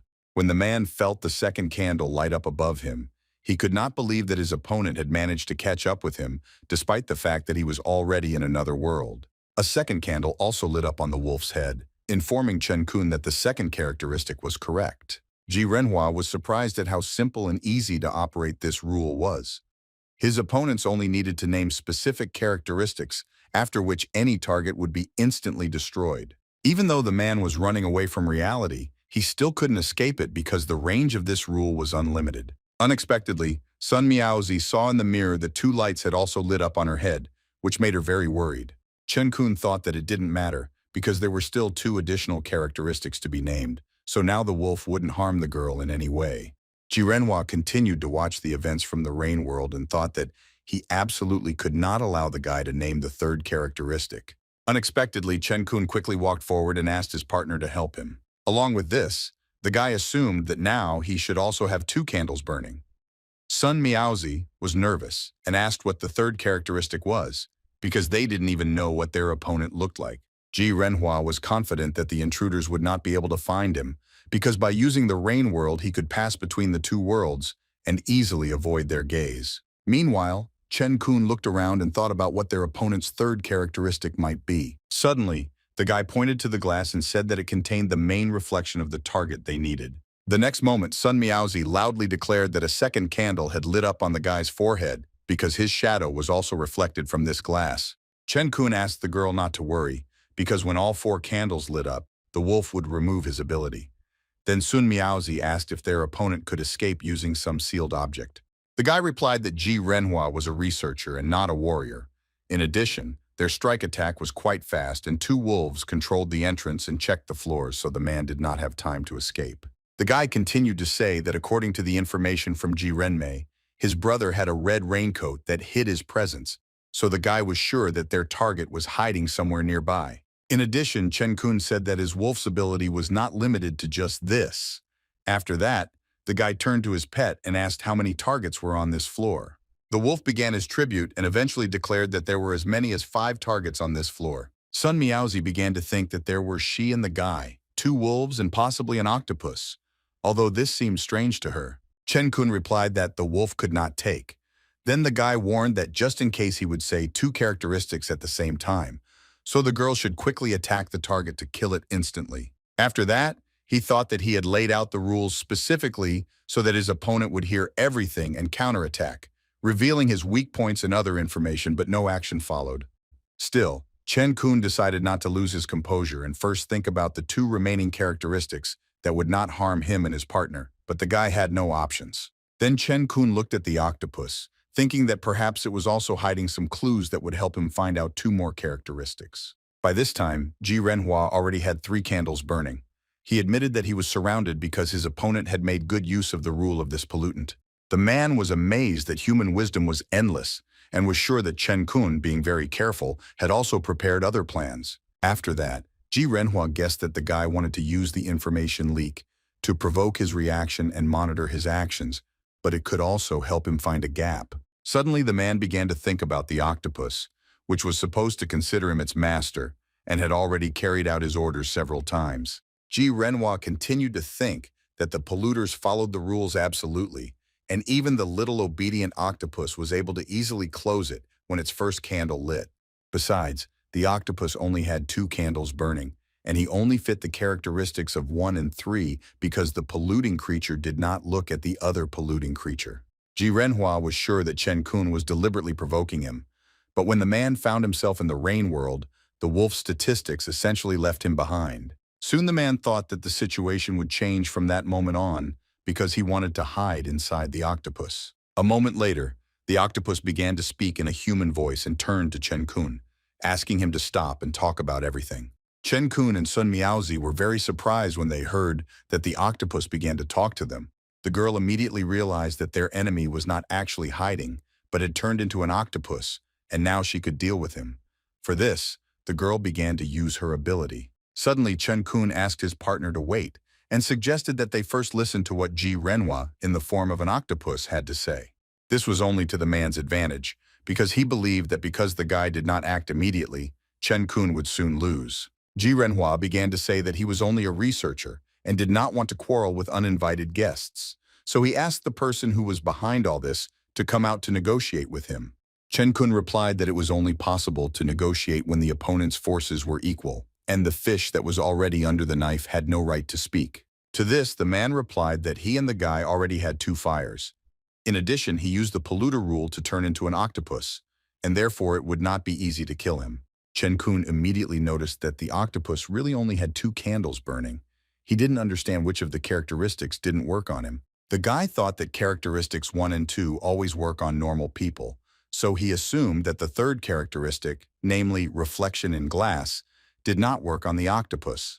Ji Renhua hoped that his opponent would quickly realize everything, because the faster he went down the wrong path, the faster he would die. At this time, Chen Kun remembered that the wolf reported only 5 targets that were in this room, which meant that the man hid in the octopus and became one with it. Suddenly, the guy noticed a red waterproof raincoat not far from the octopus, and this gave him some thoughts. Chen Kun realized that his opponent was trying to deceive him, and so he was now sure that the man had hidden inside the octopus and merged with it by doing both of these actions. The guy assumed that after the first candle lit, the man got nervous and put on a red raincoat in order to hide under the octopus, which is why he lost visibility and did not look at the wolf. After this, Chen Kun believed that his opponent understood the threat that the wolf posed and therefore teamed up with the octopus to use the pollutant rule and avoid instant death. Sun Miaozi suddenly used the ability of the white electric detection system, which made her realize that in addition to the octopus, there was a 6th bioelectric target in the room. Chen Kun realized that the octopus had reached the characteristics of 1 and 3, so he ordered his wolves to kill it. Ji Renhua was very scared when everything did not go according to his plan, and therefore loudly asked why the guy wanted to kill him. Meanwhile, the wolves were getting closer and closer to the octopus, baring their sharp teeth along the way. The ferocious predators grabbed the octopus's flesh and began to tear off large chunks of it while the man continued to ask the same question. Soon Ji Renhua left the octopus's body and said that he merged with it because he lost his body and became like this. After that, he asked why the guy couldn't just leave him alone. Chen Kun was very pleased that he finally managed to see what his opponent looked like. The guy tried to catch the flying eye, but it escaped. Ji Renhua kept running away and saying that he had a lot of polluting creatures, and he knew all their rules, so he could give them to the guy in exchange for his life. However, Chen Kun only wanted one thing and was confident that his target would not be able to escape. Suddenly, Ji Renhua saw the cabinets and decided to head towards them to hide in one of the drawers. Along the way, this man decided that he had to run away into the world of rain in order to escape from his pursuer. A moment later, right before Sun Miaozi and Chen Kun's eyes, the flying eye simply disappeared, leaving behind only a lump of mucus on the drawer handle. The guy assumed that his opponent had somehow managed to get inside the closet, so he was already about to open the door. Gently pulling the handle, Chen Kun realized that this cabinet was closed. After that, the guy sincerely smiled and froze in place, and Ji Renhua thought that he had won. Pleased, Sun Miaozi approached her comrade and asked if he had managed to catch Ji Renhuang. Surprisingly, Chen Kun didn't respond to this, and even without moving at all, continued to hold onto the handle of the locker, which only caused the girl to be perplexed. Meanwhile, Ji Renhua, while in the world of rain, did not forget that he still had one enemy who should not be given time to think. Therefore, the man began to quickly return back to his office, which was accompanied by a bright glow and an unusual effect reminiscent of a splash of water. Ji Renhua appeared behind Sun Miaozi and began to laugh loudly while saying that the girl would not be able to catch him because he was very agile in this form. Sun Miaozi immediately reacted and used her ability, which was accompanied by the flashing of bright lightning, and quickly turned to face her opponent. At the same time, the girl had already thrown her hand towards the flying eye in order to grab it. Ji Renhuang was surprised by Sun Miaozi's speed. After this, the man began to egg the girl on, saying that if she was confident in herself, she should have found him inside the closet. The next moment, the flying eye disappeared again, almost falling into the hands of Sun Miaozi, who immediately grabbed the handle of the cabinet in order to open it. Immediately after this, the girl felt a strange feeling, which caused her to instantly freeze in place. When the danger passed, Ji Renhua returned to his office from the rain world and looked at his enemies, hoping that they were already dead. After examining the girl more closely, Ji Renhua assumed that she was still alive, but her consciousness had been erased. Then the man thought that these people could not fight the rule that made the cabinet a polluting factor, and now it could not be opened. Ji Renhua continued to think that when his enemies first tried to demolish the building, the cabinet made them experience an illusion, and so they abandoned the idea. Right now, Sun Miaozi and Chen Kun had a strong desire to open the cabinet, so he directly prevented them from even thinking about the idea by erasing their consciousness. Ji Renhua was glad that this dangerous situation had passed and decided that he would first collect everything that was left of the octopus so that it would not continue to grow. The man knew well that pollutants did not die even if they were ground into powder, and even in this form they could continue to carry out their rules. Next, Ji Renhua thought about his dear daughter. The man was very happy that she had finally awakened the ability to believe that she would definitely be able to survive, even without his help. While the man was thinking about this, he did not notice that the wolf that belonged to Chen Kun was closely watching him, but there was no longer a single candle burning on his head. Soon the man noticed the animal and was very surprised that it was still there. After thinking for a while, Ji Renhua guessed that because the wolf's master died, the quest was restarted. Suddenly the man saw that one of the candles on the wolf's head had lit up again and realized that the rule had once again begun to search for the desired target.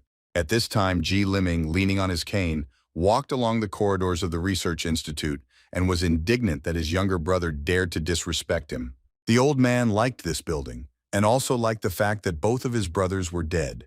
He also did not forget that Ji Renhua had a daughter whom he intended to take good care of. Passing by one of the windows, the old man suddenly noticed his reflection and saw 4 black circles on his forehead, one of which glowed with a bright purple light.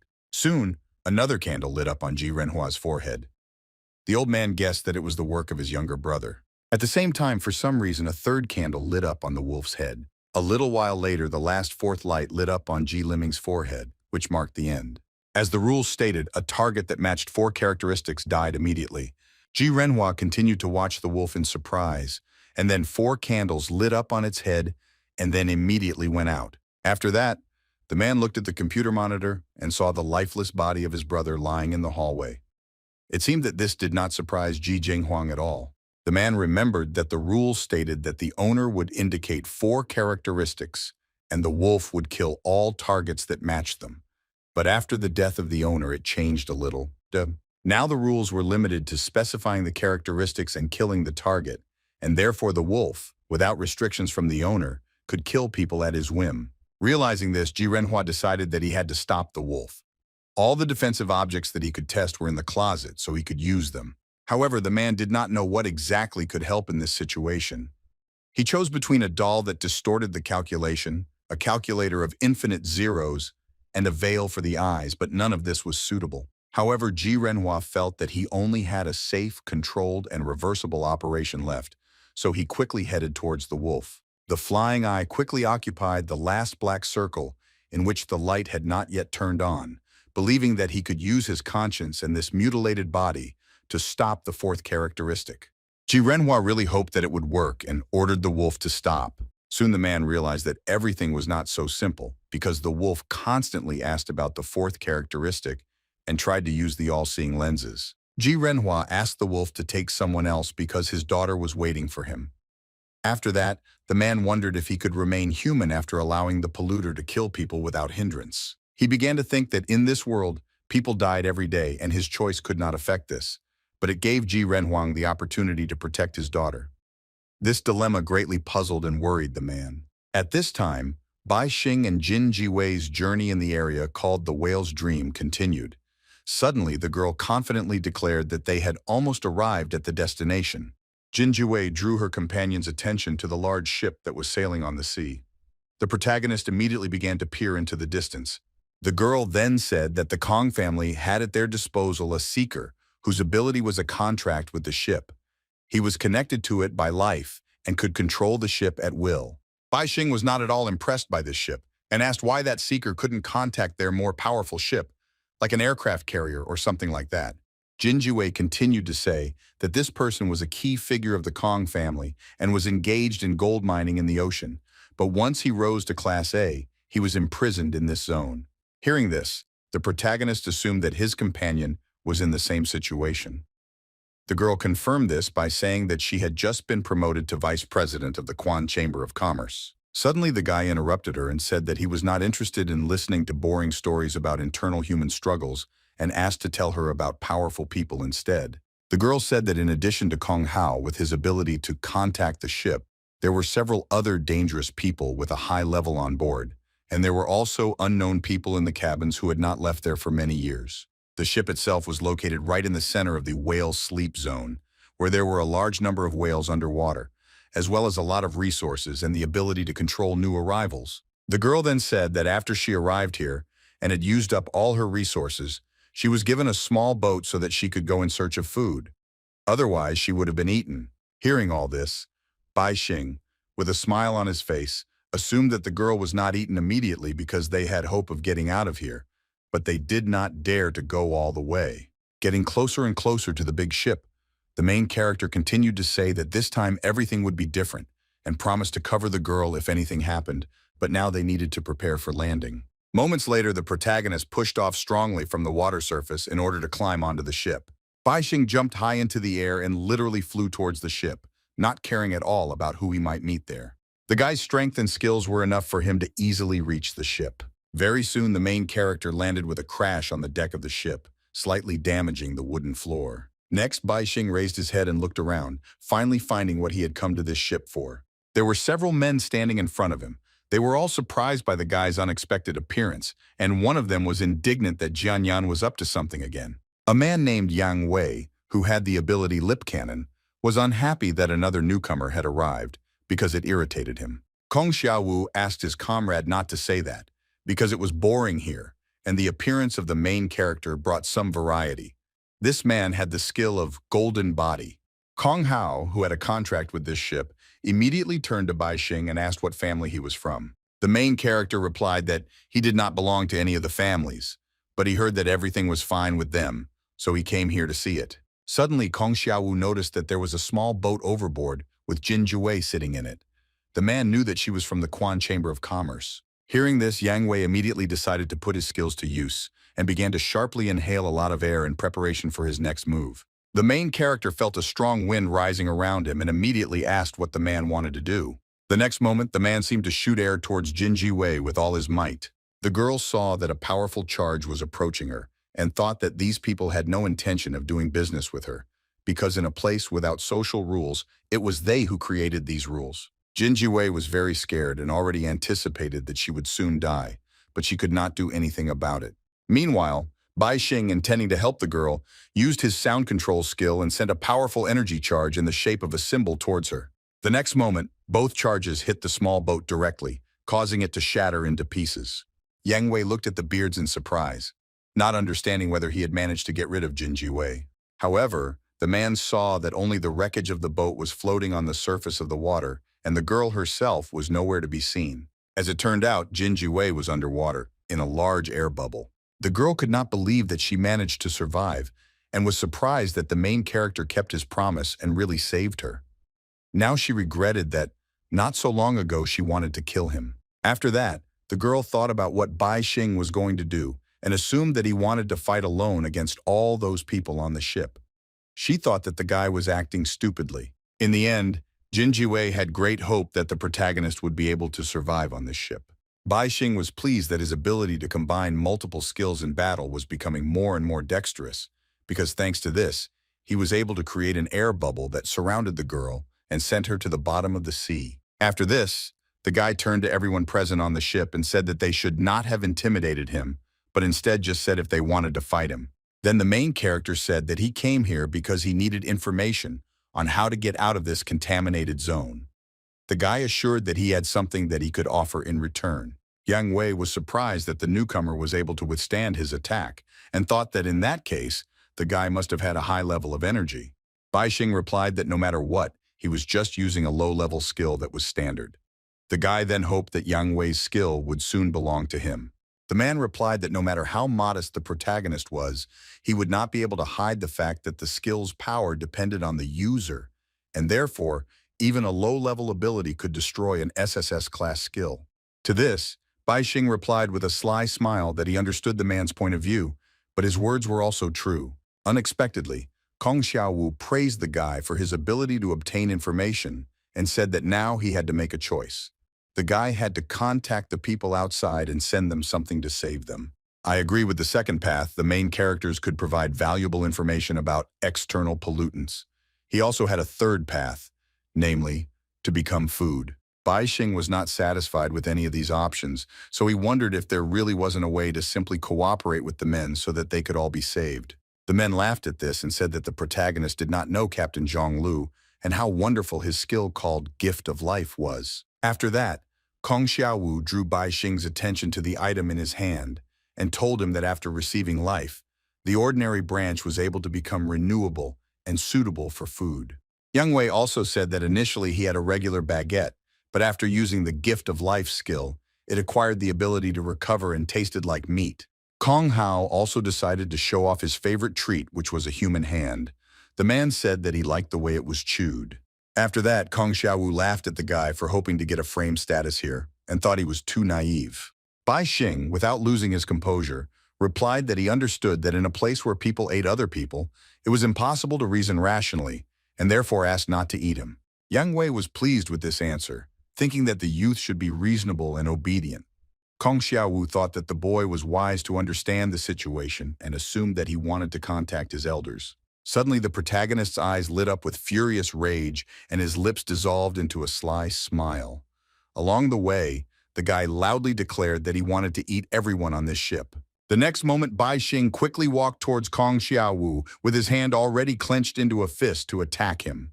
The man saw this clearly, but he didn't have time to do anything, so a moment later the guy's powerful blow hit his jaw. Kong Xiaowu was immediately thrown far back, and the only thing he could do was be surprised at how much power the main character possessed. Yang Wei took all this with a crazy smile on his face because he understood that Bai Xing decided to resist, which meant he wanted to become their food. The main character, not at all afraid, confidently answered that his enemies outside were waiting for his revenge, so he wanted to save his strength and peacefully take the man's skills, but now everything will be different. At the same time, the guy was thinking about the fact that for some time now, the words about him being a whale have been resonating incessantly in his head. This irritated the main character. After that, Bai Xing remembered that it was forbidden to fly in this contaminated zone, so in order to get close to his opponent, he used a skill that enveloped his legs in fire and threw him up. Thanks to this, the main character managed to fly up to Kong Xiaowu and attacked him with all his might once again. It didn't end there. Bai Xing activated his next ability, which was distance acceleration, which was accompanied by the appearance of bright sparks around his hand. Kong Xiaowu immediately began to fall down quickly and was afraid that at this rate he would simply crash to his death on the deck of the ship. That was why the man used that very branch to save himself. It quickly grew in size and wrapped itself around Kong Xiaowu to soften his fall. Seeing this, the main character assumed that the man intended to survive, but he did not want to give him such an opportunity, and therefore, with a smile on his face, used the laser eyes skill. Kong Xiaowu seemed to already know what was waiting for him ahead, so he immediately activated his ability called Golden Body, which created a barrier around him.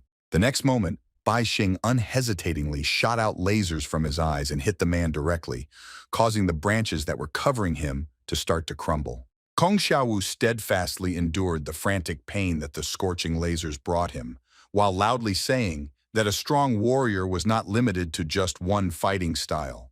That was why the man immediately used the energy formation skill, which created a golden sword that emanated from his hand in the form of an aura. Bai Xing was aware of the danger of this weapon, so he tried to fly away from it as far as possible in order to think about his next move. After that, the main character spread his white wings while thinking that the combined strikes and slides had already been activated. Meanwhile, Kong Xiaowu had already completely freed himself from the branches entwining his body and was ready to truly fight Bai Xing. The guy was very happy about this and assumed that if he could obtain the abilities of his opponent, especially the Golden Body skill, he would be able to use the power of the whale's internal organs which he had transplanted without restrictions. Kong Xiaowu was very long because the protagonist attacked him and thought his opponent was too arrogant. Bai Xing did not tolerate criticism and happily attacked the man with lasers from his eyes once again, but it did not cause much harm. Kong Xiaowu loudly declared that the protagonist used low-level skills that were like flybites to him and did not cause him any harm at all. The man continued with a satisfied grin, saying that the guy wouldn't be able to simply restore the resources spent on all these attacks. So it was interesting how much longer he could hold out. Bai Xing didn't react to these words at all while simultaneously activating his skill called Telekinesis Arm. The next moment, Bai Xing's huge energy hand moved out towards Kong Xiaoyong, which greatly surprised the man. This hand was able to easily grab Kong Xiaowu, who was surrounded by a protective barrier.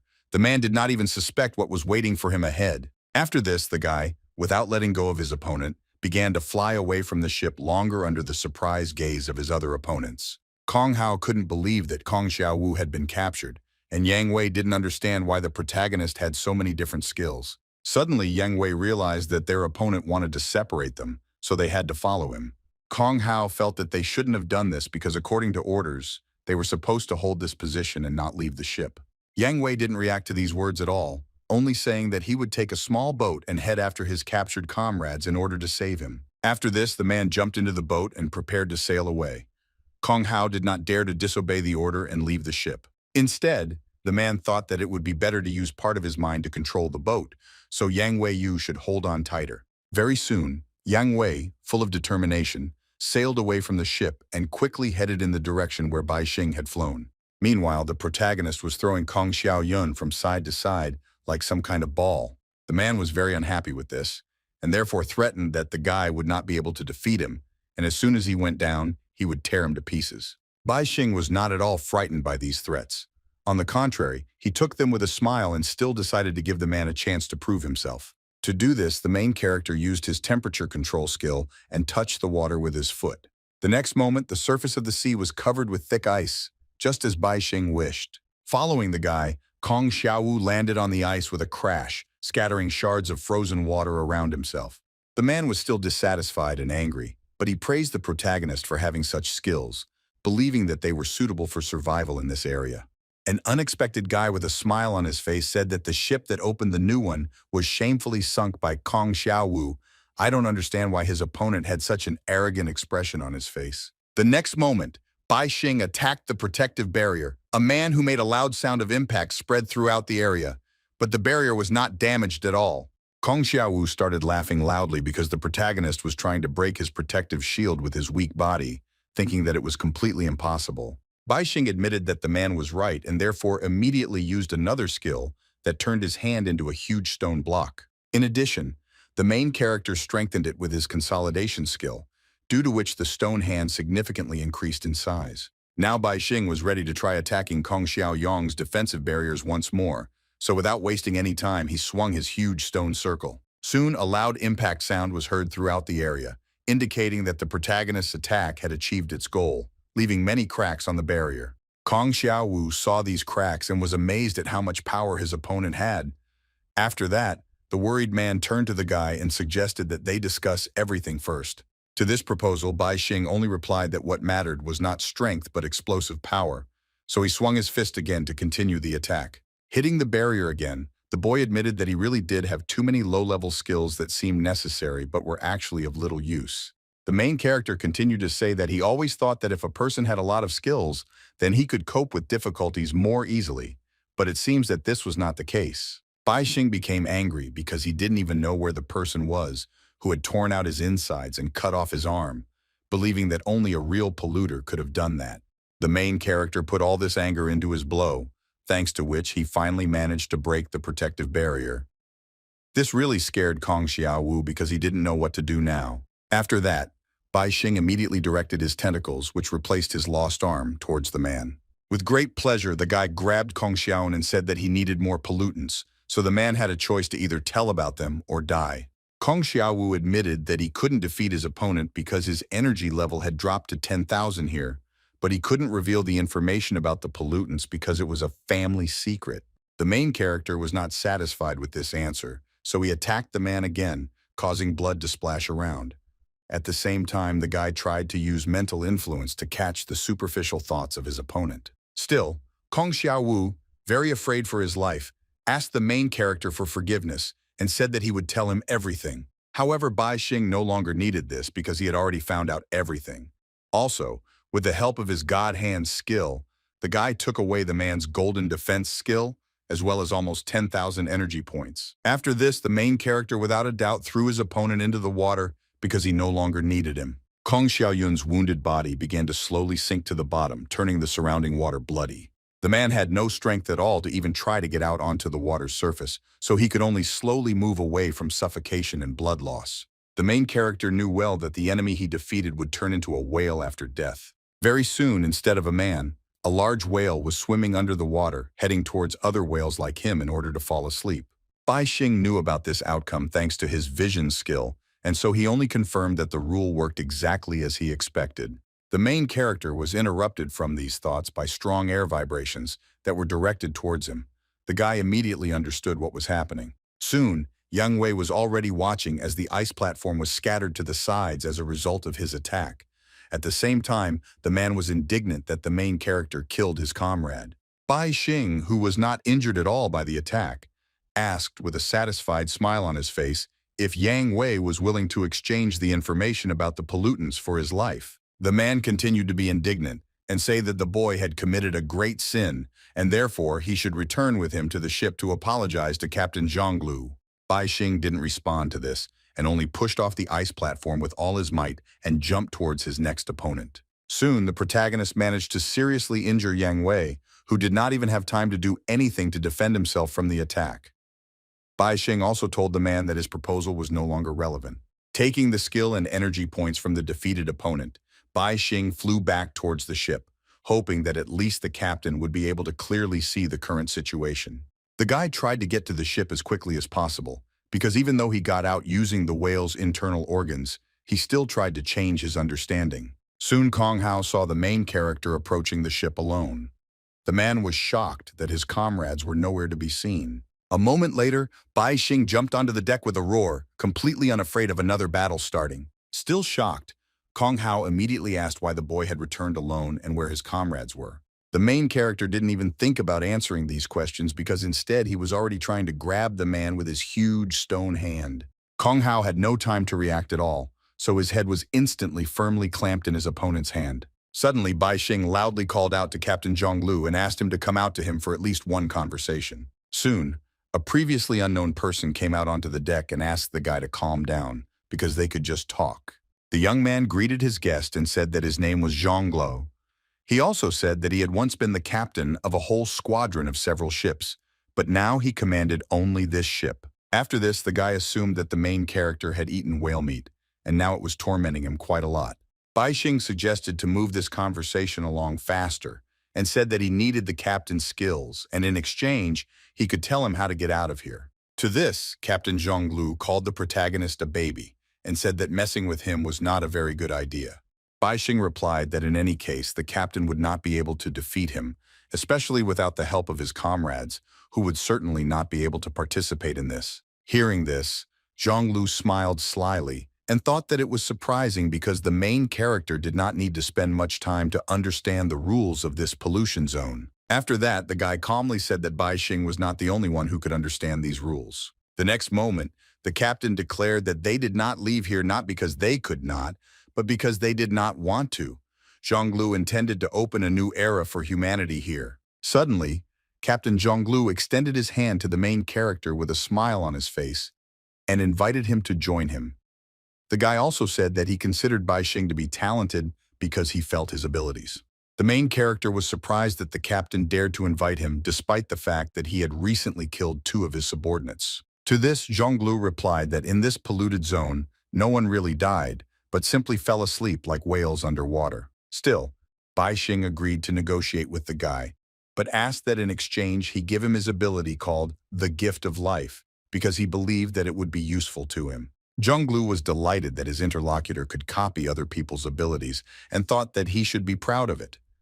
After that, the captain asked permission to show his guests something interesting. Suddenly, a bright golden aura appeared around Zhonglu, studying the blinding light. The fact was that he had somehow used the golden defense skill. The main character was very surprised by this and did not understand how this was possible, because this skill belonged to one of his already defeated opponents. The performance didn't end there. Zhonglu's eyes also began to exude a bright color, as he used a skill called Glittering Eyes, which was an extension of the laser beam skill. The bright light that emanated from the captain forced the main character to close his eyes and turn away. The guy thought that all this was very strange and bad. After that, Zhonglu used another skill that Bai Xing was already familiar with, thanks to which a powerful stream of air flew straight at the main character. In order to avoid the blow, the guy quickly used the golden defense skill, which enveloped the main character's body in a protective barrier. Despite this, the blow from the airflow was so strong that it threw Bai Xing overboard the ship.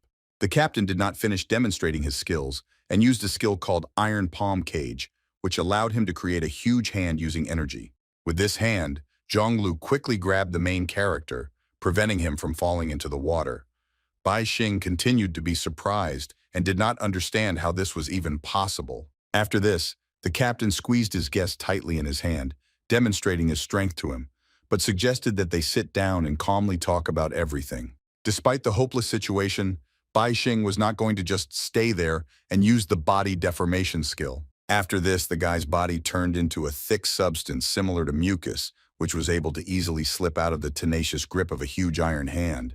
It didn't end there because the main character still had to fight his offender, so he used the following skill called metal deformation. At that very moment, a whole pile of metal formed in Bai Xing's hands, which gradually began to take the shape the guy needed. Soon a huge iron sword formed in the main character's hand, so he decided that it was now his turn to attack the captain. Then the guy used the skill Heavenly Weather, thanks to which everything around was covered in thick fog.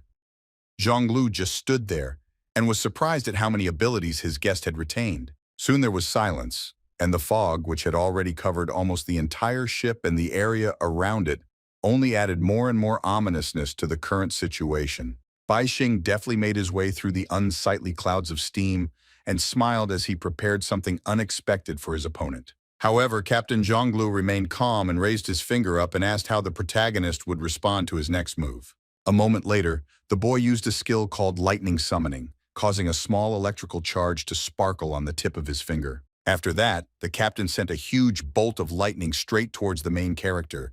Bai Xing saw this and thought that it was not good for him. The main character was very nervous because he understood that his iron sword had become a lightning rod that attracted this lightning to itself. In order to somehow avoid the lightning strike, the guy used the skill Electric Light, which summoned several mythical creatures. Bai Xing understood that the standard B-rank elves couldn't completely deal with the lightning that Zhonglu had attacked him with, so he needed to do something else. At this time, the captain asked if the main character was okay and asked him to continue the battle, while advising him to call on his lightning. Instead, Bai Xing decided to use the metal deformation skill again, causing his huge iron sword to take on a completely different shape. Soon the main character's weapon turned into several large shurikens which, with the help of telekinesis skill, flew to where the guy needed. Bai Xing moved the iron objects away from himself because they had already attracted him, but she had recently summoned Zhonglu. After this, the main character pointed the electrically charged weapon straight at the captain, who was still standing in the same place. Zhonglu was not at all afraid of the approaching danger because he knew that he could rely on his other skill called dematerialization.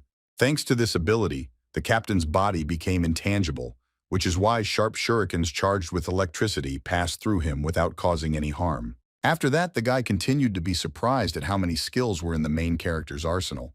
He was also interested in how Bai Xing managed to apply changes so quickly and easily combine all of his abilities.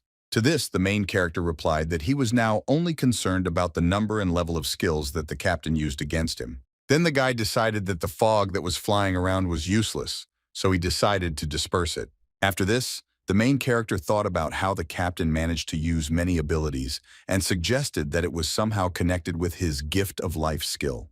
The guy also remembered that the skill Golden Shield and Open Barrel belonged to the people he had recently killed, so he assumed that Zhonglu received new skills when their owners died. In order to find confirmation of his assumption, the protagonist activated the mental examination skill and decided to follow Kong Hao, who had already come to his senses. The man thought that he shouldn't have expected anything else from the captain, because Zhonglu could easily use his abilities. This was what was needed to open a new era. Bai Xing quickly stopped following Kong Hao, because he thought that he was thinking nonsense and did not need such useless information. After that, the protagonist used his skill to contact Jin Jiwei and asked if she knew of any possessors of skills such as Iron Palm Cage, lightning summoning, and dematerialization. The girl was at first surprised that she could hear the main character, but still answered that she knew these people and said that they had recently disappeared from 6 families. They were all A-level geniuses. Now everything became clear to the main character. So he believed that Captain Zhonglu used dirty methods in order to obtain new abilities. Then the guy thought about the fact that when he launched the shurikens, his ghostly beetles landed on the deck. The blows killed 2 insects, but the rest headed to the captain's cabin, because the protagonist wanted to check if the other skill users were alive. Bai Xing then thought that if his guess was correct, then Captain Zhonglu could be considered a polluter who had many abilities thanks to the whale's dream rule. In the polluted zone called the whale's dream, there were several rules, the first of which was that damaging or killing a whale resulted in cognitive pollution requiring constant resistance. The second rule stated that losing consciousness or falling asleep made a person disappear from here, but this did not mean that he could get out of this place. Rather, he would end up even deeper in prison. I agree with the third rule. The rules were formed only on the basis of those concepts that the main whale perceived. Therefore, it was impossible to fly in this zone. Bai Xing believed that the fourth rule was the most important and was the key to escaping from this prison. The main character suggested that people could not awaken from the whale's sleep on their own, but only the whale itself could do this. Therefore, when the whale slept, it became a dream within a dream. And even if a person became infected and turned into a whale, he repeated this rule and could no longer wake up. However, even with these rules, Captain Zhonglo was able to find a loophole and manipulate them. So Bai Xing was very interested to know how he managed to do it. The ghostly beetle, which had already made its way into the captain's cabin, was supposed to help find the answer to this question. As the main character suspected, the missing members of 6 large families were in the cabin and were sleeping, but did not turn into whales. Bai Xing immediately began to think about what would happen if he put the sleeping people in his spaceship and left with them. The guy also thought that he should first exhaust the captain's abilities. Suddenly, the main character saw that Zhonglu for no reason raised his hand and moved it to the side. The guy did not understand what the captain was going to do.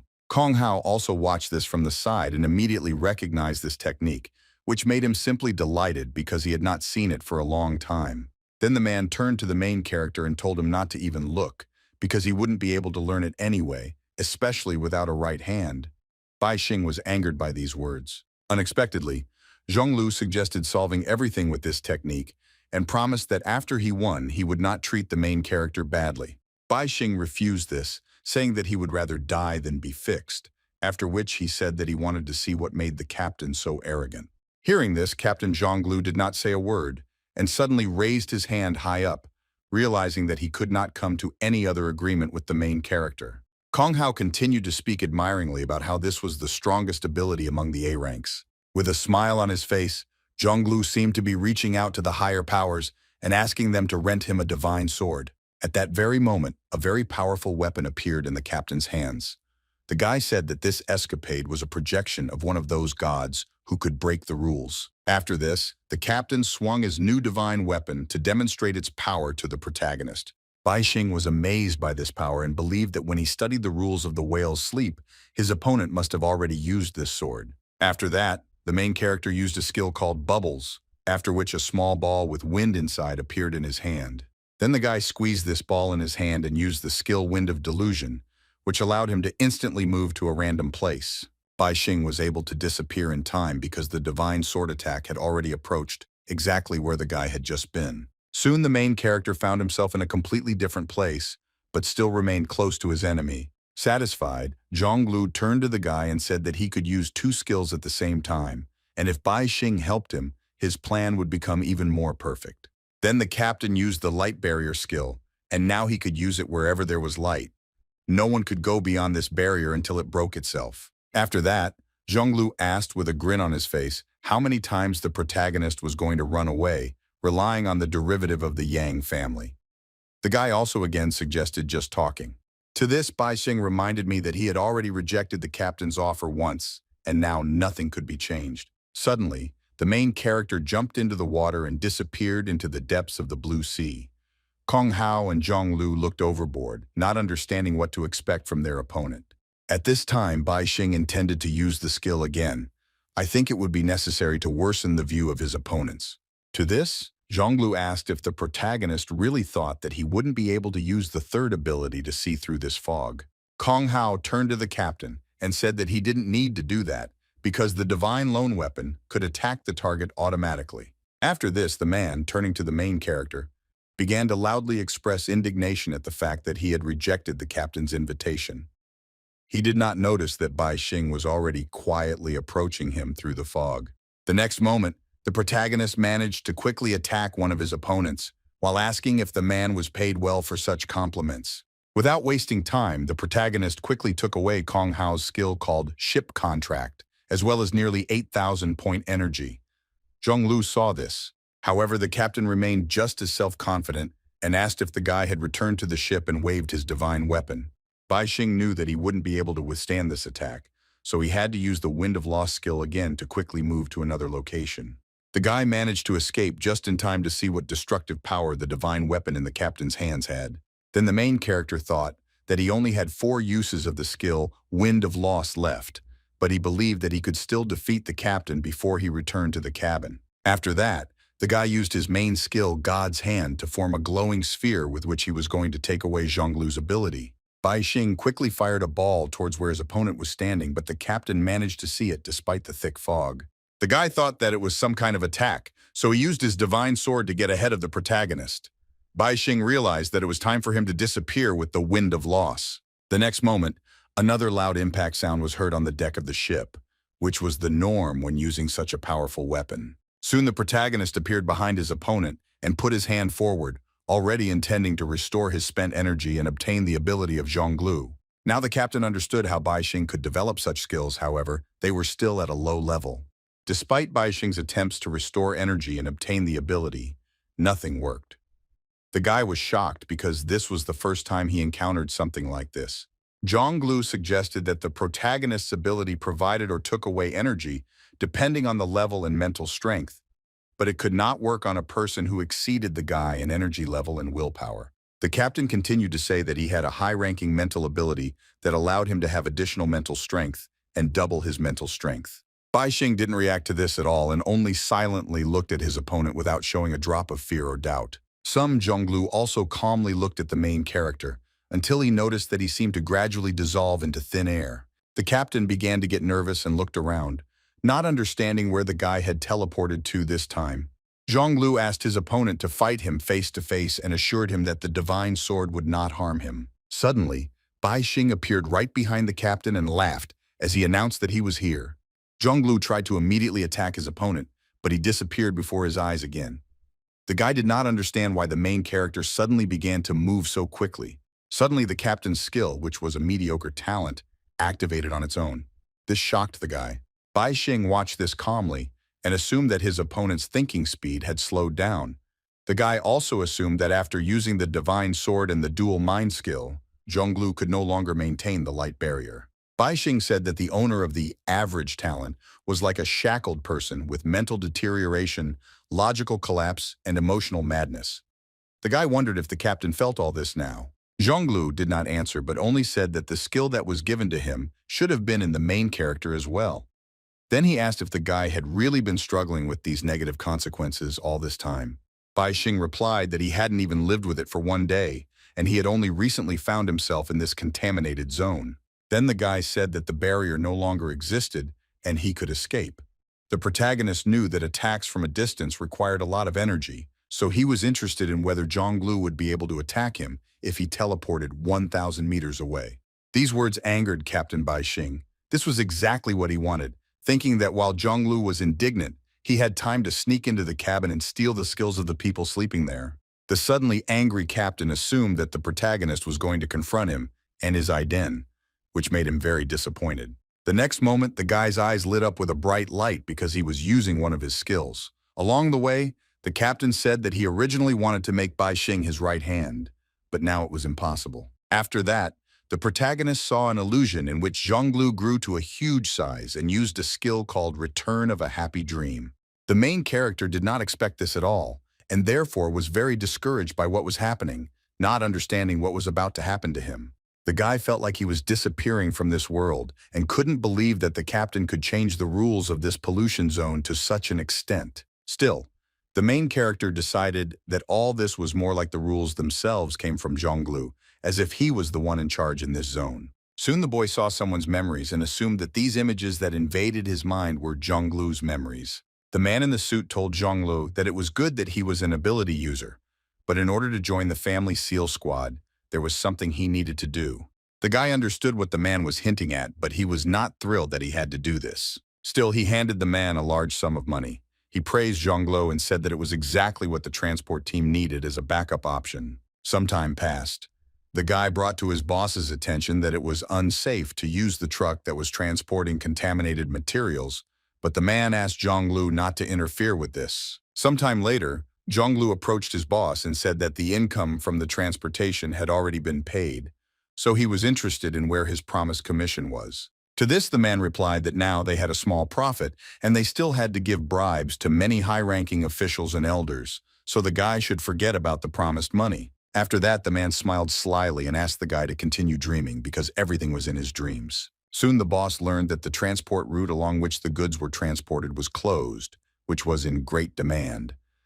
An investigation was also launched into the company's activities. Of course, the man blamed Zhonglu, who was the deputy head of the transport team, for all the failures because he allegedly illegally used funds to clean the truck. The head of the family could not leave it like that, so the guy was captured and handed over to law enforcement agencies. Soon, Zhonglu was behind bars, and now he had to serve a sentence for something he did not commit. The despairing guy laughed and remembered the words of his boss that he should have dreamed because everything was in his dreams. Zhonglu was sure that in dreams everything was different and there was not as much disappointment as in this world. The only thing the guy could do, sitting in a cramped cell and having lost hope, was to dream, because in dreams there was freedom and light. Zhonglu imagined a blue sky that was filled with white fluffy clouds. They floated serenely across the sky. The guy took a deep breath of fresh air and enjoyed the tranquility that reigned around him. Even though it was just a dream, it calmed Zhonglu down and gave him an escape from the harsh reality. The guy hoped that if he didn't look, think, and reflect, then the dirty world in which he was born would cease to exist. Besides this, Zhonglu was also sure that such a dirty person like him should not have existed either, and the real him lived in his dreams. At that moment, the guy saw a bright flash of light that instantly illuminated the dark room. Zhonglu immediately opened his eyes and looked ahead with apprehension, not trusting what he saw in front of him. The best version of himself greeted the guy with a smile on his face. Zhonglu found it hard to believe what was happening, so at first he thought that the person in front of him was a polluter. The guy thought that the pollution from the truck had penetrated his body a long time ago and turned him into a polluter. Zhonglu continued to think that the person who was now standing in front of him represented his will. Suddenly, the best version of the boy reached out to Zhonglu and offered him the chance to create a world as beautiful as the one in his dreams. Zhonglu agreed to this by shaking hands and accepting the proposal of his other version. This gave the guy the strength to start acting. He believed that the dream avatar that was created by the mutation of his consciousness was still a part of him. Zhonglu had been training his pollutant power diligently, and after only 3 days, he had already reached the S level. When this became known, the guy was immediately congratulated and promised that the family would do everything possible to clear his name. He was also offered to become a captain, because the top management always considered him very capable. However, Zhonglu did not forget that this world was polluted to the very core, so all titles and recognition did not matter. The guy was sure that humanity had to open a new era. One day, Zhonglu met Jian Yan. She was surprised that the guy had been on everyone's lips lately and wanted to invite him to a certain place. Suddenly, all these memories were interrupted, and Captain Zhonglu himself approached the main character. He invited him to join him in order to build an era free of pollution. Baixing was shocked by what was happening and did not understand how he could stop all this. The boy looked around in horror, seeing many copies of Zhonglu. They all extended their hands to him and offered to join them. Baixing felt a strong pain in his head and guessed that Zhonglu wanted to break his will and make him the same as those people who slept in the cabin in order to steal his ability. However, the main character was not going to give up and said that the influence that the captain had could not even come close to being compared to what Director Pushkin would do to him. After that, the guy decided to take advantage of the exhaustion of rebirth. The next moment, the main character crushed the sphere in his hand, from which black energy poured out. At the same time, the guy thought that he needed to go back just a few minutes. This black energy immediately wrapped itself around the main character's body as if trying to completely absorb him. Soon, the black energy began to pull Baixing out of this dream like a thread, under the surprised gaze of Zhonglu. The protagonist felt uneasy feelings that were associated with his return in time, but this was an integral part of his complete revival. Soon the guy found himself underwater and realized that he had moved to the moment when he used the fog skill for the second time to hide in the sea, which meant that the resurrection drop had worked perfectly. After that, the protagonist used a skill called Big Appetite to stuff Jin Jiwei into his stomach, thinking that she would be useful to him once he got out of the pollution zone. Baixing then returned to the ship and under the cover of fog, quietly snuck up on Kong Hao to steal his ship contract skill. Having received the necessary skill and also almost 8,000 energy points, the guy only had to use the resurrection drops to fix this moment in time. Zhonglu was very happy to see the protagonist, who had returned back to the ship, because now their battle could continue. Suddenly the boy turned to Captain Zhonglu and asked if he had found what he had lost here. Zhonglu was surprised that his opponent called him captain. I think he was now ready to talk to him. After that, the guy thought about what Bai Xing could lose here. Suddenly, the main character used his magnetic field control skill, which sent those same 3 sharp shurikens towards the discouraged Zhonglu. The missiles flew quickly towards the captain, intending to catch him off guard and cause serious harm. However, Zhonglu did not perceive this as a threat at all, and easily repelled this attack with his divine sword, while asking the protagonist to stop playing with him. After catching one of the shurikens, Bai Xing asked for forgiveness from his opponent and stated that he intended to win this battle. Zhonglu was surprised that the protagonist was going to do this with only 3 shurikens that he had hidden earlier. The guy believed that his opponent would not be able to do this even if the weapon was covered in deadly poison. To this, Bai Xing replied with a smile that what the captain was so afraid of was not as simple as ordinary poison. The next moment, the protagonist suddenly thrust a sharp shuriken into his stomach, causing blood to spray all around. After this, the guy fell to the floor without strength, while the shocked Zhonglu looked at all this, not understanding what the main character was going to do. The captain continued to say that if the guy dies in this dream, he will turn into a whale and merge with the dream, after which the guy's ability will be at his disposal. Soon Zhonglu realized that everything was not so simple here. Bai Xing explained with a smile on his face that he simply merged his internal organs with the ship using the object fusion skill. The protagonist continued to say that the dream avatar that belonged to Zhonglu set up dreams for other people as an addition to the whale's dream, and by manipulating this, the captain could use all the abilities of the dreamers. Bai Xing, being very pleased with himself, continued to say that after he obtained the ship contract skill, he could sense this ship that was connected to the captain and other people. The next moment, the main character sharply twisted his neck and then ordered the ship to turn it around. The ship immediately began to fall on its side. Soon the ship was completely submerged and only its keel was visible above the surface of the water. Bai Xing asked the captain if his body was still here, assuming that it was Zhonglu along with the first whale who created this pollution zone. The protagonist continued to say that the captain managed to create this dream, but he himself connected with the flesh of the whale. But due to the use of the ship as a means of communication, they merged into one. From this moment on, 2/3 of the cognitive pollution that had been bothering Bai Xing for some time was transferred to Zhonglu. At the same time, the ability that allowed the captain to control this dream was transferred to the main character. Zhonglu was very unhappy with what was happening and said that the outside world was already corrupted, so building a dream world was the only hope for the future of humanity. Bai Xing agreed that humanity was corrupt and full of vices, but he decided to leave all of this aside because he did not want to destroy it. The main character continued to say that in return he would take something with him, and using the skill Hand of God, he took for himself the abilities Gift of Life and Twin Mind. After this, Bai Xing loudly and confidently declared that he was a whale and he woke up from sleep. Meanwhile, in the ordinary world, it was already deep night. The establishment where Bai Xing and Ji Yuexin spent their time had long since closed. Suddenly, out of nowhere, in the middle of the room, the main character appeared, shocked by such a difficult move. From the shock, the guy began to lose his balance and almost fell, but was able to grab the wall in time with his tentacles, which replaced his lost hand. Bai Xing felt very bad. In the last minutes, although he was able to transfer 2/3 of the cognitive pollution to Zhonglu, there was still 1/3 left in him, which meant that the rules of the zone were still working.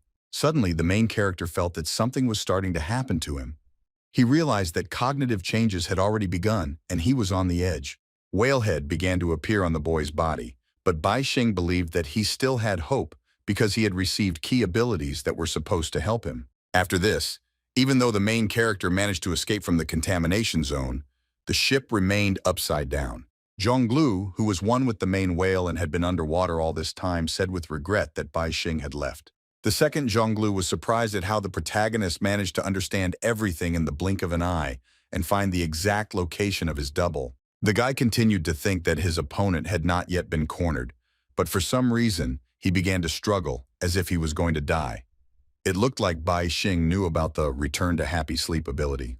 Zhonglu, who was connected with the whale, denied this and said that they were almost on the verge of success. The captain was sure of this because everything in the whale's dream was recorded, and he knew about everything.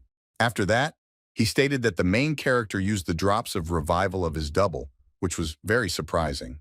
After that, the guy suggested that they had enough power of skills such as dream manipulation and thought suggestion. The captain also believed that using shared memory to throw someone into sleep was ineffective. Suddenly, Zhonglu, who was connected to the whale, began to rise, saying that Zhang Yan was becoming less effective in capturing people and therefore they needed to go outside and do it themselves.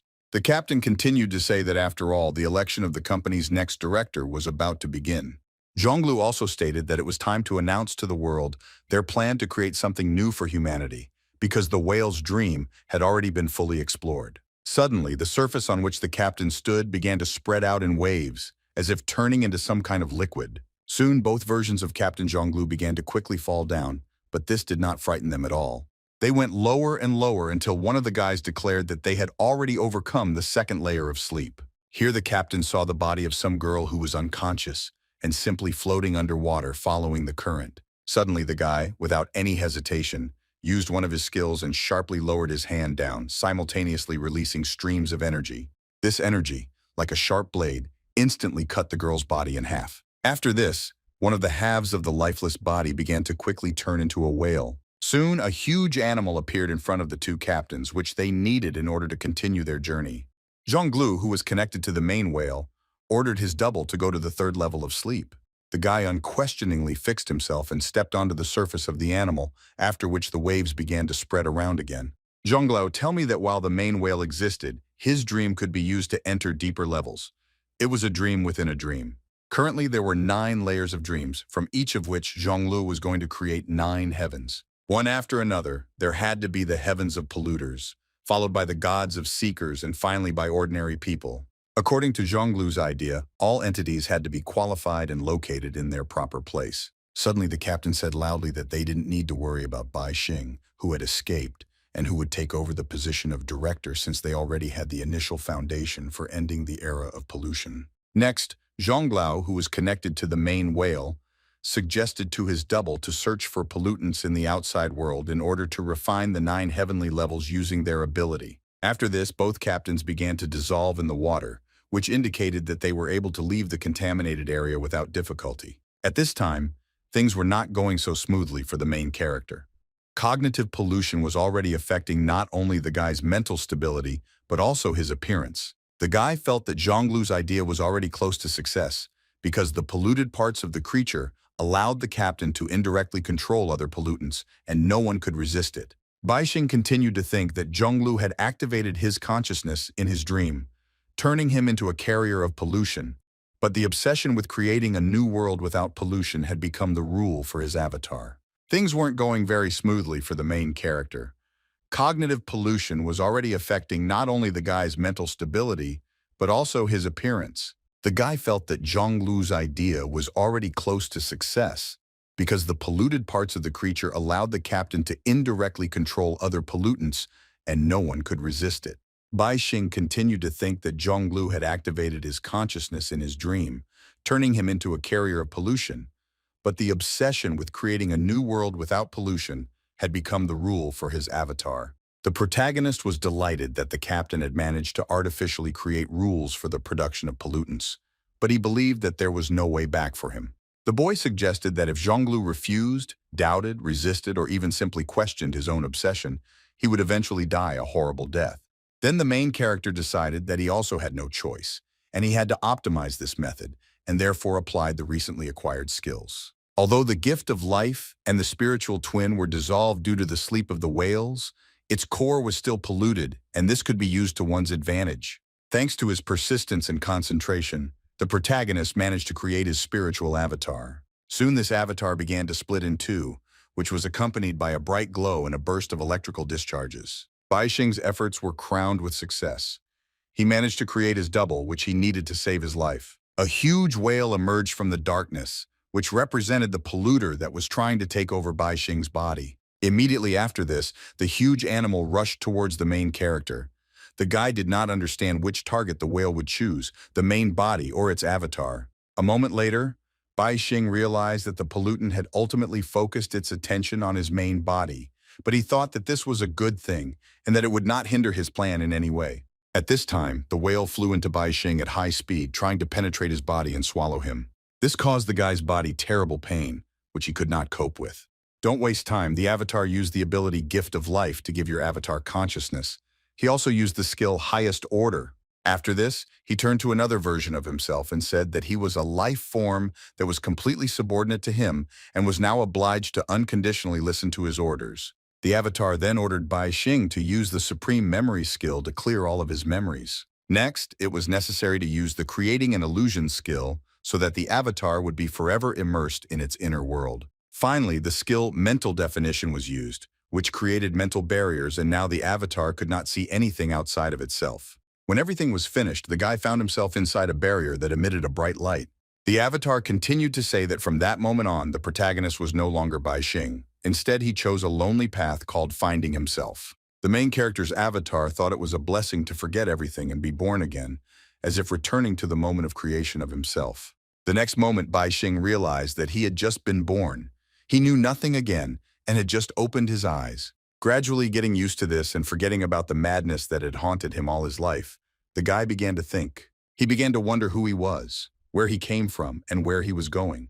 The main character calmed down and looking around realized that he was inside a small egg. After that, he told himself that he wanted to go outside and observe the world that surrounded him. Standing in the closed, dark restaurant, the guy realized that now he was not a man, he was not a whale, and he was not Bai Xing.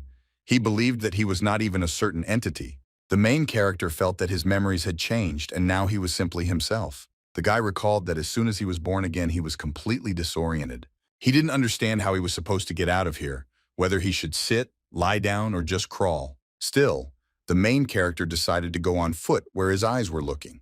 There was no point from where he started walking, and there was no place where he was supposed to arrive. Bai Xing had absolutely no idea about the time that had passed. He simply continued to walk forward.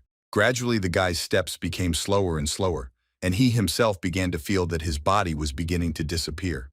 Then the main character believed that without goals and direction, he would lose his existence. That is why, after the birth of his new eye, the guy needed external stimuli to take the first step. Bai Xing looked at the shining spheres in his hand and thought that all the skills he had taken away and all the past experiences were just food for his personal growth. Therefore, the main character undoubtedly tried to implant one of the spheres into his head, while simultaneously turning to the Black Shadow and Shine, asking them to use his skills. At that moment, the boy's mental body was shocked. Bai Xing saw something frightening that greatly alarmed him. The black shadow that the main character's body cast had bright red eyes and seemed to look straight into his soul. The guy immediately asked who this shadow was. The black shadow replied that she was the guy's doubt and insecurity. She appeared exactly when the main character became confused and began to doubt himself. Then, Bai Xing suggested that they could leave this place because his legs were not strong enough. It turned out that the guy's left leg had already been swallowed by the Black Day. She confirmed the protagonist's guess by saying that his legs were short and therefore he could not take long steps. The shadow continued to say that there was a creature called an elephant whose steps were longer than the boy's height. The black shadow engulfed Bai Xing more and continued to criticize him, saying that his rhythm was not fast and that he could barely take one step in a whole day. She went on to say that there was a creature called a snake that could slither and cover a distance of 5 meters in just 1 second without having any legs. The shadow also said that the main character had only 2 legs and he could not compare himself to a cat, dog, or leopard with 4 paws. Bai Xing agreed with the black shadow's words and felt that he should imitate these animals. Then the guy began to transform his body. He believed that it should be like a snake's and the legs should become like an elephant's. In addition, there should have been 4. Soon the main character began to take his first steps and ask if he could now get out of this place faster. Suddenly the guy fell down and couldn't stay on his feet. The black shadow laughed and said that Bai Xing only doubted his legs, but he should also doubt his body, arms, brain, and even himself. The black shadow had almost completely swallowed the main character, but suddenly his left eye began to emit a bright light, which surprised the guy himself. This suddenly appearing bright light was able to drive away the black shadow, and thus free the guy from the shackles of doubt. Immediately after this, a bright sphere flew out of Bai Xing's head and turning to the guy, said that he had almost completely lost himself here because he doubted himself. The guy was surprised by this and asked who this sphere was. She answered that it was confidence and said that with a higher level of confidence, he would no longer be able to doubt himself. Hearing this, Bai Xing understood everything and decided that he had to trust that his decisions were correct and find the right path with his own feet. The guy also saw that everything around him began to crack and realized that because of self-doubt, he had been walking in one place for some time, but confidence gave him the strength to continue on his way. The sphere confirmed this and added that confidence could lead the guy to an inexhaustible source of strength, so he should continue to move forward. The guy thought about these words and then said that he still had one last question that needed to be resolved. Of course, he said black shadows that seemed to be pursuing him. Therefore, Bai Xing asked the sphere to help him evaporate the shadow. She replied that it would not be possible to do so, since doubt and confidence were two sides of the same coin and could not exist without each other. Hearing this, the main character was very surprised, but it seemed he understood everything and now knew what he needed to do. Bai Xing quickly took the sphere in his hand and directed its bright light upward. A bright beam of light hit the ceiling with great force and began to destroy it. Bai Xing thought that he had confidence now, but he could also use doubts properly, and therefore he would definitely be able to find his true self. At this time, the main character, being at night in a closed restaurant, was examining his new hand, which consisted of two types of energy. He thought that by using both of these energies, he would represent darkness and light that could shock even him. Then the guy thought that by stimulating his own eye with illusions, he was able to destroy the pollution of the whale's sleep, thanks to which the black shadow and shine evolved in him. Continuing to examine his new hand and smiling widely, a satisfied Bai Xing decided that he would call it the Hand of Me. After that, the main character looked around because only now he realized that Ji Yuexin was not here and that he was actually alone in the restaurant. Suddenly, Bai Xing became very angry because he remembered that someone wanted to harm this girl. Just 15 minutes before the protagonist returned from the contamination zone, the restaurant was still open despite the late hour. Ji Yuexin was still sitting at the table, but she regretfully assumed that Bai Xing had left, since half an hour had already passed and he still hadn't returned. The girl was worried that he had gotten into trouble. Nevertheless, she decided to finish the dish because due to the peculiarities of her newly acquired ability, every calorie now counted. An unexpected girl used a skill called thermal perception in order to find out something. She felt that there were only 2 tables occupied in the restaurant and only 6 people left. They were a young couple and a family of 4. In addition to this, the establishment had several more employees and a chef who prepared the dishes. Ji Yuexin realized with annoyance that Bai Xing was nowhere to be found in the establishment. Suddenly, the girl stood up from the table abruptly because she felt that something could have happened to the guy, considering that he could have met either enemies or polluters. Ji Yuexin resolutely headed somewhere, thinking along the way that sooner or later she would still have to face this. The girl ate a lot of food and replenished calories and nutrients, which caused her body to synthesize a lot of fat. Now she weighed 100 or even 150 kilograms. Ji Yuexin headed to the toilet. Although her body was quite fragile, the transformed fat could not be felt at all and was like armor that protected her. At the same time, for other people, the girl's fist was no less powerful than that of the most courageous boxer in the world. Ji Yuexin seemed to have come here just to wash her hands. However, the girl used the body control skill. After that, her hand literally began to emit intense heat.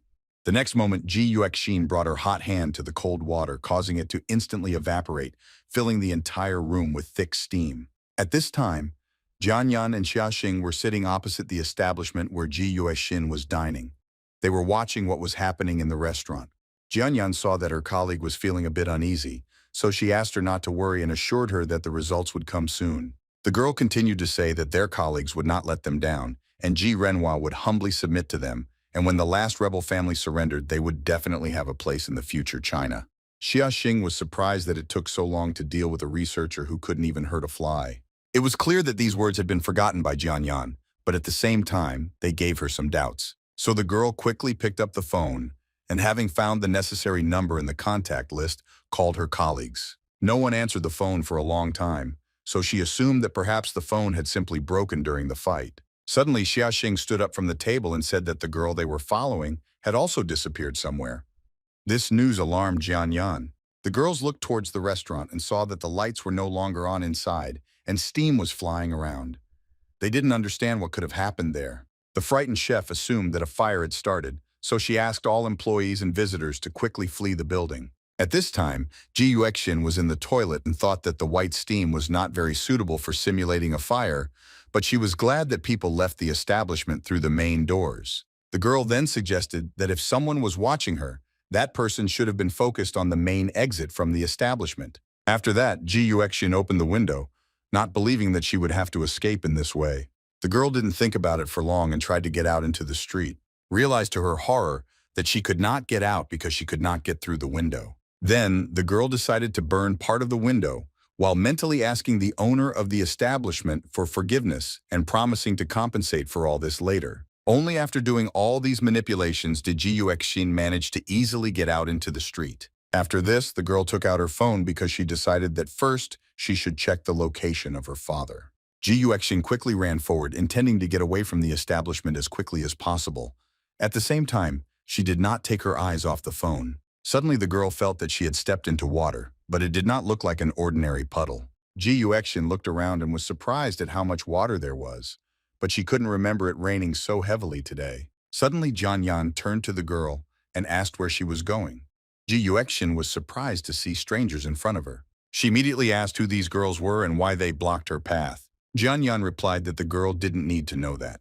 After that, she threatened that if Ji Yuexin didn't answer her questions well, she would regret it greatly. Hearing this, the girl became wary but asked what questions worried the strangers. Jian Yan briefly asked where Ji Yuexin was now, because she was sure that a completely different girl was standing in front of her now. Ji Yuexin was very surprised and, not fully understanding the situation, timidly replied that she was that girl. Suddenly, Xiaxing, clearly not believing what she had just heard, loudly asked if the girl really valued money more than her life, after which she demanded to tell the truth. Everything that happened left Ji Yuexin so confused that she didn't even know what she should answer. Finally, the girl realized that these were people who were following her, but they did not recognize her now. Then she thought about the fact that the awakening and use of her ability occurred only in the middle of the day, and it was obvious that the pursuers relied only on her previous appearance. The girl continued to think that these strangers came for her and her family, which meant that Bai Xing disappeared precisely because of her fault. These thoughts made Ji Yuexin very upset and angry because once again, because she was so weak, she could not protect the people who were next to her. Of course, in this situation, the girl could lie that she was not Ji Yuexin and force the strangers to look for her in another place, but the girl was worried that if they did not find her, the scoundrels would go to her father. The sudden girl looked at the strangers with a stern look, while thinking that in the era of pollution, if she wanted to protect what she valued, she could not avoid a fight. Then she loudly declared that she was Ji Yuexin and demanded the best that the strangers had. At the same time, for some reason, the girl's hand began to emit a bright light. A fire blazed up in Ji Yuexin's hands, but she only thought that she knew the strangers' intentions, and therefore they would not dare to kill her because they wanted to force her father to cooperate. The girl also loudly warned that if the strangers were not going to kill her, then they should not go anywhere, because as soon as they decided to do this, she would commit suicide with the help of her fire sword. Jian Yan and Xiaxing did not respond to this, and so for a while, there was absolute silence all around. The silence that hung over the large estate was suddenly broken by someone's loud cry. Someone was diligently practicing his fencing skills using a wooden sword. It was Ji Yuexin, who was swinging a practice ball very skillfully in the backyard of her house. Suddenly, the head butler Ji Rene approached the girl and said that she had swung the sword 10,000 times already, and that was just for today, so she should rest. Replied without stopping that she could continue training because 10,000 times was not enough. Then Ji Yueguona, who was also here, assumed that the girl was simply trying to impress someone, and believed that if she did not develop her abilities, she would be useless. Ji Yuexin did not respond to this insult, but it was clear that these words angered her. The girl decided not to leave this unpunished and therefore, pushing off the ground strongly, quickly headed towards the guy. The essence of the moment, the tip of the training sword was already aimed straight at Ji Yueguang's forehead, which frightened him greatly. The shocked boy immediately asked what Ji Yuexin was going to do. Without waiting for Ji Yueguang's answer, he assumed that the girl wanted to ask her brother for advice. At the same time, he was already ready to use his ability to defend himself. Suddenly, Ji Rene approached the guy and said that he had only practiced for 10 minutes today, so he would definitely report this to the main family. These words had a strong impact on Ji Yueguang. He clearly didn't want the man to do as he planned. After that, the guy silently took hold of the tip of the training sword and grabbed it tightly. He then asked Ji Yuexin to try to escape while he held the sword and promised that if she succeeded, he would surrender. Ji Yuexin immediately tried to snatch the sword from her brother's tenacious grip, but she was unsuccessful. Then the girl strained all her efforts for this, because of which her whole body began to tremble. But even this diligence did not give results. However, Guxin admitted that she couldn't do it, so she gave in. Guaguana laughed at this, said with great pleasure that this was the difference between a seeker who had skills and an ordinary person, and therefore until the girl tries out her power, she will remain an ant. To this, Guxin replied that her father had told her that it didn't matter how strong the seeker's skills were, since it was just another tool against pollutants. After this, the girl confidently stated that humanity's most powerful weapon was its will to overcome any obstacles. Guxin held a flaming sword in her hands and said loudly that this was the decisive moment and promised that she would save Bai Xing and solve the Ji family's problems. It would all start here. The girl was already ready to rush into battle, so she pressed her foot hard into the ground in order to push off and run towards her enemies. At the same time, Guxin thought that the blow of the fire sword that she was about to deliver would be strong and powerful. All this did not impress Jianyan at all because she considered the girl to be very weak despite her skills. Suddenly, hands began to emerge from the water that was spilled under Guxin's feet, intending to grab the girl. This discouraged Guxin because she never thought that she would now have to fight with water and not with people. The thing was that Jianyan had the skill of controlling the water element, and thanks to this, she was very good at catching people. Meanwhile, Guxin was already trying to fight the water that was trying to grab her. The fire sword was doing a pretty good job of it. At the same time, the girl thought that the water control was not such a strong ability because she could just evaporate it as before. As expected, simple water couldn't hold Guxin, who had a fire ability, for long, so the girl was able to quickly approach Jianyan. Despite this, Jianyan remained absolutely calm and said that her ability to catch people depended on the sealed object. This time, such an object was a daffodil flower, which the girl held in her hand and showed to her opponent. According to this, Guxin will be caught by the water if the girl sees her reflection in the water.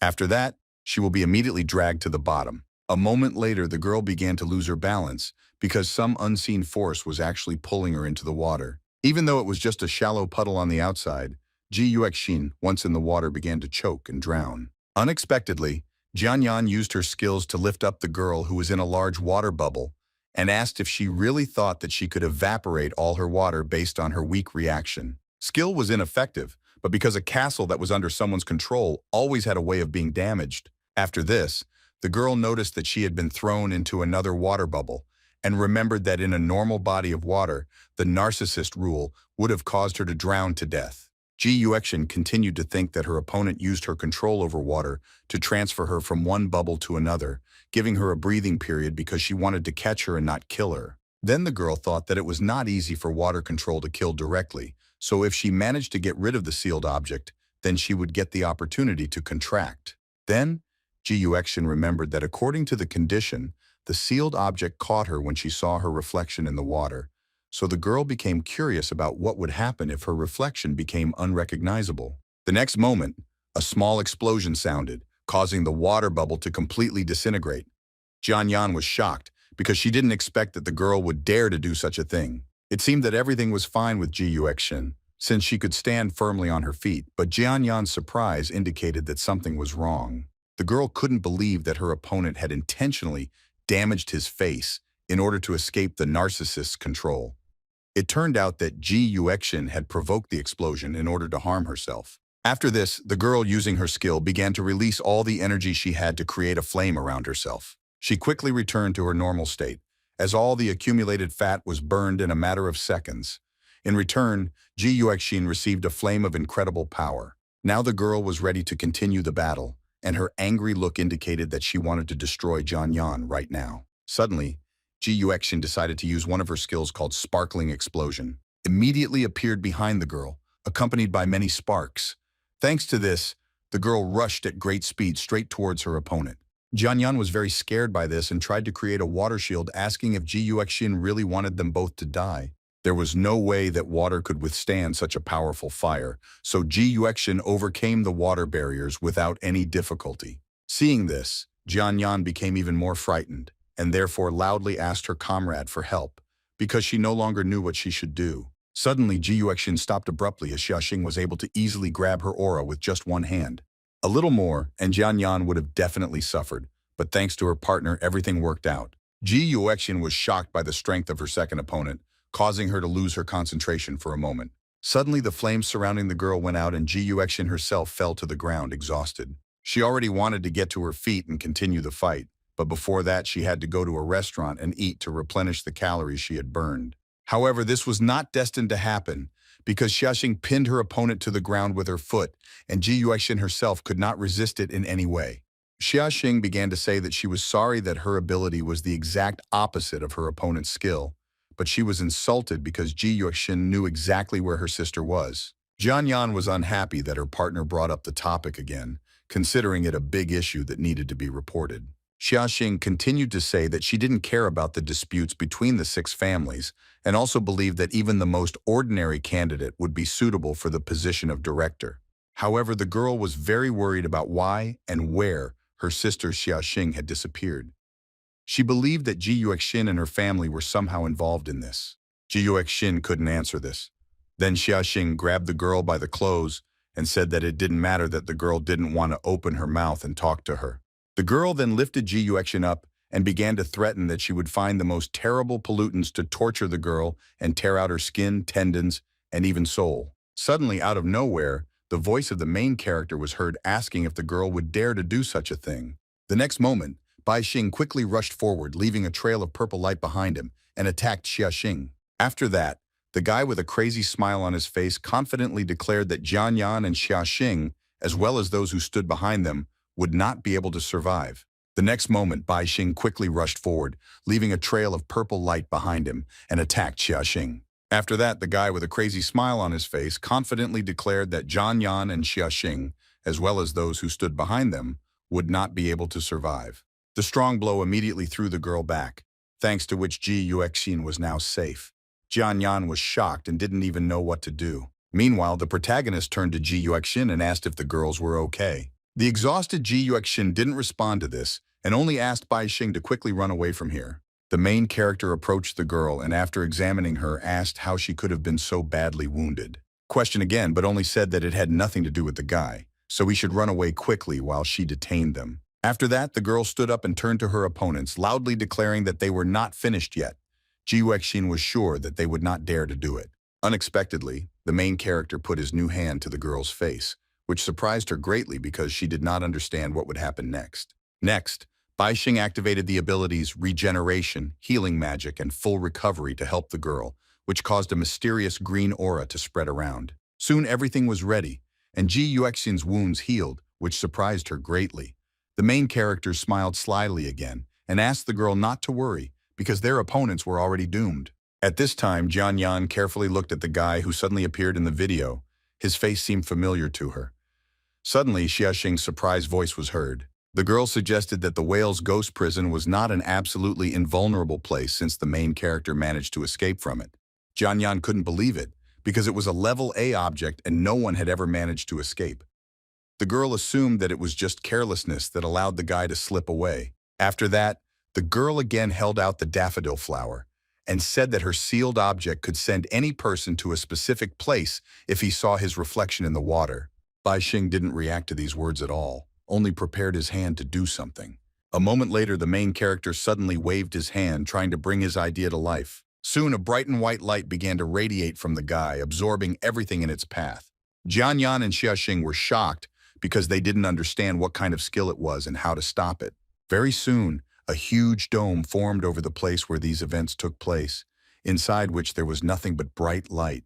When everything was ready, the main character decided to gloat and asked where the water and his reflection were. Jian Yan was shocked because her narcissist rules had failed because she could no longer sense water. Xiaxing was angry at her partner and said that she was useless and dependent on the sealing objects, so she asked the girl to leave and not interfere with her. After that, the girl said that this space consisted of light, but it already had the foundation of dominion. The guy explained that he uses this ability to move here, after which he shifted all substances in space, especially water.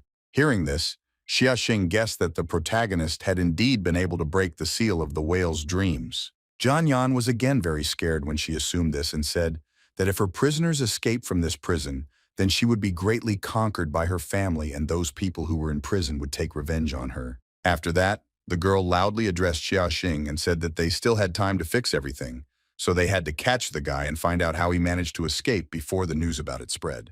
Xiaoxing was once again angry at her partner for being so annoying and immediately taught her a lesson. After that, the girl said that it was good that the only two students who survived in the school were here.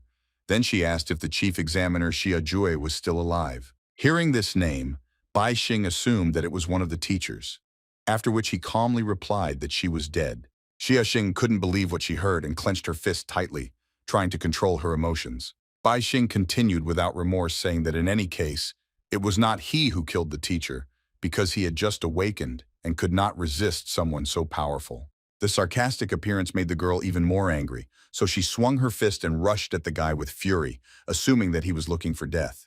Xiaoxing's fist, which was enhanced by her ability and was emitting a magical aura around itself, was getting closer and closer to the protagonist. Despite the approaching danger, Bai Xing stood there carefree, as if he wasn't worried at all about what might happen next. Soon, the girl's powerful blow reached its target, but it seemed to pass through the guy without harming him at all. It turned out that the main character managed to move to another place without difficulty. As Bai Xing expected, this sphere was a pollution zone that he could control. The guy explained that the whale's contaminated organs were constantly poisoning him, but his body had reversed the identity change, and because of this, the power beyond the contamination was now entirely his. The protagonist continued to say that the result of his own path was the light of confidence and the darkness of doubt, which were condensed into 3 spheres of power. Each of them had different rules. Even though Xiaoxing was already approaching the guy in order to try to attack him again, Bai Xing continued to carelessly tell him that his first luminous sphere controlled light. Thanks to this sphere, the main character could move and control matter at will, so he quickly dodged it and ended up in a completely different place. The second glowing sphere of the main character was a perforation, thanks to which the guy could acquire a powerful weapon. Bai Xing continued to say that no one could stop his progress, and trust was his main weapon. After this, choosing the right moment, he tried to attack his opponent from behind and plunge his sword into him. Xiaoxing sensed her enemy approaching, but it turned out that it was already too late, and there was no way to defend herself. Suddenly, she was able to react quickly and grab the tip of the sword with one hand, preventing the main character from doing what he had planned. Bai Xing was very surprised by this, and could not understand how the girl managed to block the attack at the rules level. Xiaoxing became more expensive to hold the sword of the hand, and said that the guy was not the only one who could control contaminated objects. After that, she said that she could not live without her sister. Tears appeared in the angry girl's eyes, and she began to beg the guy to tell her who killed the chief examiner Xia Jude. Bai Xing was surprised that the girl was the sister of that teacher, and then assumed that Xiaoxing also had someone she wanted to protect. In that case, the guy didn't understand why the girl was so cruel to others. Still, the main character promised to tell about everything when Xiaoxing had only one breath of life left.